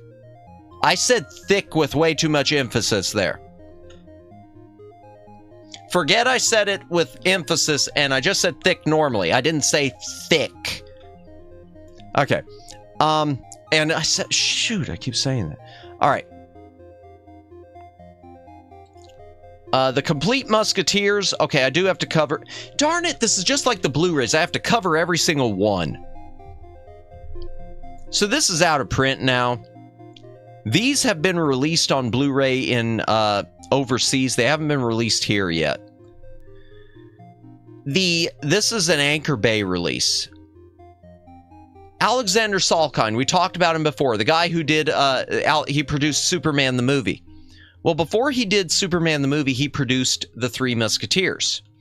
And it was a big, just like Superman the movie, it was a big production with a big cast. It had what was considered to be a big cast. You had Charlton Heston was shoved in there, and Richard Chamberlain, and oh gosh, I can't remember every single person who was in. Michael York, Oliver Reed, yeah, Frank Finlay, Raquel Welch, Faye Dunaway, Christopher Lee. It was a huge cast, and it was directed by Richard Lester, and they shot just this giant, long, epic movie. And the Salkinds decided once they saw it, hey, we got enough for 2 movies. So they took that one movie and they cut it into 2 movies. And they tried to get away with paying the actors for just 1 movie, even though now they were in 2 movies. So the cast, most of them, including I think Charlton Heston, wound up suing the Salkinds. And eventually the Salkinds, as far as I know, lost, and they had to pay everyone for a second movie. Yeah, they were minor hits. I don't know how big, I don't know how much money they made, but they were big enough hits that they made a name for helped make a name for the Salkinds, in a good way and a bad way. A bad way because of the sleazy dealings. Now, I did mention on Blu-ray, there is a third one of these. In the 1980s, Richard Lester came back and did a lower budget sequel, The Return of the Musketeers, during which one of the actors was killed, which prompted Richard Lester to retire from movie making. I think he still taught college courses on film, but he retired from making films. Once someone died on his watch, and he blamed himself because I guess it was sort of a negligence and a weapon. It was wet. It had to do with a sword fight scene. That yeah, that's got to be a hell of a thing to live with. The complete Superman collection. This is the this is the original DVD box set. They're all in snap cases. It doesn't have alternate versions. It's the extended. It's the special edition, slightly expanded version of Superman the movie. I prefer the theatrical cut, and the theatrical cuts of Superman 2, 3, and 4. This is one of those I keep for posterity. The Brandon Lee treatment, shame. Yeah. In this case, though, it wasn't bullets, it was gun. But yeah, the Brandon Lee thing is just weird. The Brandon Lee thing is weird because we talked about that before, because he died in The Crow the same way Bruce Lee's character was killed in Game of Death, which was made after Bruce Lee was dead, when they were trying to write him, explain him being replaced like by a double. Oh yeah, the Superman set. These are just the snap cases. I keep them for posterity's sake, and I like the artwork on them. I don't know if if it shows the artwork on the, and I like the big silver box. Yeah, the artwork. It with the only one exception being Superman 2. I don't like what they did to it. And I'll explain that momentarily. Superman the movie, that's the original Bob Peak poster art, which I've always I love that artwork. It's so simple, but it's just perfect. Superman, oh darn it, closed the whole thing, didn't I? Yes, I did, because I'm a moron. Superman 2 I'll come back to. Superman 3, again, the original poster artwork, which the problem with Superman 3, we didn't talk about it too much. The problem with Superman 3 is a Richard Pryor movie. It is more a Richard Pryor movie than it is a Superman movie, and it's just silly. And that's part of what killed Superman 3. And Superman 4, the best parts of Superman 4 were the music and the poster art. The poster art was decent. The poster art was, 1980s posters were 70s and 80s posters. I said before, I'll say it again. Up through probably the early 90s, posters I think were amazing. Once we started getting more digital, it changed in my eyes. But Superman 2, there are a number of posters for Superman 2, and this one, this one, they didn't use the good one. This one was like just a close-up, and it looks like it's just a Photoshop job. This one wasn't painted originally. This was one that was almost like an early Photoshop job. But the originals, the full version of this poster is zoomed out, and Superman looks a lot smaller, and the three supervillains are right here at the bottom of the picture, like flying towards him. Superman 3 poster looked unsettling to my kid self. I like the poster for Superman 2 and 4, though. Yeah. Superman 2, I love the real posters for this, because there's a couple different ones. There's the full version of this one zoomed out, and there was the other teaser poster which just showed the three supervillains like standing on a black surface, and it always looked really cool. It never showed Superman, which is why they don't put it on the cover, but yeah. I want to finish the letter C tonight. The complete Thin Man collection. This is one of my old. Although this zoomed in version is what I'm used to for Superman 2. There's the other. Here, we'll pull it up real quick. Let's see if I can find the other. Google Images. Superman 2 poster.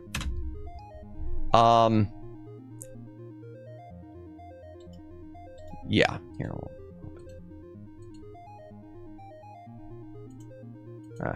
Well, so there. So that's the original poster for Superman 2. where you had the 3 supervillains flying at him, and he was more distant. And which that one I've always this movie list, the movie list never ends. Oh, God. You know what, Megs, I'm looking forward to finally getting into video games someday. Even though with them, I don't have them cataloged online. I might have to just take pictures of everything one at a frickin' time and put them in a folder. And not use a cell phone. Even though I'm not a boomer, I use a digital camera. Not a boomer. Okay, yeah, Superman 2. Okay, The Complete Thin Man. I'm just going to mention that this one's not much, whatever is more inefficient. Thanks, Megs.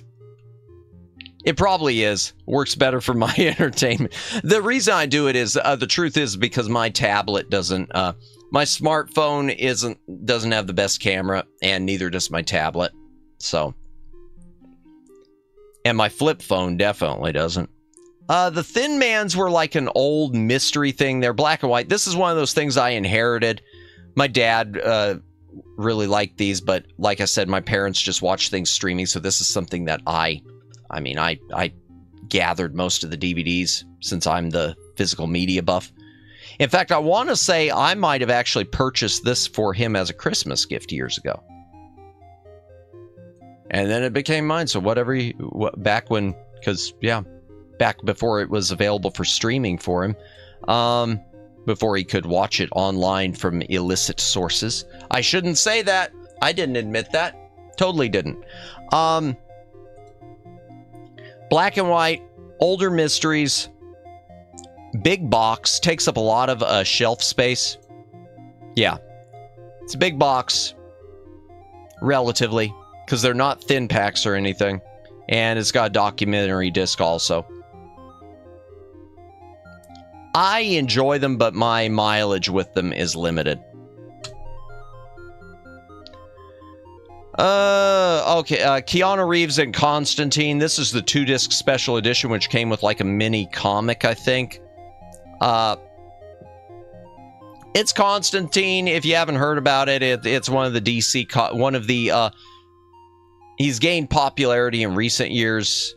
DC Comics characters. I goon for Constantine. Well, there you go. I don't have it on Blu-ray, but yeah, this is the copy, the special edition, which came with a Hellblazer comic reprint of issue number 4. Really loved this movie too. I haven't watched it in years. I haven't watched it in so long. I need to revisit it because I don't remember it. I remember liking it. And I remember the whole thing about cats being like halfway between heaven and hell, which I thought was funny. I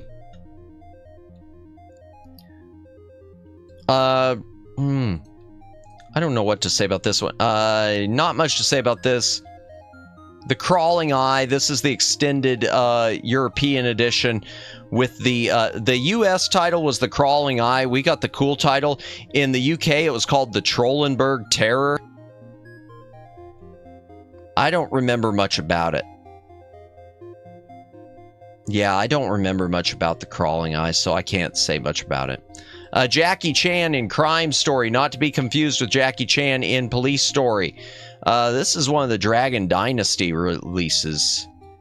I think it was a decent special edition. Yeah, deleted scenes, well, a few things. And it does have, unfortunately, the English dub track is 5.1, and theirs usually sound like they're in a tin can. UK used to be heavier on censorship stuff, especially with TV. Yeah, and it depended with movies. In that case, in the case of The Crawling Eye, they got the longer version. But yeah, no, they used to. Well, even with movies, one of the things that I mentioned on a previous stream, I'll mention it again. There was plans for Hammer. Hammer Films was going to do a version of I Am Legend. This is before the Omega Man had been done and before the I Am Legend we have now, but after the Vincent Price. And the British Film Censorship Board would not let them make the movie because they thought that the idea of the entire human race being turned into zombies and only one man potentially being alive was too terrifying for audiences. This is 1960s, mind you. They thought that that was something, they wouldn't allow it to be made into a movie. There's a script that was written by the original author, Richard Matheson, and never got to be made because the UK censors wouldn't even let it be shot. Yeah, I know the UK also, they're really, one of the things they censor, and while we're talking about censorship, one of the things they censor that I think is stupid, because you can't unspill milk.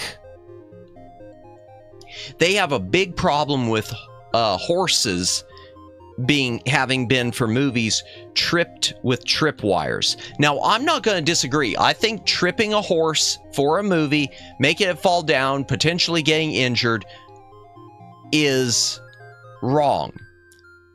But cutting the scene out of a movie that was made in the 1980s or the 70s or the 60s or before, cutting a scene out of the movie now doesn't change that the horse got tripped. The horse got tripped. You're not undoing it. Leave it in there and don't trip any more horses. This is stupid. Because I think Conan the Barbarian suffers from that. I want to say the British release of Conan the Barbarian has that removed. They also censor headbutts. Headbutts in movies are censored, or used to be. I don't understand it. Okay, we got to get through the C's. Yeah, we got to get through the C's. Maybe I could get through part of the D's. Okay. Oh boy, I said D's. Okay. Crocodile Dundee, Crocodile Dundee 2, Crocodile Dundee in Los Angeles. Nothing to say about the DVDs. The DVDs are what they are. They're older. These are the original editions. They all have the original poster artwork, which is nice. At least it's nice with these two. The artwork for the third Crocodile Dundee always just looked cheap and stupid. Australian, yeah. Well, the third one was Crocodile Dundee in Los Angeles. The problem with the third Crocodile Dundee is the music was done by a different well, there's a lot of things wrong with it. Okay, Crocodile Dundee in Los Angeles is actually a fun movie to watch during a lazy afternoon. It's not a great movie. It's a fun movie to watch. Yeah. I won't do the D joke. I'll spare you today. Thank you, Super Shops.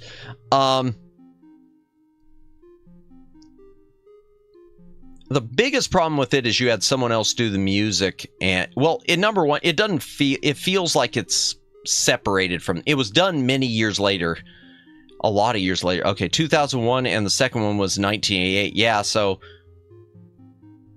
yeah, about 15, almost 15 years between them. Well, the music was done by someone else. It didn't have the theme song, and to me, that's always kind of a oof kicker. And the music just sounded really generic. What else?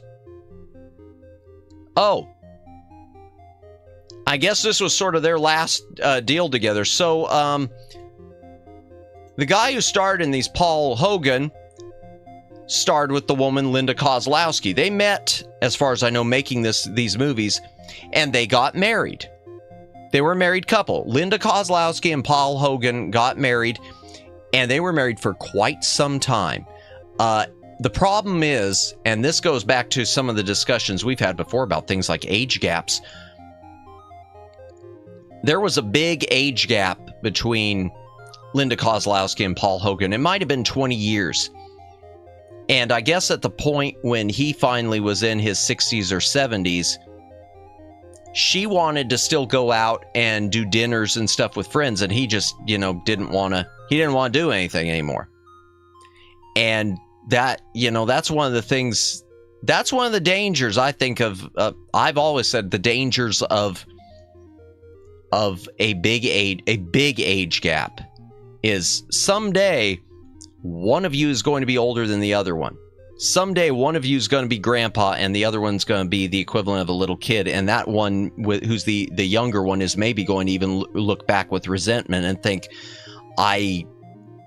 my gosh, I could have been with someone my same age and things would have been differently. Now, I'm not saying that happened with this, but Well, have you seen the age gap between the French president and his wife? Yeah, I know. I know there are some too also where it works. I mean, well, you can say even the sitting U.S. president, Donald Trump and Melania. I think there's an age gap of a decent gap between them, but it doesn't seem to be a problem with them. I guess it varies from couple to couple. Well, obviously it varies from couple to couple because Harrison Ford and his wife was an actress, played Ally McBeal, and I want to say there was like 20 years difference between them too, and everything's been okay there, supposedly. Yeah, I don't know. I think it's a danger.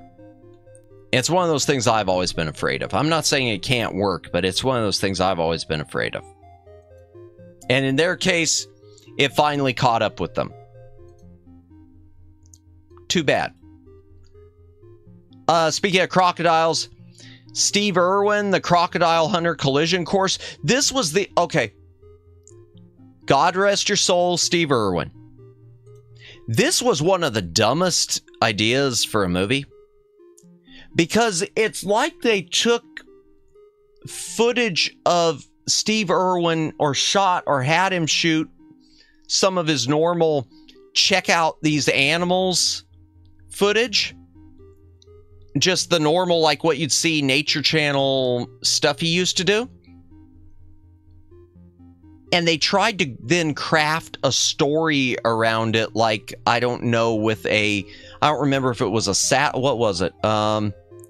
Mistaken poachers who are really CIA operatives trying to retrieve a top secret satellite equipment. And so they tried to like integrate it, and it's just a freaking odd movie, chat. And it's interesting to look at, but your mileage is going to be limited. It's one of those things that I think the only reason I've held on to it was because of what happened to Irwin. His first big screen adventure and his last. And it would have been his last anyway because this didn't work. His last isn't because of what happened to him. His last is because this did not work. Crouching Tiger, Hidden Dragon. Wait a second. Hold on just a second. I have that on Blu-ray, and I didn't think I ever covered... Okay, I did. I must have. Yeah, okay. Crouching Tiger, Hidden Dragon. Obviously, I've said before, I've got it on Blu-ray. This is the Super Bit release. If you're just coming into chat now, I'm a sucker for Super Bit. Super Bit were discs that I just find interesting and collectible. Superbit was a special line of discs put out by Sony, Columbia TriStar, which had no special features unless they had a second disc with few exceptions. And they were supposed to have the maximum bit. They were supposed to give you the best quality you could get on an HD TV with standard definition, just a higher video bit rate. In some cases, though, that would still be limited because they weren't always high definition transfers. They might have been 16:9, but in some cases they were older scans. This being one of those examples. That said, it's one of those things that, yeah, love having it. Now, one thing that's interesting, I don't think it's got the English dub track.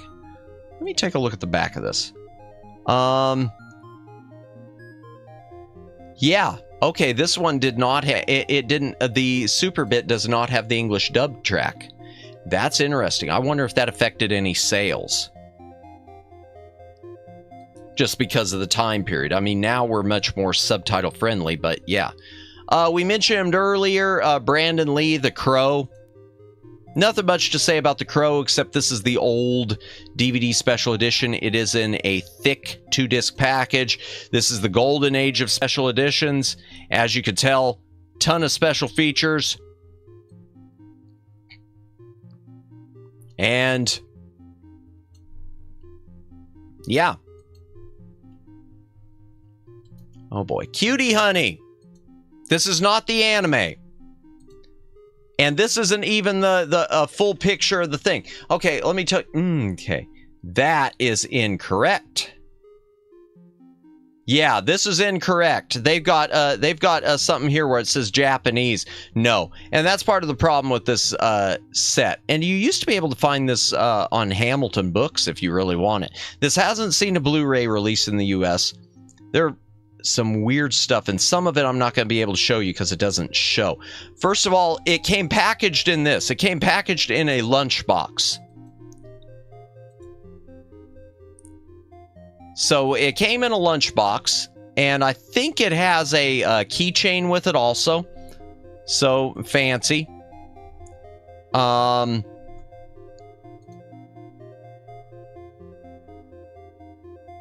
Someone wanted to have some honey.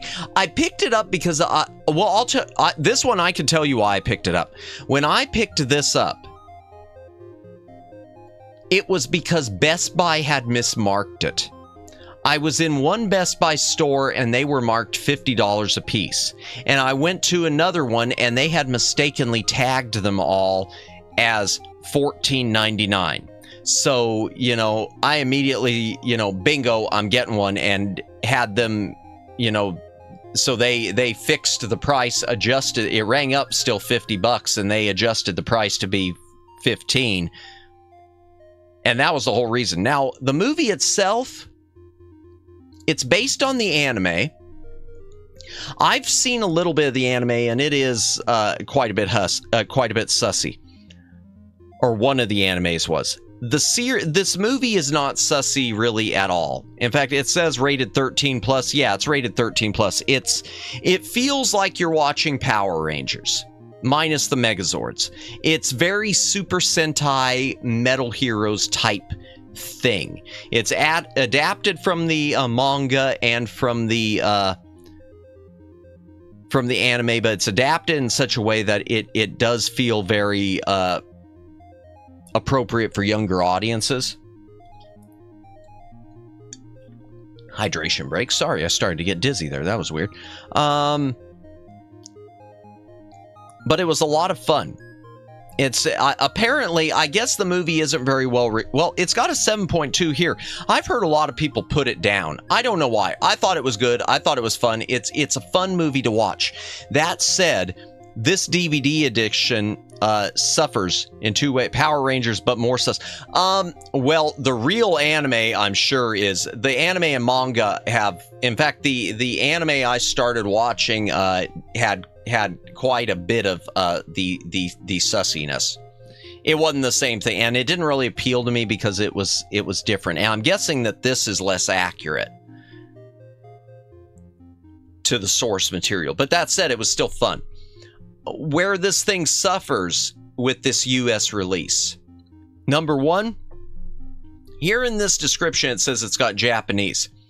It does not. For whatever reason, Bandai did to this, which they did to a few things. They decided to stop including Japanese, and this is it says 2007 or 2004. The movie was 2004. The DVD came out in 2007. They decided people didn't want subtitles. I don't get that. So it was English dub only. They did not include the original Japanese with subtitles at all. That's number one. Number two, and this is what I hate. Apparently, it had been, and I wish I had a picture to show you. Apparently, it had been meant to be a 2-disc special edition. Because if you open it up, the disc says disc 1. There is no disc 2. And there's nothing on the package to indicate a disc 2, but the disc label itself says disc 1. So they meant, there were originally plans for this to be something nifty, which we didn't get. But I really enjoy it, and I keep hoping because Discotheque Media, and there is a regular standard DVD edition, which would be identical, just without the silver case and without the with different artwork. And probably the disc does not say disc 1, since it would have been the standard release. We don't have a Blu-ray yet. I'm going to guess someday Discotheque might release it, because Discotheque's been releasing a few cutie honey anime things, and I think one of the live action things, maybe one of the newer live action things on Blu-ray, but this one they haven't touched. And I hope they will. Okay, we're done with the C's. We're done with the C's. All right, just a sec. I might continue. I might continue through this page. I think I'm going to continue through this page, chat. Let me see if I can wipe out this page, and then I'm going to use the rest of the night trying to fix this microphone sync problem I have, which has really got me super, super worried. In fact, I'm going to try to use the headphone loop out part of the microphone and see if I can hook it with 3.5 millimeter jack into my microphone port on my PC for analog and just see if that works better and doesn't sound terrible. We'll find out. One of us will be the first to know. I shouldn't keep talking about it. Okay. Daffy Duck's movie, Fantastic Island. This is getting a Blu-ray release soon. I'm not that concerned. So the Looney Tunes movies are interesting because they're not real. And what do I mean by they're not real? I mean they didn't actually make a Daffy Duck movie. What they did is, and this is in 1983, they brought in Mel Blanc. They animated some new opening and bridging segments, and then they used that to edit in some of the old shorts. So they take some of and they did this with all of them. They did it with the Bugs Bunny ones, they did it with this Daffy Duck one, and with another Daffy Duck one, which we'll come to at some point, maybe even tonight. Who knows? I don't think it's on this page, though. Yeah, they would take the shorts, and they would try to craft a story around them. So in this case, Fantastic Island, they did as a parody of Fantasy Island. If you've ever heard of greetings, Nikki Johnson. Welcome in, welcome in. We are just doing a Yap Fest about DVDs that are in the back library. So unfortunately, this is a more boring stream, and we're trying to finish up this page because I just don't know when to shut up. But welcome in, welcome in. Yeah, so what Warner Brothers used to do is it's definitely a nerd stream. What they would do, so in this case, Fantastic Island was a play on Fantasy Island, and Fantasy Island, the TV series in all of its different forms, was about people would go to this island to live out their fantasies. So they would take some shorts that they thought qualified as fantasies for Sylvester and Bugs and Porky Pig. I don't tail, I'll chill, watch it. No worries. No worries. Well, welcome in, welcome in.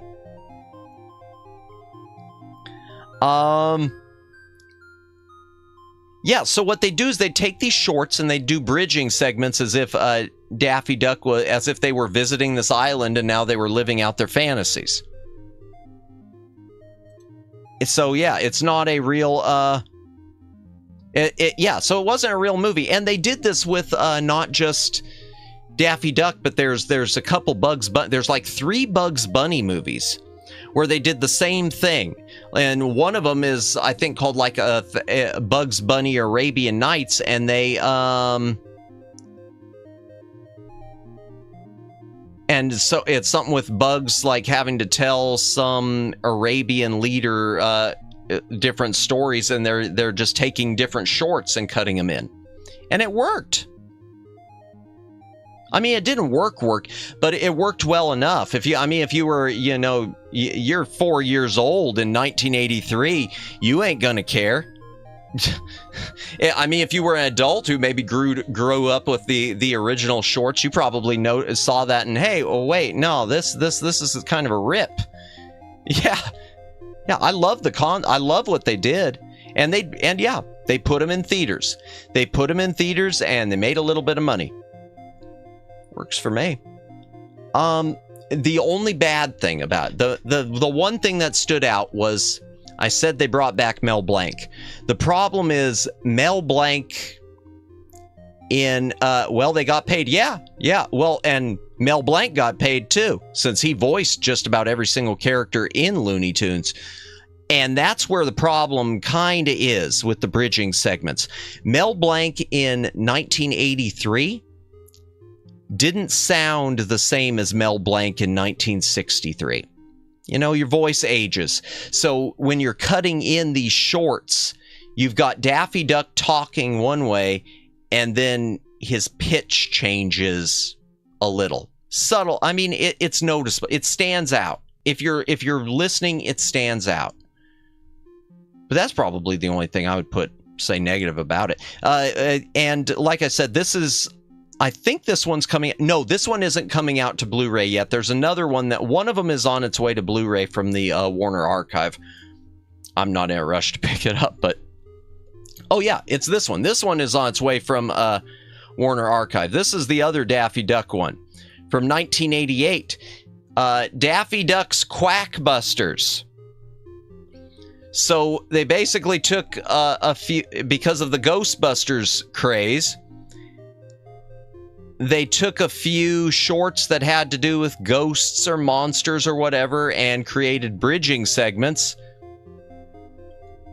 to cut together this movie. Yeah. And it works. Works well enough.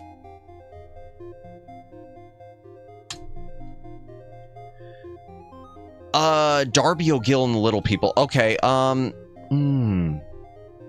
So there is a Blu-ray of this from the Disney Movie Club exclusive. Yeah, or it's a exclusive to Disney Movie Club. How do I explain this? So you got a few things with this. You got the color and you got the aspect ratio. First, let's talk about the aspect ratio. The movie is supposed to be 175:1, but it was shot open matte. That means what open matte is, and Disney did a lot of this, you shoot a movie full screen, 4:3, what we would have called full screen, 4:3, with the original aspect ratios. And then you would matte it to widescreen when you put it in theaters. And sometimes this would hide stuff, like there are certain movies, if you were to watch an open matte presentation, you might see a boom microphone hanging down. Trancers, I think, was guilty of that, which I've mentioned Trancers before as being my favorite Christmas movie. For whatever reason, when Disney released this to DVD, they decided to release it open matte instead of putting it back to the original 175:1 aspect ratio, the intended theatrical aspect ratio. And they had like a note in there trying to explain it as if they did this on purpose. My guess is they screwed up because it's Disney. And I don't think this edition really this might have had a few special features, but not much. But it's a better choice, arguably, than the Blu-ray. The Blu-ray, which is now out of print, Disney Movie Club exclusive, good luck getting your hands on it, since they're gone. For some reason, the picture was really super desaturated. Let me see if there's a comparison online. I don't want to continue shopping anything. Why is that giving me that option? Capsaholic. Let me see. Capsaholic. Let's see if they've got Darby O'Gill, so I could do a comparison.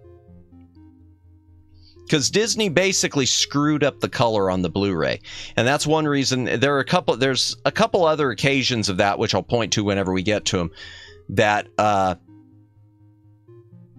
you get a few things where sometimes the DVDs just got superior color. Nope, it's not on here. Darn.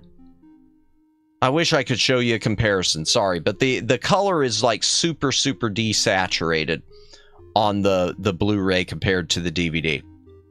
It just doesn't look right. Disney gonna Disney.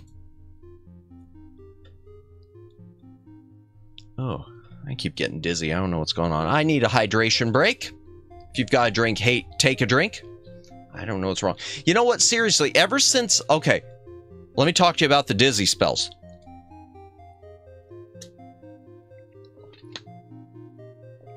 I think I effed something up in my sinuses the other day. The other day I was practicing, and I mentioned this in another stream, and I mentioned it on the Twitter. I was practicing for my karaoke stream coming up. And I was trying to practice, which I do think I can sing, but I found a way to sing the note getting around it. But I was going to sing MacArthur Park, which if you've never heard the song, it's a really random older song sung by Richard Harris, the Richard Harris version. It was used in Beetlejuice. It's kind of a bizarre, but it is a love song or a lost love song. And it's just, there's something really peak about it. But there's this note I tried to hit while I was driving my car, and I was practicing a little bit, even though I didn't have the lyrics in front of me, so I was missing a lot. And when I tried to hit the note, it was just too high for me, and I started getting dizzy, and I mean, this is while I'm driving, could have wrecked the car. Ever since then, I seem to just keep getting these dizzy spells. So I don't know what I've done, but man, trying to hit that note has done a number on my brain or something. On my sinuses, I think.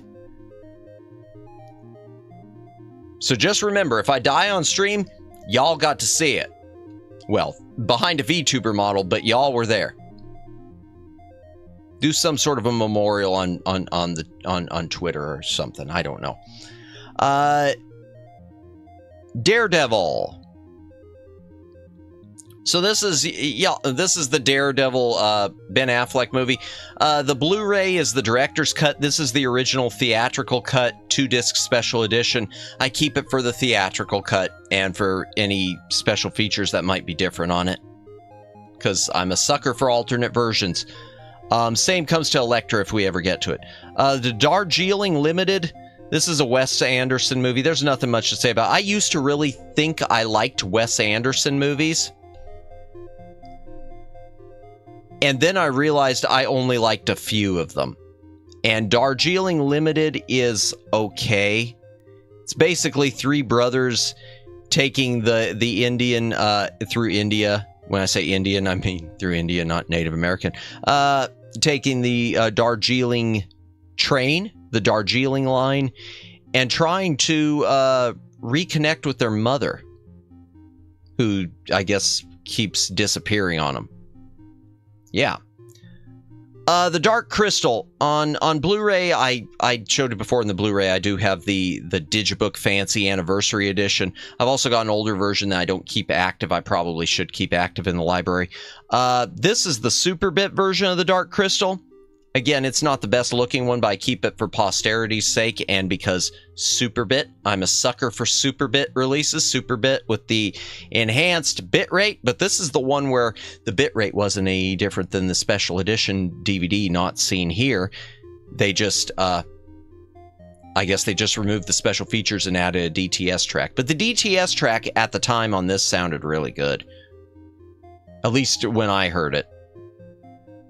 Despite being more compressed. Dark Crystal also, once again, this was a collector's edition they put out in a really fancy box that had a replica film cell. Yeah, they don't show any, but it's a huge, it's not DVD sized. It's bigger than a DVD. It is much more like book sized. So it's taller and wider and longer. And that's, I didn't mean it that, everything's going to sound sus. Darkman Trilogy, even though I've got Darkman on Blu-ray, I just keep this for Darkman 2 and Darkman 3 in 16:9 widescreen. They are available on Blu-ray, but Darkman 2 and Darkman 3 were direct-to-video, and they aren't very good.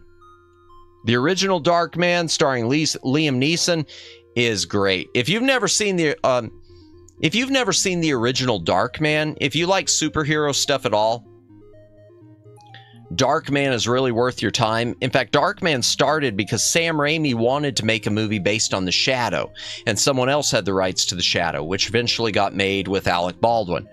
So he wrote Darkman instead. And it's good. Okay, Disney, Davy Crockett 2-movie set. This, I want to say, yeah, there was a Blu-ray release of this too. Disney Movie Club exclusive. Okay, so Davy Crockett. Let's talk Disney and Davy Crockett, because this is another weird one. So Davy Crockett was a big deal for Disney. but it was a big deal for Disney on TV. The Wonderful World of Disney, it was a miniseries. It was, well, it was 2 miniseries. You had the 3-episode Davy Crockett, and then you had a follow-up of Davy Crockett and the River Pirates, which was 2 parts. Disney wound up then taking those 2 miniseries, cutting some of the excess, and cutting them down into 2, 174 minute, basically 290, let's say 290-minute movies, 280-something minute movies. Or maybe it was 8, I don't know if it gives the individual lengths. Probably not, because it's Disney. Why would they? Yeah, no, they just give the total runtime. It was, yeah, they put it in theaters as movies, and they put in theaters in color when it aired on TV. So Disney would do this sometimes. Well, Davy Crockett is probably the best example of when they did it. It was shot in color, but it was broadcast on TV in black and white. So when they then brought it to theaters, it was a big selling point. You get to see Davy Crockett now in color. Simpler time. Now, Disney did put out, there was in a metal case, there was a special, I forget what collection they were called, but it was like a signature collection of Davy Crockett, which included both the movies and it included the original TV miniseries versions. The TV miniseries versions, I guess they would alternate between black and white and color because they tried to recreate it fully in color, but they couldn't find all the color footage. Even though it, I guess, broadcast in black and white and whatever. But they should have just left it fully black and white then for the DVD set, in my opinion. But that set was very limited edition and very out of print. In fact, I've only got one of those silver collections, and it's one that I think is really cool. And I look forward to showing it at some point. Disney used to put out quite a few of those. They were treasures. They were labeled as the Disney treasures, and they used to release a lot of sets of the Mickey shorts and Donald and all their old shorts. They'd put in those, and they'd put a few of these other TV oddities too, like Davy Crockett, which was a big deal. Yeah. Day the Earth Stood Still, nothing much to say about this. This is the original black and white version. This is not the version with Keanu Reeves. It was, the only things to say about it, it was directed by Robert Wise. Robert Wise, you talk about a storied career. Robert Wise did sci-fi, he did musicals, he did a little bit of everything. He did Day the Earth Stood Still, he did The Sound of Music, he did West Side Story, and he did Star Trek, the friggin' motion picture. The director's cut of which is my favorite movie of all time. So, but yeah, Day the Earth Stood Still, all I remember that is Klaatu Barada Nikto. Ooh. The Death of the Incredible Hulk. The death? Yes, the death. And it wasn't supposed to be the death, and this is where things get unfortunate. Okay, made-for-TV movie. Follow-up to the TV series with Bill Bixby and Lou Ferrigno. They did a series of made-for-TV movies. And we'll get to the other ones eventually when we get to the eyes. First, they did one called The Incredible Hulk Returns, which featured a version of Thor, and it's a stupid Thor. But it wasn't really... It wasn't really a Hulk movie. It was marketed as a Hulk movie, but it was a blind pilot for a Thor TV series. They did they were trying to push a Thor, and not a good Thor, TV series through an Incredible Hulk movie. And we'll talk about that more when we get to it. Same thing with, there was next they followed that up with Trial of the Incredible Hulk, which was a Daredevil pilot masked as a Hulk movie. But then we get to The Death of the Incredible Hulk, which is one half of a whole that we never got. And damn, it sounds good. And I think there's a script, what I've heard about it sounds good, and I think there's a script online for what we never got.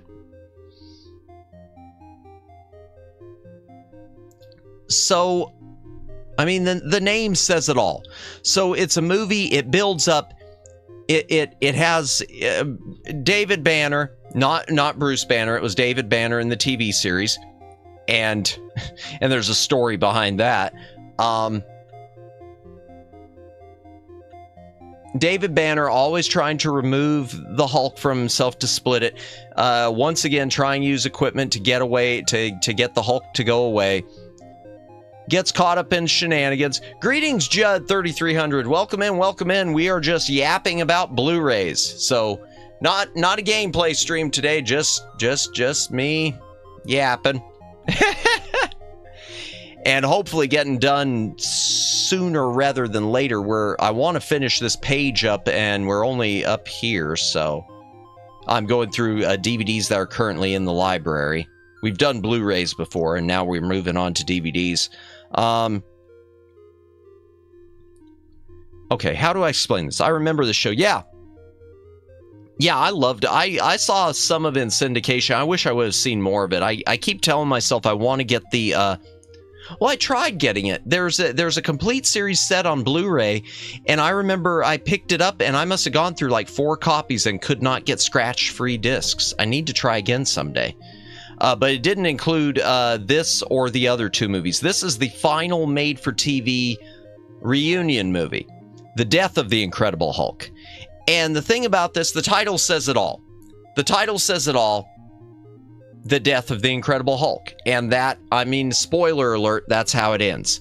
But the thing is, when it ends, there's comments made about by like one of the scientists about his genetic structure. He can't die. There's no way it could kill him. Blah, blah, blah, blah, blah. This was meant to be part 1 of 2. There was going to be a follow-up called The Revenge of the Incredible Hulk, where he was basically going to, as far as I understood, I keep using basically, he was going to come back from the dead. Bill Bixby as the Incredible Hulk, come back from the dead, and I think his memories were going to be like scrambled or something because of the death or whatever. I don't know how it was going to work, but it was going to be something where he was coming back, and this time it's the revenge of the Incredible Hulk. Well, about this time, Bill Bixby found out he had terminal cancer. So there you go. He never did the follow-up. They never did the follow-up, presumably because I don't know what the ratings were on this either, how well it did on TV, but probably the Immortal Hulk storyline. To a point, I don't know how much they borrowed. I don't know how much they used from the comic books, because the series is really, really, really like non-comic book. Fun fact, did you know that the actor is in the remake of the movie? Yeah, I know Lou Ferrigno was in it. Bill Bixby was already dead, but yeah, I know Lou Ferrigno was in it. The one who played David Banner was, unfortunately. And that's the problem. Bill Bixby, David Banner, found out he had terminal cancer.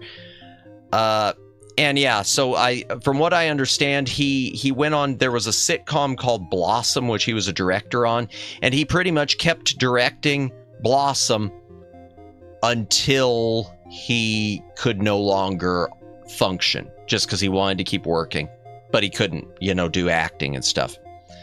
It's a sad thing. And by the way, the whole, at the risk of getting bonked and using a gamer word, the story behind, well, what some consider a gamer word, I don't know, you get bonked the weirdest stuff. So the reason he was called David Banner and not Bruce Banner was because I don't know if it was the producer or, and this is according to Stan Lee. Stan Lee said this in a featurette at one point somewhere. The reason it was David Banner, they changed it instead of Bruce, is because it was either the NBC execs or one of the producers said, you can't call him Bruce because Bruce sounds gay. So there you go. There you go. I don't even know how to react to that, because Bruce Campbell. I love Bruce Campbell.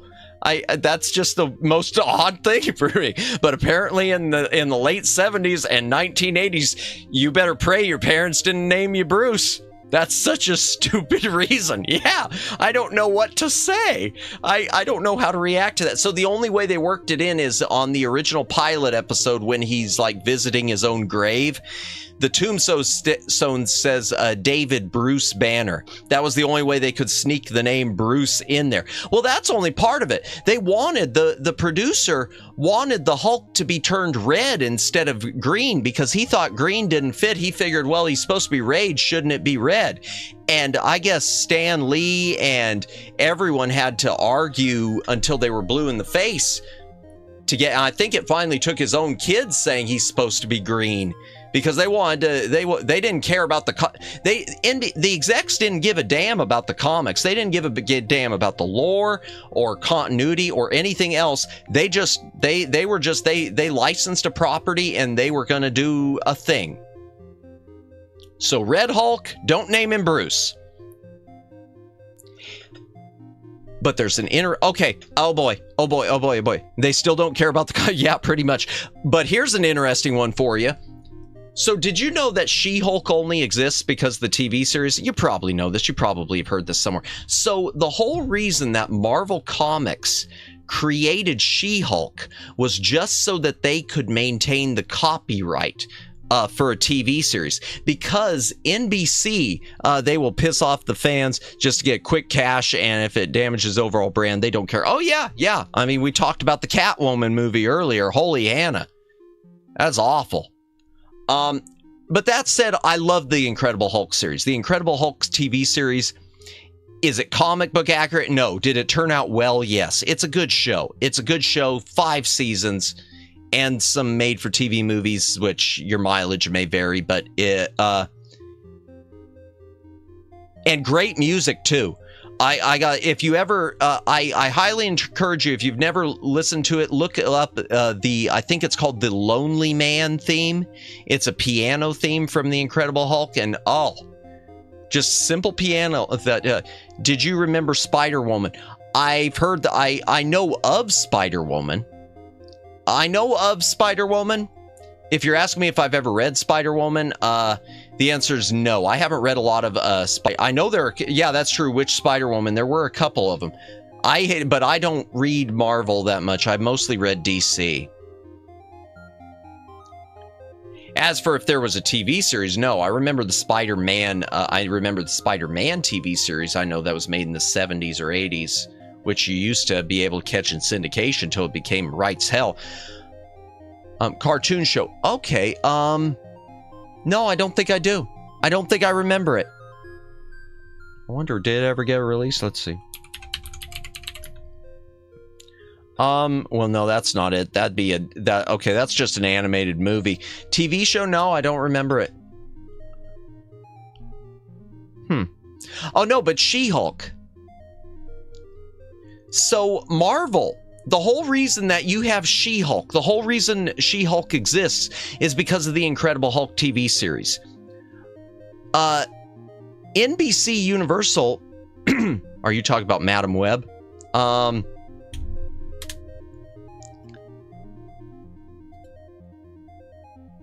Well, I don't know. Here, let me check IMDb. Well, let me see. Maybe it's on just the Wikipedia. I don't like Wikipedia, but I'll do it. Spider-Woman. Animated superhero film. 1970. Oh, well, here you go. Nope, there you go. There is 16 episodes. Marvel Comics animation. 1979 to 1980 on ABC. Before its reincorporations. Wow. Just Spider-Woman. I really wish that was I'd love to see that available, just like I'd love to see the Spider-Man TV series, the 60s one, available again, because it was briefly on DVD. No, I had never heard of that before. Thank you, Judd. Really appreciate that.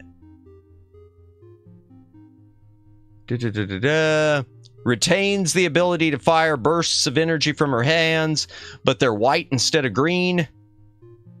The episode Realm of Darkness seems to imply Venom Blast can be fired as long as she has enough strength. Oh, this is first I've seen. Yeah, I've never heard of this. Huh. Linda Carter. Okay. Oh, wow. Okay. Borrowing from the Wonder Woman series starring. Okay. Change costume by spinning around. Nice. I love the spider telepathy. Display unknown spider powers conveniently available to a sister because, of course, telepathy and protective spider bubble. Oh, I love that. Hold on. I need to cough. Okay. Wow. Yeah. You definitely learn something every day. Guest stars Spider-Man. Oh my gosh. Okay. Yeah. But I mean, so few episodes. Yeah, it would have been one season probably. 16 episodes, one season. One cartoon season. Or maybe two, because sometimes cartoon series where, you know, you say so few episodes, because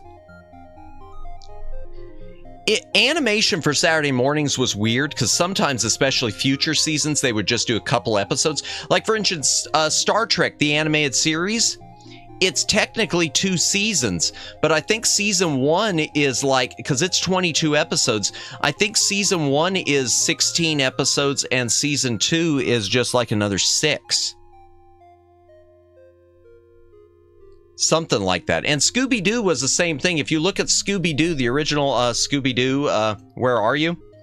We're really going off on a tangent now. I'll get back to She-Hulk eventually. Where Are You? Television series. Okay. If you look at it with the seasons, well, there aren't 3 seasons. First of all, every time they say season 3, that's BS. Yeah. Season 1 of Scooby-Doo was 17 episodes and season 2 was only 8. And season 3, they could say 16 till they're blue in the face. It doesn't exist. It was part of the Scooby-Doo show.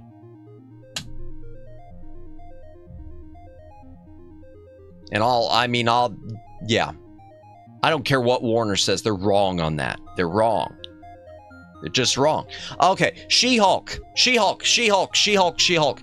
She-Hulk is the result of the Hulk series. Okay, so at the same time the Incredible Hulk series was going on, you probably have heard of the $6 Million Man. Or maybe you've heard of it. It's about a man, bionic man, was going on. What are we crying about, Omegs?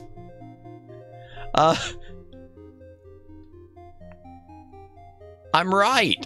There aren't 3 seasons. Season 3 was episodes of the Scooby-Doo show repurposed for syndication. And if you buy the current Blu-ray, they've even got the Scooby-Doo opening and closing. They don't even release them with the, She-Hulk trauma. Okay. Oh, you're thinking of the other She-Hulk. No, I don't mean that TV series, but the comics. Okay. She-Hulk, the comic book, the character, the existence, the twerking came to mind. I'm lucky. I avoided that whole show, Omegs. I heard enough stuff early on that I avoided the whole thing. I saw a couple clips. That was enough. And I heard that Ryan Reynolds cut every single bit of She-Hulk that was supposed to be in Deadpool 3. I guess they wanted it in Deadpool 3. I don't know if it even got shot, but he said hell no. So thank you, Ryan Reynolds. I mean, I might, as many, even though I've said I've had mixed feelings, I don't have mixed feelings about that. You hit the bullseye. You were smart. Very proud of him for doing that. Yeah, very proud of him because, well, he was in a position where he could basically tell Disney to stick it. He wasn't under contract. He wasn't under contract, I don't think, for a 3rd film, so it was basically a case of he could walk. As far as I know. But She-Hulk, the character, I mean the character in general, not the TV series, but I mean in comic books, is because of this. Because NBC had been doing the $6 Million Man, which was another superhero show, but of their own creation, about the bionic man, being rebuilt. Gentlemen, we can rebuild him if you've ever seen it. Well, they decided to do a spin-off called The Bionic Woman, which was a hit also. Marvel Comics saw that and they thought, ooh, Universal is going to want, NBC's probably going to do they might want to do a spin-off of the Incredible Hulk with a female, the Hulk woman or the She-Hulk or something like that. We need to create a She-Hulk character just so we can make sure we have the copyright locked up before they get to it first. Because I guess NBC's license was as such that they could have created a brand new character based on Hulk and then claimed it as their own. They could have done their own thing, their own spin-off thing. And they probably would have had to pay Marvel a little bit because of the Hulk connection, but not as much as they'd have to pay for an actual full-on character. So the only reason you have She-Hulk, it isn't because someone thought, ooh, this will be a good character creatively. It was because, ooh, copyright. Yep. Oh, fun fact about this movie. I bought the DVD of this when I was a kid. Okay, so and it was probably maybe around this year. I was a little kid. And I was with my parents at the time. And I remember I was using like allowance money. I think I was. I don't know how old I was, but I think I want to say we're going with the story that was allowance money. I got carded. Because this movie being a made-for-TV thing, The Death of the Incredible Hulk is unrated, they wanted an ID for me to prove that I was 18. So I had to have my parents show an ID for a freaking made-for-TV Hulk movie made that is barely PG. Yeah. Thank you, Walmart. Death Race 2000, David Carradine, Sylvester Stallone. Great movie. If you've never seen it, it's where America basically has races around the country where the goal is to kill as many people as possible by running them over in the name of being patriotic or something. I don't know. Roger Corman. This is the original Death Race. This isn't the remake. Fun fact, did you know that Robin Williams was going to be the voice for Howard the Duck, but he changed his mind at the last minute? I did not know that. And I've got Howard the Duck coming up because I've never bought it on Blu-ray. I'm not a big fan of Howard the Duck. I know that there was an interview or something between George Lucas and I don't know who it was, but it was something where they were talking about going back and how he should redub it with a different actor's voice. That's unfortunate. Why don't you like Howard the Duck? I don't know, Omegs. I want to like it. And I've tried a few times, and I want to try again. He's the first Deadpool before Deadpool. Maybe it's just the movie I don't like. I never read any of the comics. I need to revisit the movie. I've got the movie, and we haven't gotten to the H's, obviously. I do have it on DVD. I've never picked up the Blu-ray, and I want to revisit it again because it's one of those ones that I feel like I should like. It's one of those movies, wow, not even the movie, it was great. See, that's one of those things. It's one of those movies where even when I watched it, I felt like I should like this. So it might have just been me. It might have just been me at the time, and I want to revisit it because I said the same thing about Dick Tracy. The first time I saw Dick Tracy, the movie version of that from, I guess, the early 80s or the 90s. Well, no, it must have been 80s. I thought it sucked, and then I went back and rewatched it a couple years ago, and I thought it was brilliant. So I probably would feel the same way with Howard the Duck. I'll pull that out of mothballs soon enough. Okay, Death Race 2000's Death Race 2000. There is a Blu-ray, I think, of this. I know it's heavily out of print, I'm sure. Yeah, let's see how out of print it is. Oh, well, balls. Used from $115. I won't be getting Death Race anytime soon. I'm okay with the DVD. The DVD looks good. This was a weird case, too, because I think Disney licensed it. For some reason, Disney decided to license a bunch of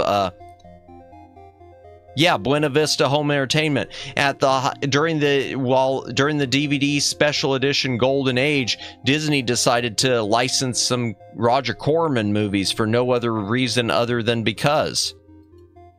Including Death Race 2000, because nothing says Disney like Death Race 2000.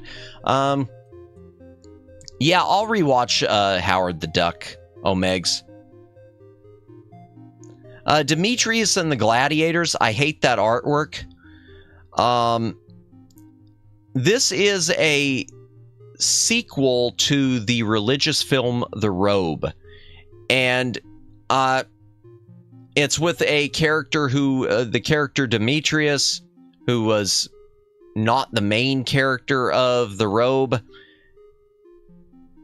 It basically just picks up right after where he, now with him losing his faith and then finding it again. Is it as good as The Robe as a religious film? No, but it's okay. I wonder, does that any relation to Death Race? Yes, Death Race, the new Death Race was a remake. It was a looser remake. This is the original. In fact, I'll read the whole plot. In the year 2000, hit and run has become the national sport. It's a no holds barred race, cross-country race, in which the aim is to kill off not only your opponents, but as many pedestrians as possible. David Carradine takes on Sylvester Stallone in this classic adrenaline thriller. They'll make you look both ways twice before you cross. Yeah. Now, I never saw I never saw the modern one, the Jason Statham one. I never saw it. Only saw this one. And my favorite part of the movie, which shouldn't be my favorite part, is when they're trying to help their favorite contestants rack up more points, and the nurses at the nursing home start wheeling out all the elderly people and putting them in the middle of the road. That's horrible. I mean, I shouldn't say that's my favorite part, but it was my favorite, oh my gosh, are they really doing this part? Not my favorite part, like, I want that to happen. That's not what I meant, chat. I'm not evil.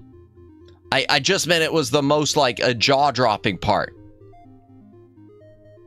But yeah, I haven't seen the modern Death Race with Statham, but I do know that it was based around this.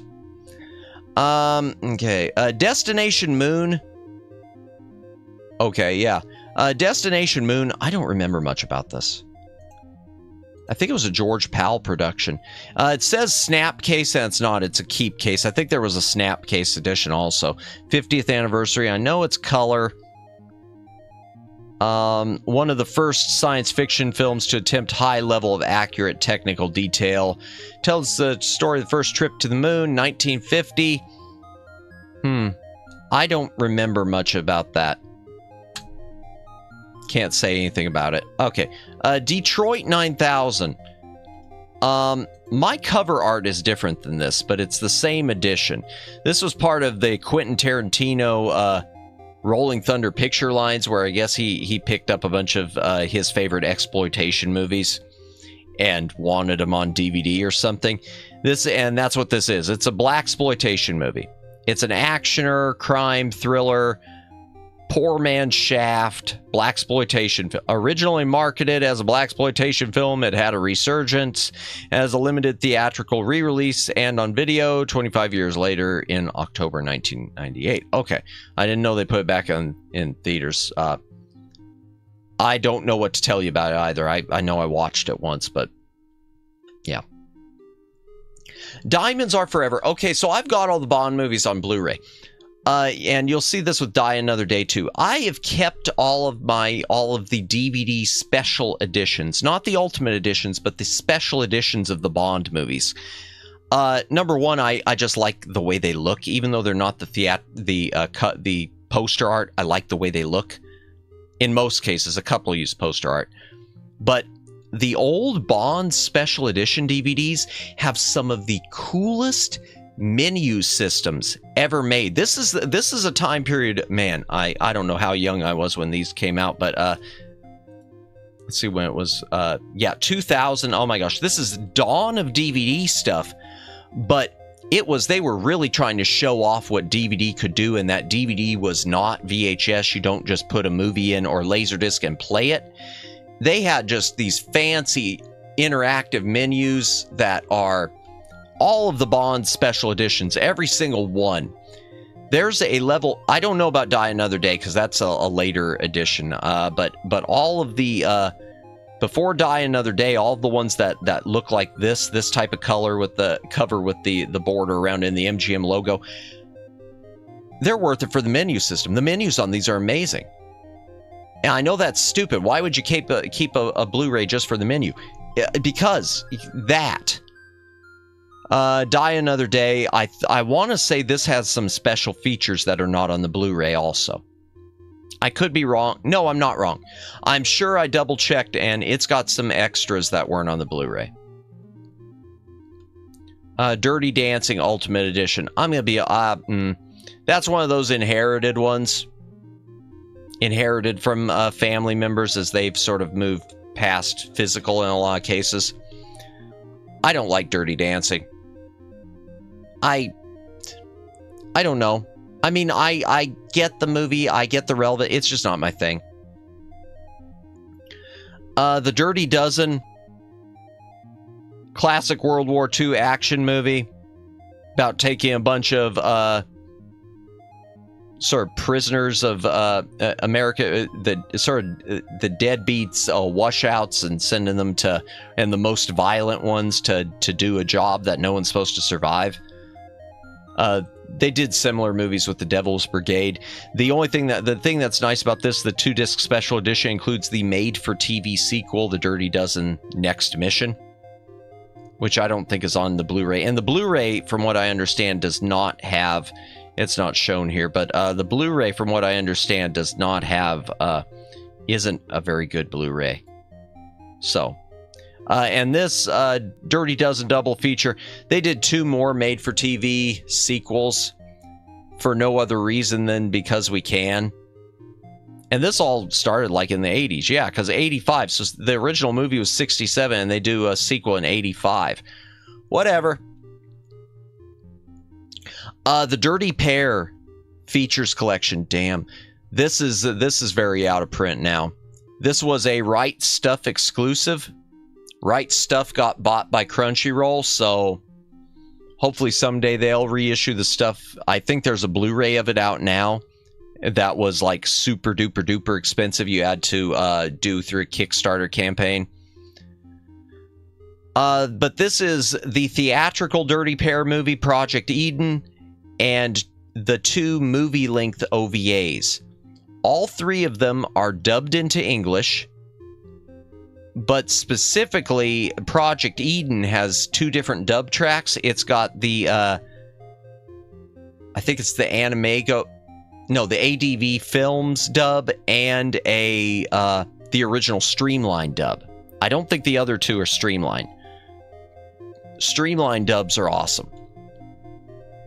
And the Streamline dub of Dirty Pair, I think in some ways it's better. It does one thing that's better than the original Japanese. There's a part of this of the movie Project Eden that turns into a music video. There's an action scene where there are no sound effects, there's no dialogue, it's just music, and it's music for like 5 minutes, maybe even 7 minutes. Streamline decided that ain't gonna cut it. And they put sound effects in there, and they didn't put in directly dialogue, but they put in some yells. So that was nice. Question, did you ever hear of Sailor Moon or Case Closed? I know Sailor Moon, and I know Case Closed. I haven't watched a lot of them. I've watched a little Sailor Moon. I haven't watched much. I don't have either of them, and I haven't watched much of either. I haven't watched any Case Closed. The most I've probably seen of it are some parodies of it in other animes. Sailor Moon, I watched a little when I was younger, but yeah. Yeah, never really got into it. I kind of regret that. That's something I need to revisit later. Now, Case Closed, I'm I know its copyright goes in and out, and Discotek's released a lot of its stuff, so, and I don't know how well it's done for them compared to, say, Lupin. So that stuff might be outprint. Sailor Moon, I know you can get pretty easily from Viz Entertainment. In fact, there's a box set coming on Blu-ray, or a triple feature on Blu-ray of Sailor Moon of the theatrical movies, I think. Yeah, right there, 3-film collection. I think it's a good price, too. Let me double check.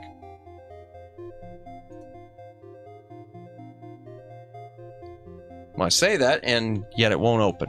All right, fine. Whatever. Oh, there we go. Okay. Yeah, $21.99 for the 3, for Sailor Moon R, the movie, Sailor Moon S, and Sailor Moon Super S. I don't know what any of that means. I saw very little of Sailor Moon when I was younger. Yeah, so, but the one thing I was saying with Dirty Pair, they streamlined dubbed that music, sort of musical interlude segment. Yeah, they dubbed in sound effects, and they dubbed in some yells. Or maybe some lines like, let's go, things like that. I think it was an improvement. I think it was a better decision. So, localization 1-1. Disturbing behavior. Okay, this is a movie I want to... Oh, good night. Oh, heading off. Well, thanks for stopping in, Judd 3300. Appreciate you stopping by. Have a good night. Hope to see you again later. We'll be finishing up this page, and then I'm going to call it a night. Holy Hannah, 134, and I still need to check the audio sync on my mic. Darn. Okay, Disturbing Behavior. We're going to finish this quick. Disturbing Behavior is a movie I want to love. I can't love it in the version we've got. So this is this DVD release of Disturbing Behavior is the theatrical cut. The versions that are on Blu-ray are the theatrical cut.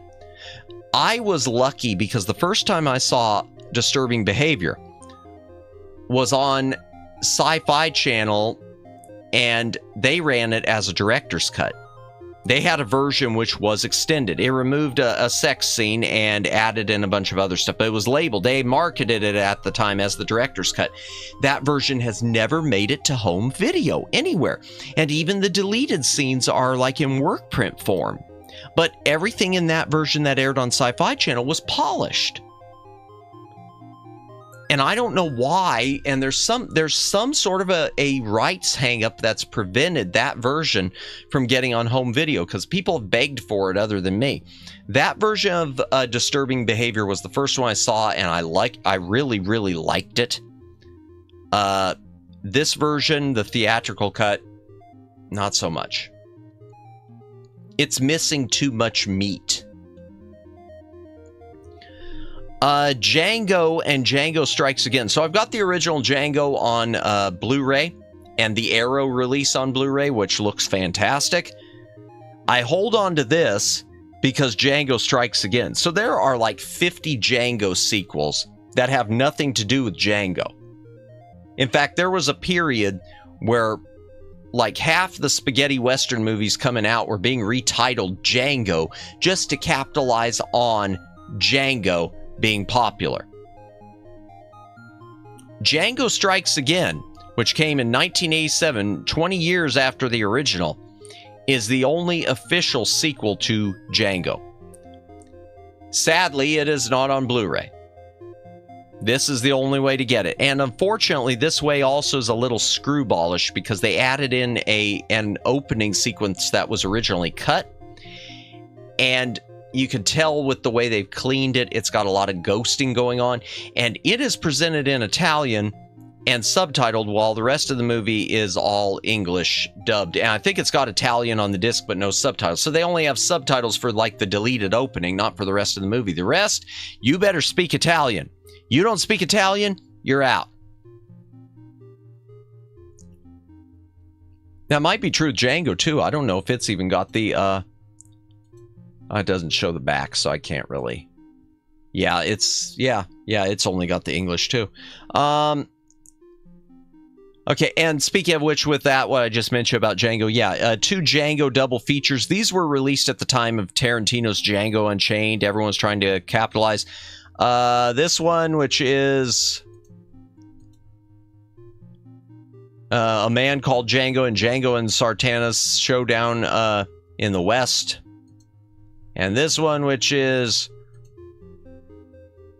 Django Kills Silently and a Pistol for Django. As far as I know, they have nothing to do with Django. I could be wrong, but they're just the unofficial Django in name only. Doctor Who. The only Doctor Who's I keep on Blu-ray right now. I mean on DVD. First of all, you got the 5 Doctors. I don't know which edition. It's an anniversary. I think it's 25th anniversary edition. 25th anniversary edition of the 5 Doctors special. This was it's the 25th anniversary special. It's got 2 versions on it. It's got the original broadcast version, a special edition that was created like 10 years later, the 1995 version. There it is. Okay, so 12 years later. And but then there's a 3rd version, which is on the Blu-ray. The Blu-ray version is only in the Peter Davison season 2 set, and I decided personally to pass on the Peter Davison sets. Maybe I'll change my mind someday, but this is the only one I'd really want to have, is this crossover special. And I guess it's got a new version, which is arguably the best version because the replacement effects feel better. That being said, 5 Doctors is kind of an odd situation. It's a crossover that doesn't fully cross over. You've got Peter Davison, the 5th Doctor. You've got John Pertwee, the 3rd Doctor. You've got Patrick Troughton, the 2nd Doctor. William Hartnell, the 1st Doctor, was dead. So they replaced him with another actor who looked, and an actor pretending to be William Hartnell. And I don't know the name of him right off. Let's see if it's legit. Doesn't list it. Okay. And then you got Tom Baker. Tom Baker didn't want to come back. He didn't get along with the producer at that point, at the point when he'd left. And he kind of felt, I already did 7 years of Doctor Who. Have a nice, as Doctor Who, have a nice day. As the Doctor, excuse me, have a nice day. So Tom Baker's in this using a couple deleted scenes from the, at that time, unreleased Doctor Who special, Shadow. Shadow is the one we talked about at length before. It's the episode where they never finished it because of the unions, and they went back. Then they went back years later and put a version together with like some bridging narration, which didn't really work. And then they reanimated it, and then they animated the missing segments again, and brought back the original cast to voice their characters for, I think, for most of them. But this is before that, and they stuck in some footage from that to try to make it seem like he was in it, even though he wasn't in it. Speaking of Shadow, these are the 2 DVD releases of Shadow that I keep just for posterity's sake. You got the original Shadow release on DVD, which is a 3-disc special edition. It's got the version that has like the linking narration that doesn't really work, and it's got a bunch of featurettes and documentaries, including a big long one called 30 Years Inside the TARDIS, I think. And then it's got a DVD ROM disc that had a Flash animated version of Shadow. I guess there was a Flash animated version one that starred Paul McGann, the 8th Doctor, doing the voice, and it was supposed to be sort of the lost tale, but having him tell it as if it was him now. It kind of a weird decision, but interesting to watch. Then you got this, I keep it. This was the original way it was animated, and when it was originally reanimated, it was done as if it was a single movie, single production without episode breaks. Eventually, when the Blu-ray hit, they put the episode breaks back in. But I think this version's included on the season set Blu-ray. I could be wrong. The other Doctor Who I hold on to is the Key to Time Special Edition. The Key to Time was the only Doctor... Well, it was the first Doctor Who season where the whole season was one giant storyline. It was many stories, but they all interconnected. And this is the special edition version of it with a lot of special features. It's not on Blu-ray yet. And last, not on Blu-ray yet, this is Doctor Who, the movie special edition. Paul McGann, the Eighth Doctor, technically, excluding a short and excluding audio work, only played the Doctor one time. Paul McGann played the Doctor for, they tried to Americanize Doctor Who. Universal shot a pilot movie, which aired on Fox. And they put it in a weird time slot and no one watched it.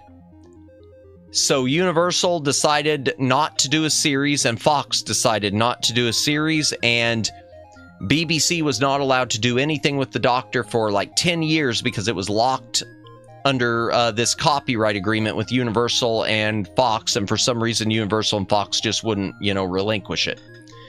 So BBC couldn't do anything, and so Paul McGann, the Eighth Doctor, only got to play him this one time. Is it any good? It's okay. Dr. Zhivago. Okay, I forgot to mention this. I gotta go back to the Blu-rays. Well, okay. This was one of the ones that got added, and I forgot to mention it earlier. So let me just very quickly find it. D is for Doctor. Oh. And to anyone who is still awake, thank you for still watching. If you're lurking, thanks for working, whatever. If you're VOD watching, thanks for VOD watching. My throat's giving out. This was a bad idea with a karaoke coming up next week. Let me finish this up real quick. I forgot to cover Dr. Zhivago before. Dr. Zhivago is sort of a look at the right. I mean, it's basically what happened when the communists. It's a fictional retelling of what happened when the royal families were overthrown in Russia and the Communist Party took over, and you had people like this character, Dr. Zhivago's life turned upside down, but it's also a love triangle because it involves him having an affair. It's a long, epic movie. It is 200 minutes. So, yeah, 3 hours, 40 minutes. It's a long... Wait, no. 3 hours, 20 minutes. It's still a long movie. Has an intermission, etc., and so forth. Dr. Zhivago on Blu-ray is... First of all, it doesn't have hardly any special features. There was a deluxe edition, but it was really expensive. This is not a good Blu-ray. It doesn't look that great. It doesn't look really hardly any better than the DVD. It's an early Blu-ray, and it's just one of those that it deserves better. Because it's a big movie. I don't know why it hasn't gotten better. Which brings us to the DVD. So this is the old, this is the 2-disc special edition packaged in a collectible, beautiful digipack of Dr. Zhivago. It's the movie plus a bunch of special features. Bunch of special features. Dogora or Dagora. This is a Toho film. Toho monster movie, and it's the weirdest monster Toho ever produced.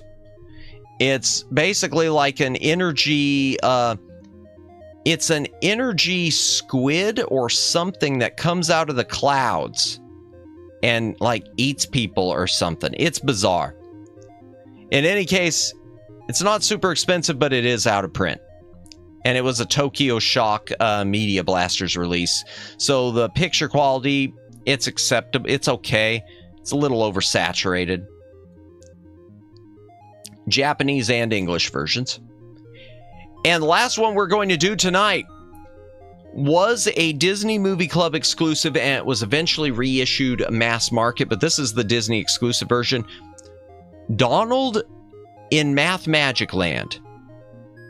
This is one of those things I picked up honestly with, I had some I had some Disney reward points before they closed the club, and this was listed, and I just decided, what the heck, I'll grab it. That sounds interesting. So this was an educational film that Disney produced.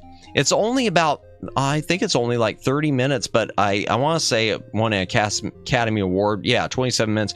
Got an Oscar when Oscars actually meant something. It's Donald Duck learning math. Doesn't that sound like fun? Don't you just want to do that right now, chat? Should we do it? Maybe we should do a stream where I learn math. And I know someone's probably thinking, well, first you should learn to read. Okay, I think that's where we're going to stop for the night. Yep, that's where we're going to stop. How many more pages? Oh, God. This is going to be another, like, 3,000 years of streaming, isn't it? I was going to say learn to read. You were going to say it. Thanks. Thank you, Omegs. Thank you. Oh. You beat me to it. Yeah, I can read the room.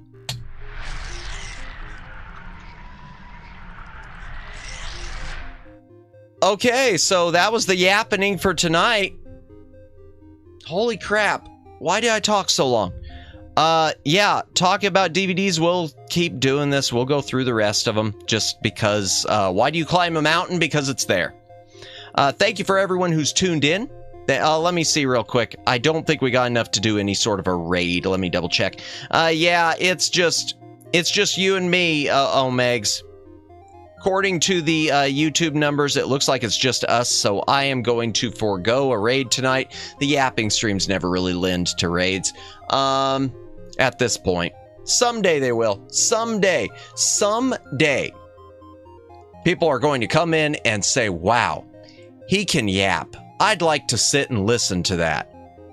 Why do you grind your sword? Because you can. Oh man, that was great content. That was the best content. That was epic content. Oh my god. You know what? Someday if I ever do merch someday, if I am ever in a position to do that, I want to get in touch with a regular Blu-ray or DVD pressing plant, and I want to release that just as a special edition Blu-ray or DVD of just the grinding the sword, the complete epic, now on Blu-ray or now on DVD. That's the dumbest idea for merch I can come up with, and I think it would be great just because it's bad. Yes. Oh my god, a cover of you grinding your sword would be... Yeah, see, yeah, I would... Okay, and that's the thing. If I was doing that, definitely commissioned artwork, I would get that done. Commissioned artwork, and I would try to get something along the lines of like either Bob Peak or Frank Frazetta.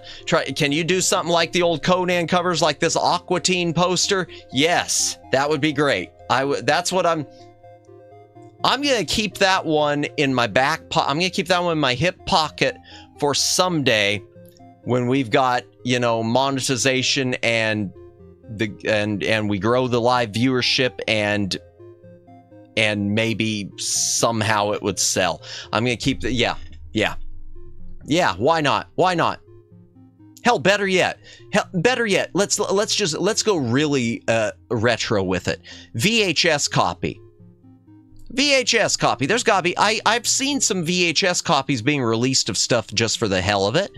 I want to say Vinegar Syndrome released like one of the 80s movies, Rad, on a limited edition VHS. They were selling for like, I don't know, 30, 40 bucks. Why not? Grinding your sword with Matt and epic saga of how to waste your time for 1 hour. Yeah. Oh, that was wonderful. Okay, so that being said, thank you to everyone who did tune in tonight. Thank you to everyone who lurked, everyone who's VOD watched. Thank you for VOD watching. Tomorrow night, playing Mega Man X Command Mission. That reminds me, I need to change the battery out in my Game Boy Advance. I will do that tonight so I can charge it. You don't have to, and we're not raiding into anyone tonight. So you don't have to go home, but you can't stay here.